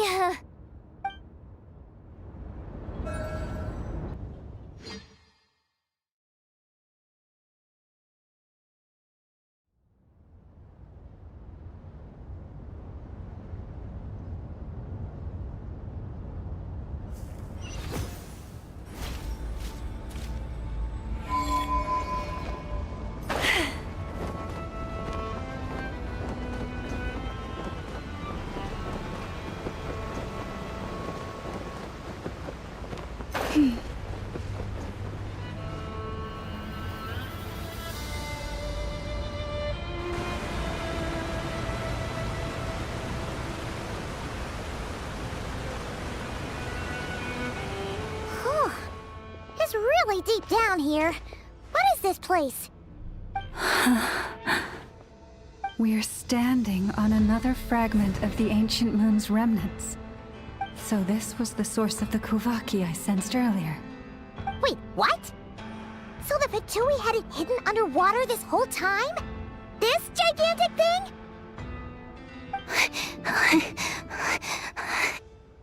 Yehoda, you've been kind of quiet since we got down here. What? Me? Have I? It's nothing. Really. We're doomed. How are we even supposed to get back up from here? Oh, my grappling hook's not nearly long enough. And if someone spots us here after all that commotion, we'll be sitting ducks!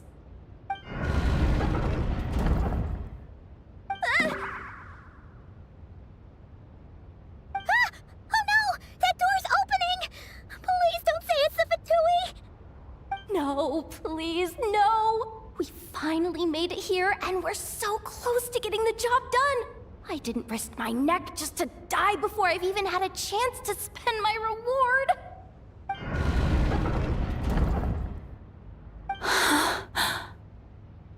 What happened? Why did the underwater barrier open? How could this be? Huh? Lauma? And... you guys... Wilhelmina? What's going on here? Looks like... there's no point trying to hide it anymore. What are you talking about? I thought you might come, but I didn't expect to see you here so soon. Forget it. The Moon Marrow isn't here. You... joined the Fatui? Yes. When? The day I could no longer bear to live a lie. At first, the Fatui wouldn't accept me. But then, one of their harbingers noticed me and said she'd give me a chance.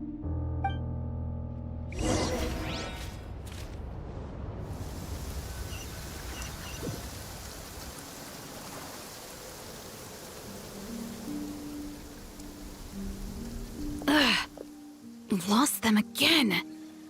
That harbinger told me to follow the blonde traveler who might visit the Frostmoon Scions. Easier said than done, though. The animals are on alert at night. If they see me, Lauma will catch wind of what I'm doing sooner or later. Am I really doing the right thing? No. It's too late to turn back now. The empty prayers, the stubborn displays of faith like Cappy's today. This isn't the life I want. Huh? Is that? The Traveler's back. I won't let him slip away this time. Wait, who's that with him? They look so alike. They seem to be heading towards the statue of Kutar.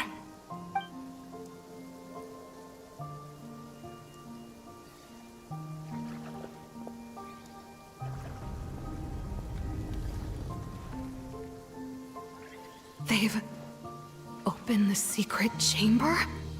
But wasn't it meant to be sealed? Wait a second.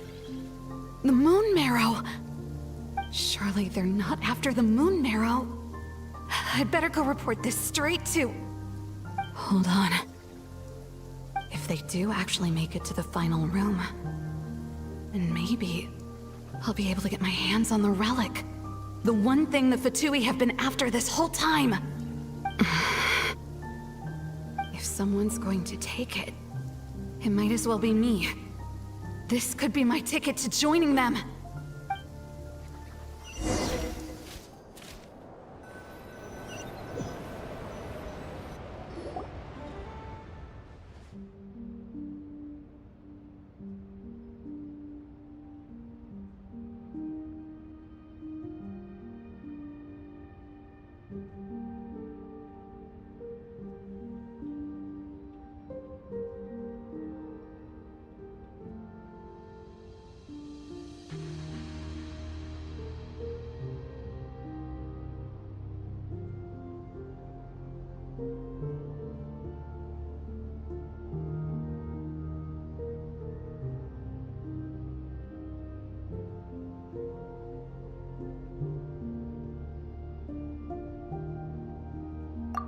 Yes.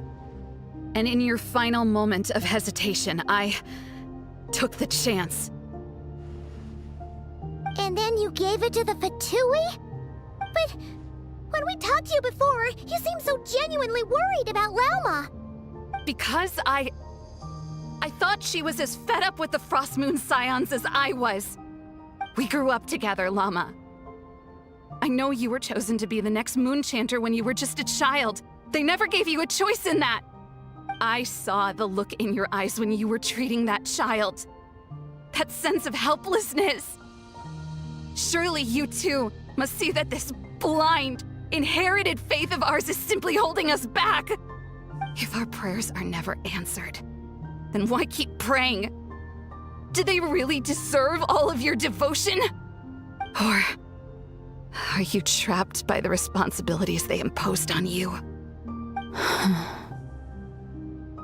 So those are your reasons for wanting to leave the Frost Moon Scions? Isn't that reason enough? When we pray to the moon, we do so to show our gratitude for the life it granted us long ago. It reminds us to strive for something higher within ourselves. But I know that's not what you want to hear. You're right, Philomena. I have indeed kept secrets from you.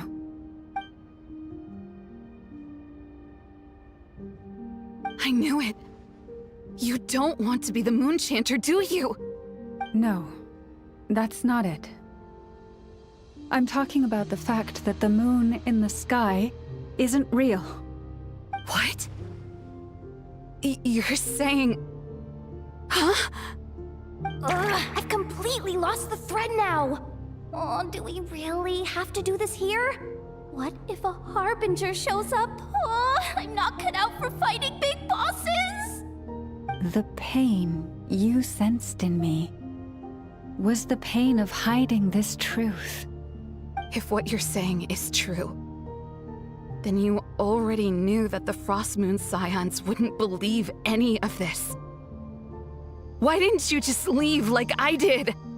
You don't understand, do you? That's the difference between us, Philomena. I care about the Frost Moon Scions. They're family to me. It hurts because I care. And that's why I chose to hide the truth. But now I understand. That was a mistake. My family deserves to know the truth. I shouldn't have tried to hold it all together with empty prayers. Are you trying to say that I only ever cared about myself? There's nothing wrong with that in itself. No one would have tried to stop you from leaving. But you did not have to stab us in the back like this. We've been spotted! I knew it. I just knew it. Oh, what now? If a Harbinger shows up, I'm out of here. No darned relic is worth dying over. Looks like I misjudged you, Llama. I didn't think you had it in you to stand up to your fate. Turns out, you are a great Moon Chanter after all. But you were right about one thing. I haven't considered Hisi Island my home for a long time now. Bosses, time to go. I will change the Frost Moon Scions, Philomena, as soon as the new moon rises. Then I guess I won't be around to see it. Say, Llama, what happens to those who betray the Frost Moon Scions? May their antlers be shorn with silver blades, and let them be cast into the long night of unknowing.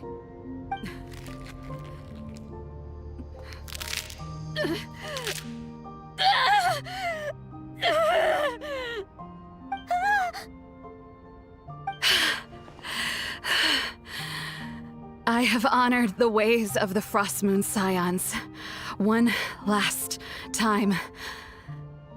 Think of it as a gesture of respect, Llama. There they are! Llama? Marionette has the Moon Marrow. She went to Starsand Shoal. Don't flatter yourself now. I'm not trying to atone. I just don't believe you'll actually be able to change them.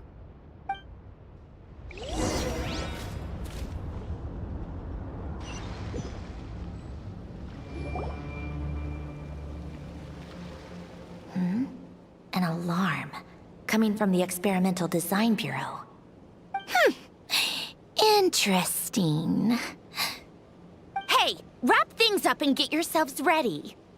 Looks like we might be having some guests. Yes, my lady. Perfect timing. This job's been boring me to death.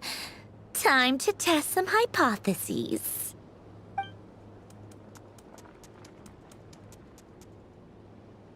Bosses! I mean, esteemed clients. I mean, generous benefactors. Wait up! Come on! Sure you don't want to consider heading home first and coming back another day? Nasha Town's that way. You are aware that this is the way to...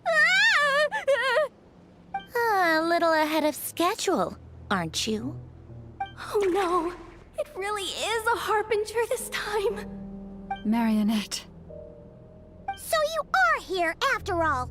Hand over that relic right now. It belongs to the Frost Moon Scions. You mean that thing your antlered turncoat brought us? Huh, I have never much cared for trophies given up without a fight. But watching you tear each other apart over it? Priceless. I'm not in the mood for warnings today. Ooh, how frightening. Had I a Trimble function, I'd have rattled off at least a dozen screws by now. Or perhaps I've just set my sense of humor parameter too high. Were you trying to be funny just now? You don't honestly believe you're a match for me, do you? Go on then. Let's serve our guests a little appetizer.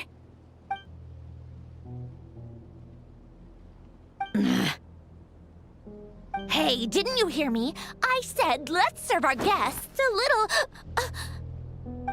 What's going on? Oh no. Watch out. It's the Wild Hunt.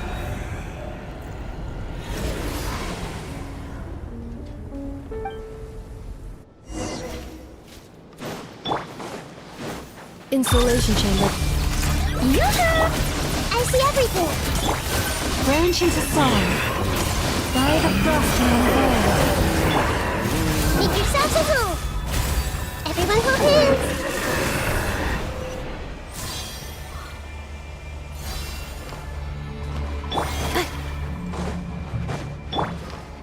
Hey! Strike a pop! Defensive mode engaged. Preparing for dust up. Receive my blessing. These things just keep coming! Isn't there anything we can do?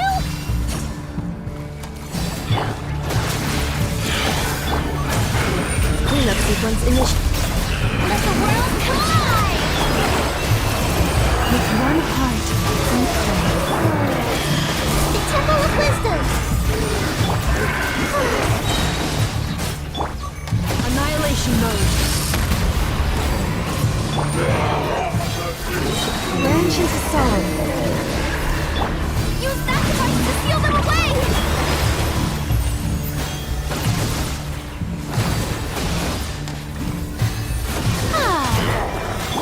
Leave this place. Insulation chamber deployed. Shower me with Is that it? Oh, at least that's what the Lightkeeper's Handbook says. Careful. It's not over yet.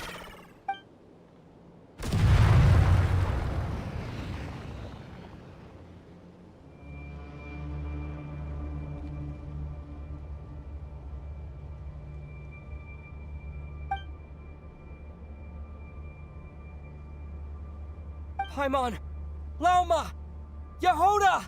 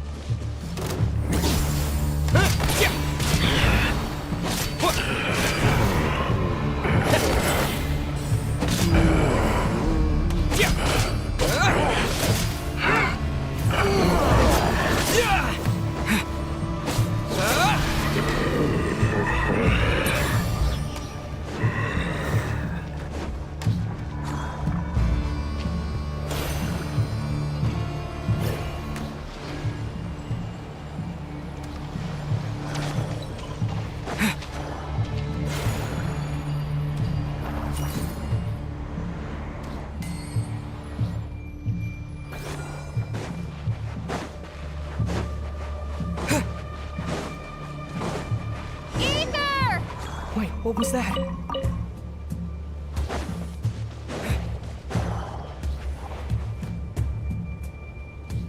Ether! Over here! Lumine! Quick, grab my hand.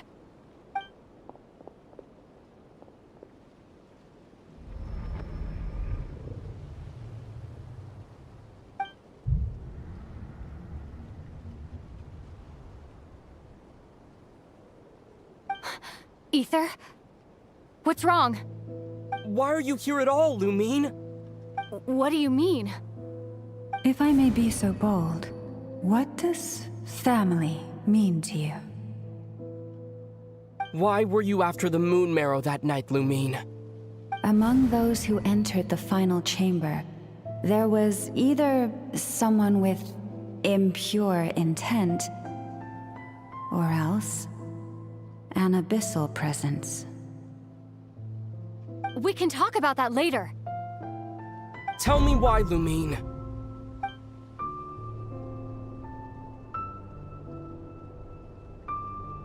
You know, this is only the second time we fought together since the day we both woke up in Tevat. No. Ether? But when I found you, you were still in hibernation. Even the key to the chamber was still secure on your person. We didn't wake up together. What are you talking about? We don't have time for this, Ether! Look at me, Ether. Don't you want to explore this world with me?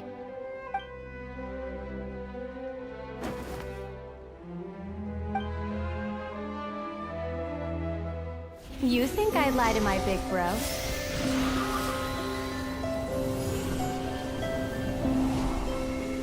What a letdown.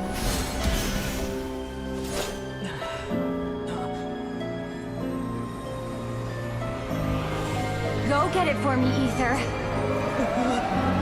It belongs to me. I never believed it. I didn't want to believe it. That strange feeling that something was off. I wanted it to be real so badly, even if it only lasted a moment. But you're not my sister! Moon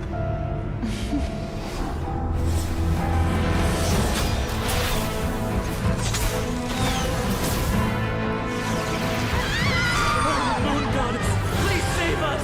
Why is this happening to us?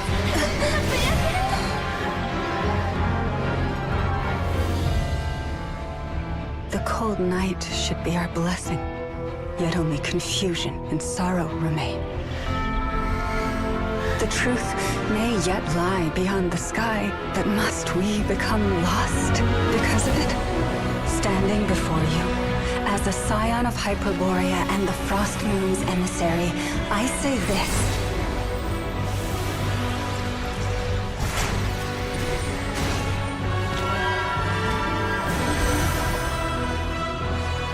Should the false sky above dim the light of the moon, then from silver blood that flows as rivers, let us weave moonlight anew.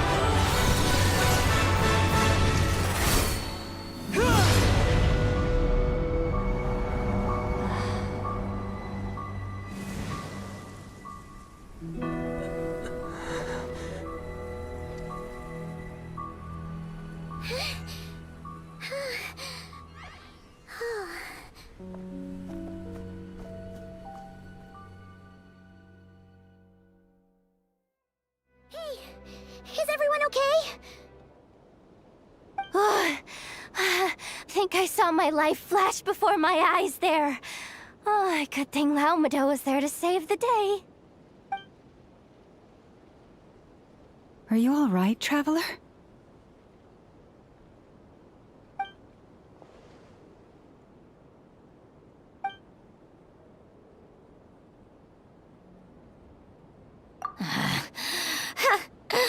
Well, that took you long enough. Seriously, how many of you are there? Pathetic. Oh no. Oh, I spoke too soon. Totally forgot we still have a Harbinger to deal with.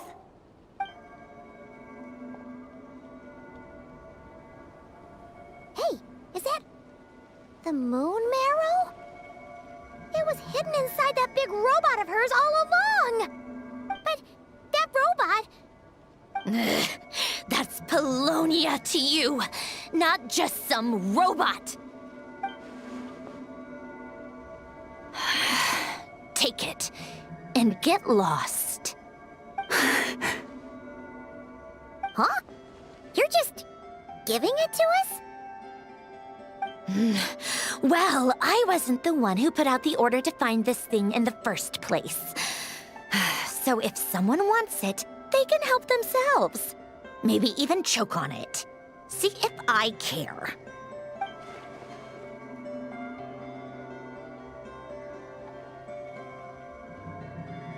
So, are you waiting for me to change my mind or what? I'd be more than happy to pick up where we just left off. But I should warn you, I'm in a bad mood right now. Let's go. Fine by me. Totally, completely, absolutely on board with that.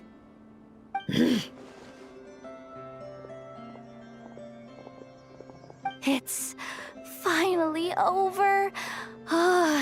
If that doesn't make the most thrilling commission of the year, I don't know what will. Looks like the Fatui are all gone now. Lelma?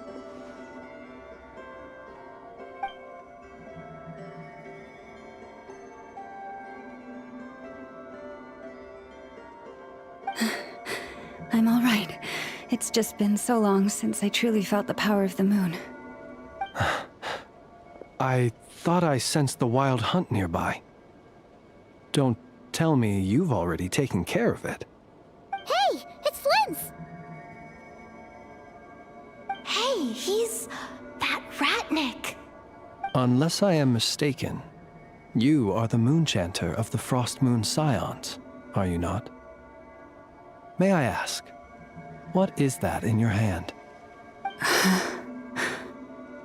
Please, don't get me wrong. I've been tracking the wild hunt lately, and I've come to suspect that its actions aren't as aimless as they might seem. When I saw what you were holding, I could not help but start connecting the dots.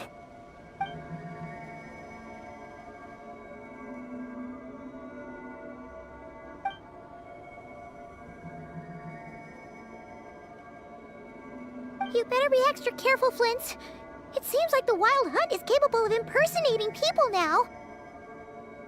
Oh, is that so? Funny that. I just showed up completely out of the blue, yet you seem to have no problems trusting me. I apologize.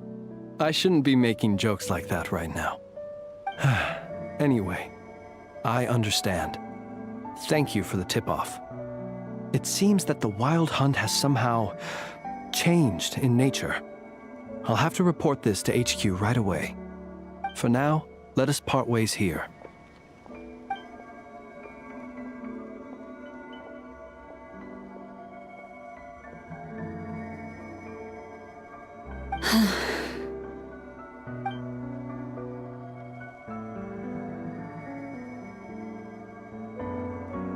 That little joke of his just now sure scared the bejeebies out of Paimon. Are all the Ratniki and Nokrai like that? They're usually stationed in remote areas and tend to keep to themselves. So, it's not surprising they end up a little eccentric? No, he's different. Really? How so? The animals. They've told me they're afraid to even go near him.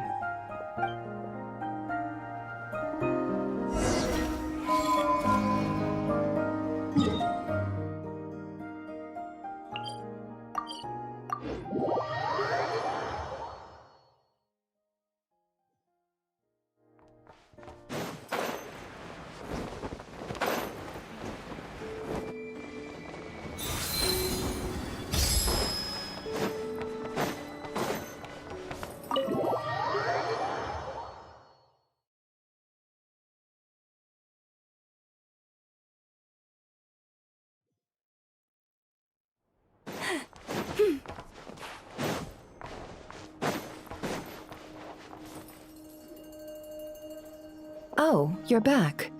I just made you all a pot of tea. Better drink it while it's hot. Boss Neff, you wouldn't believe how scary our day has been! Seriously, I am never, ever taking random jobs like that ever again! You hear me? Oh, come on now. You even faced the wild hunt and lived to tell the tale. What's left to be afraid of? Wait a sec, how did you? Oh, right. Like you told us before, your business is dealing in information. Huh? Boss Neff? The teacups? Why is there one missing? Did you think I wasn't coming back? My. How could you think that of me? You know the rules. If a member of staff wants tea, they pour it themselves. Your cup's sitting safe and sound right there, in the cupboard. Member of staff? Does that mean you're accepting me back? Wasn't that the deal? Boss Neff! You're the best boss ever! You never change, do you? Everything turned out fine, no? You found exactly what you were looking for. Yet there you are, sulking away as usual. Nefer, that medicine we discussed before, the one for congenital Kuvaki sensitivity, I need you to get it for me. And how do you expect me to find something like that for you in the middle of the night? You'll have to wait till morning, at the very least. I need it right now. All right. I'll see what I can do. But you know urgent means extra charge, right? Thank you. You know what? You do seem a little different. In a good way? Or a bad way? Who can say? I'll take it either way, so long as you don't start making a habit of asking me for ridiculous favors.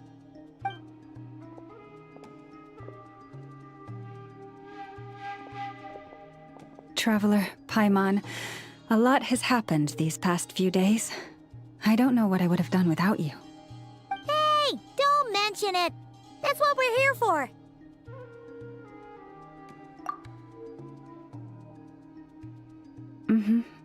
You're right. And tonight, I'm planning on telling them everything. Tonight? Isn't it a bit late already? The moon shines brightly this night. What better time for the Frost Moon Scions to usher in a new dawn for truth? Thank you for your kind words. But before I do, there's one more thing we need to deal with. Oh yeah! Now that we have the moon marrow... You'll have to forgive me. I used too much of my strength in the battle earlier. I fear I won't be able to help you uncover the truth of the past. Not right away, at least. That's fine. We're gonna be in Nokrai for a while anyway, so there's no rush, right? Thank you. But there's another problem. How to keep the moon marrow safe now? Huh? Can't we just return it to your secret chamber? The seal has been broken. Even if it were restored, now that the wild hunt has gotten in once, there's no guarantee that it won't happen again. Oh, right. Yeah, that makes sense. Back when the Frost Moon Scion's bloodline still ran strong, in special circumstances, a moon chanter could act as a vessel, safeguarding the relic within their own body. But it is a grueling trial of will and endurance. The moon chanter who did this only lasted 2 days. As for me, I might be able to last 5, at most. Hold on. You'd be using your body as a vessel? Yes. You can think of it like dropping a red-hot ball of iron into a bucket of water. How long the water lasts depends entirely on the bucket's size. Pardon? Hey, that's not a bad idea. You've always held up pretty well against the abyss. Surely the moon mirror can't be any more dangerous than that. It's not at all that I don't trust you, but it's too risky. But we're out of options, aren't we? Might as well give it a shot.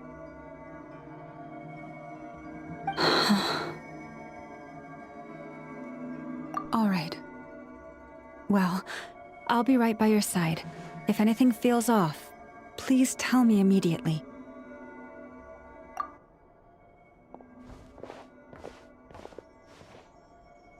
Here, hold it in your hands. Feel its power. Imagine you're a lake, a cluster of stars. Let the moon become a part of you.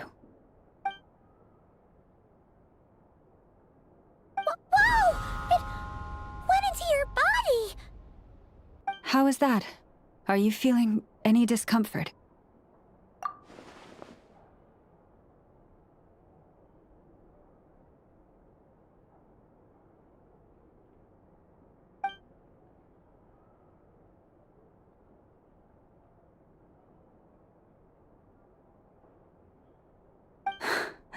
Astonishing. Not even the slightest hint of lingering fluctuations. It's as if all that power just sank to the bottom of the ocean. Well, looks like we won't have to worry about the wild hunt catching its scent now. Phew! Paimon knew you have special abilities, but still, you never fail to amaze. Hmm? Did I miss something just now? Yes, and it was nothing short of a miracle. Not something I'd be interested in then. Anyway, here's the medicine you asked for. This is all I've got for today. I'll have someone send the rest over when we have it. Thank you, Nefer. I really appreciate everything you've done for me. Please stop being so nauseatingly friendly. It's creeping me out. So, what exactly did you all go through during that wild hunt attack? I'd prefer to hear it straight from you.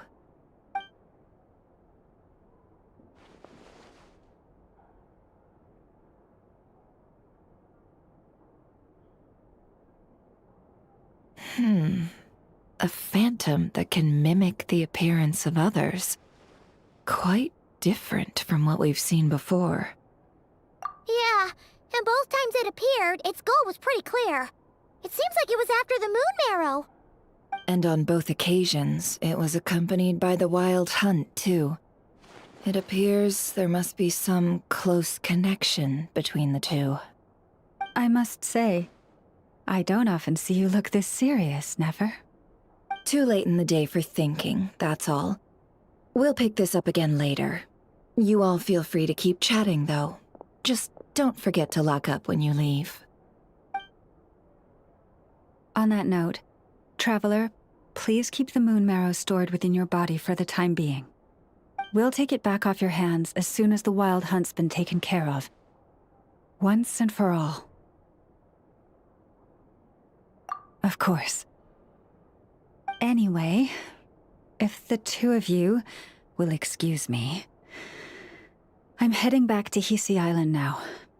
It's time I came clean with the Frost Moon Scions. Hey, we're coming with you!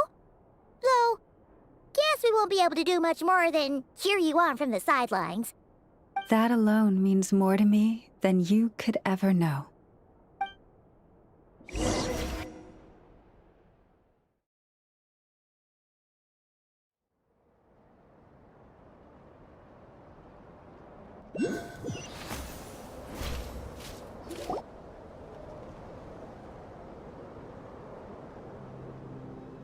What's going on?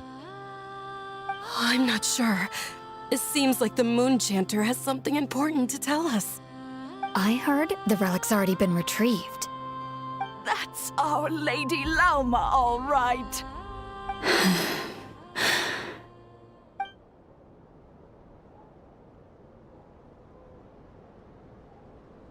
Noble scions of the Frost Moon, my kin beneath the moonlight, I hereby declare the truth to you. Long have our ancestors looked up to the Frost Moon, guided by her serene light. Yet now, she lies hidden beyond the limits of the sky. And so, Lauma began to reveal to the Frost Moon Scions a truth long hidden within her heart. A story of a false moon and the death of gods. Kutar was indeed born of the moon.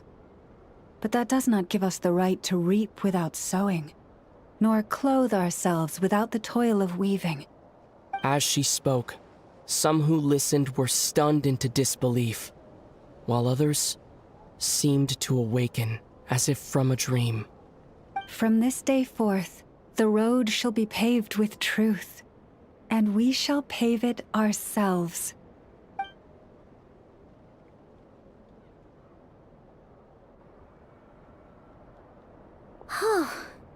After everything Lauma said last night, Paimon wonders how everyone's adjusting.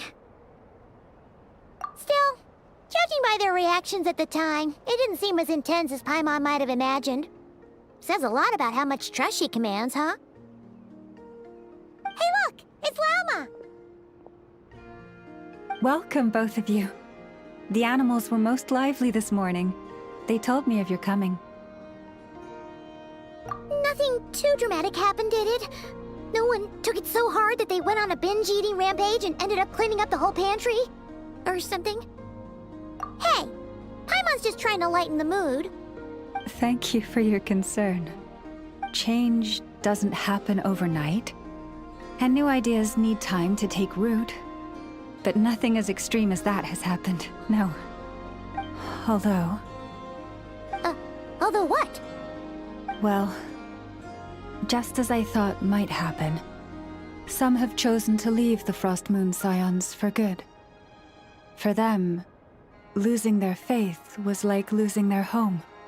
Confusion, frustration, helplessness. I saw it all, reflected in their eyes. Oh. I respect their choice. May they carry the Frost Moon Scions' blessings far and wide, should they be willing to do so. If we meet again someday, perhaps we will be able to sit together and share stories once more. Others sought me out afterward, though, and thanked me profusely for sharing the truth with our people. They said they used to see me as distant, even somewhat unapproachable, whereas now I seemed much closer to them. Like a friend, or even a family member. Sounds like a win overall! Paimon thinks you did the right thing, Lauma. Thank you. Though, I wanted to ask, do I really come across as distant? Well, maybe just a little. To people who don't know you, you are kind of tall, especially if you consider the antlers. I see. That's a bit of a hard one. My antlers tend to grow under the moonlight, so I can't quite help it. It brings me comfort to hear you say that. By the way, how has your body been adjusting to the moon marrow? I'm glad to hear it. I've also suggested to Nefer that we meet within the next few days. We need to figure out how to counter this new manifestation of the Wild Hunt. But for now, let's just relax. I want to enjoy this feeling a little longer, of finally living on the bright side of the moon.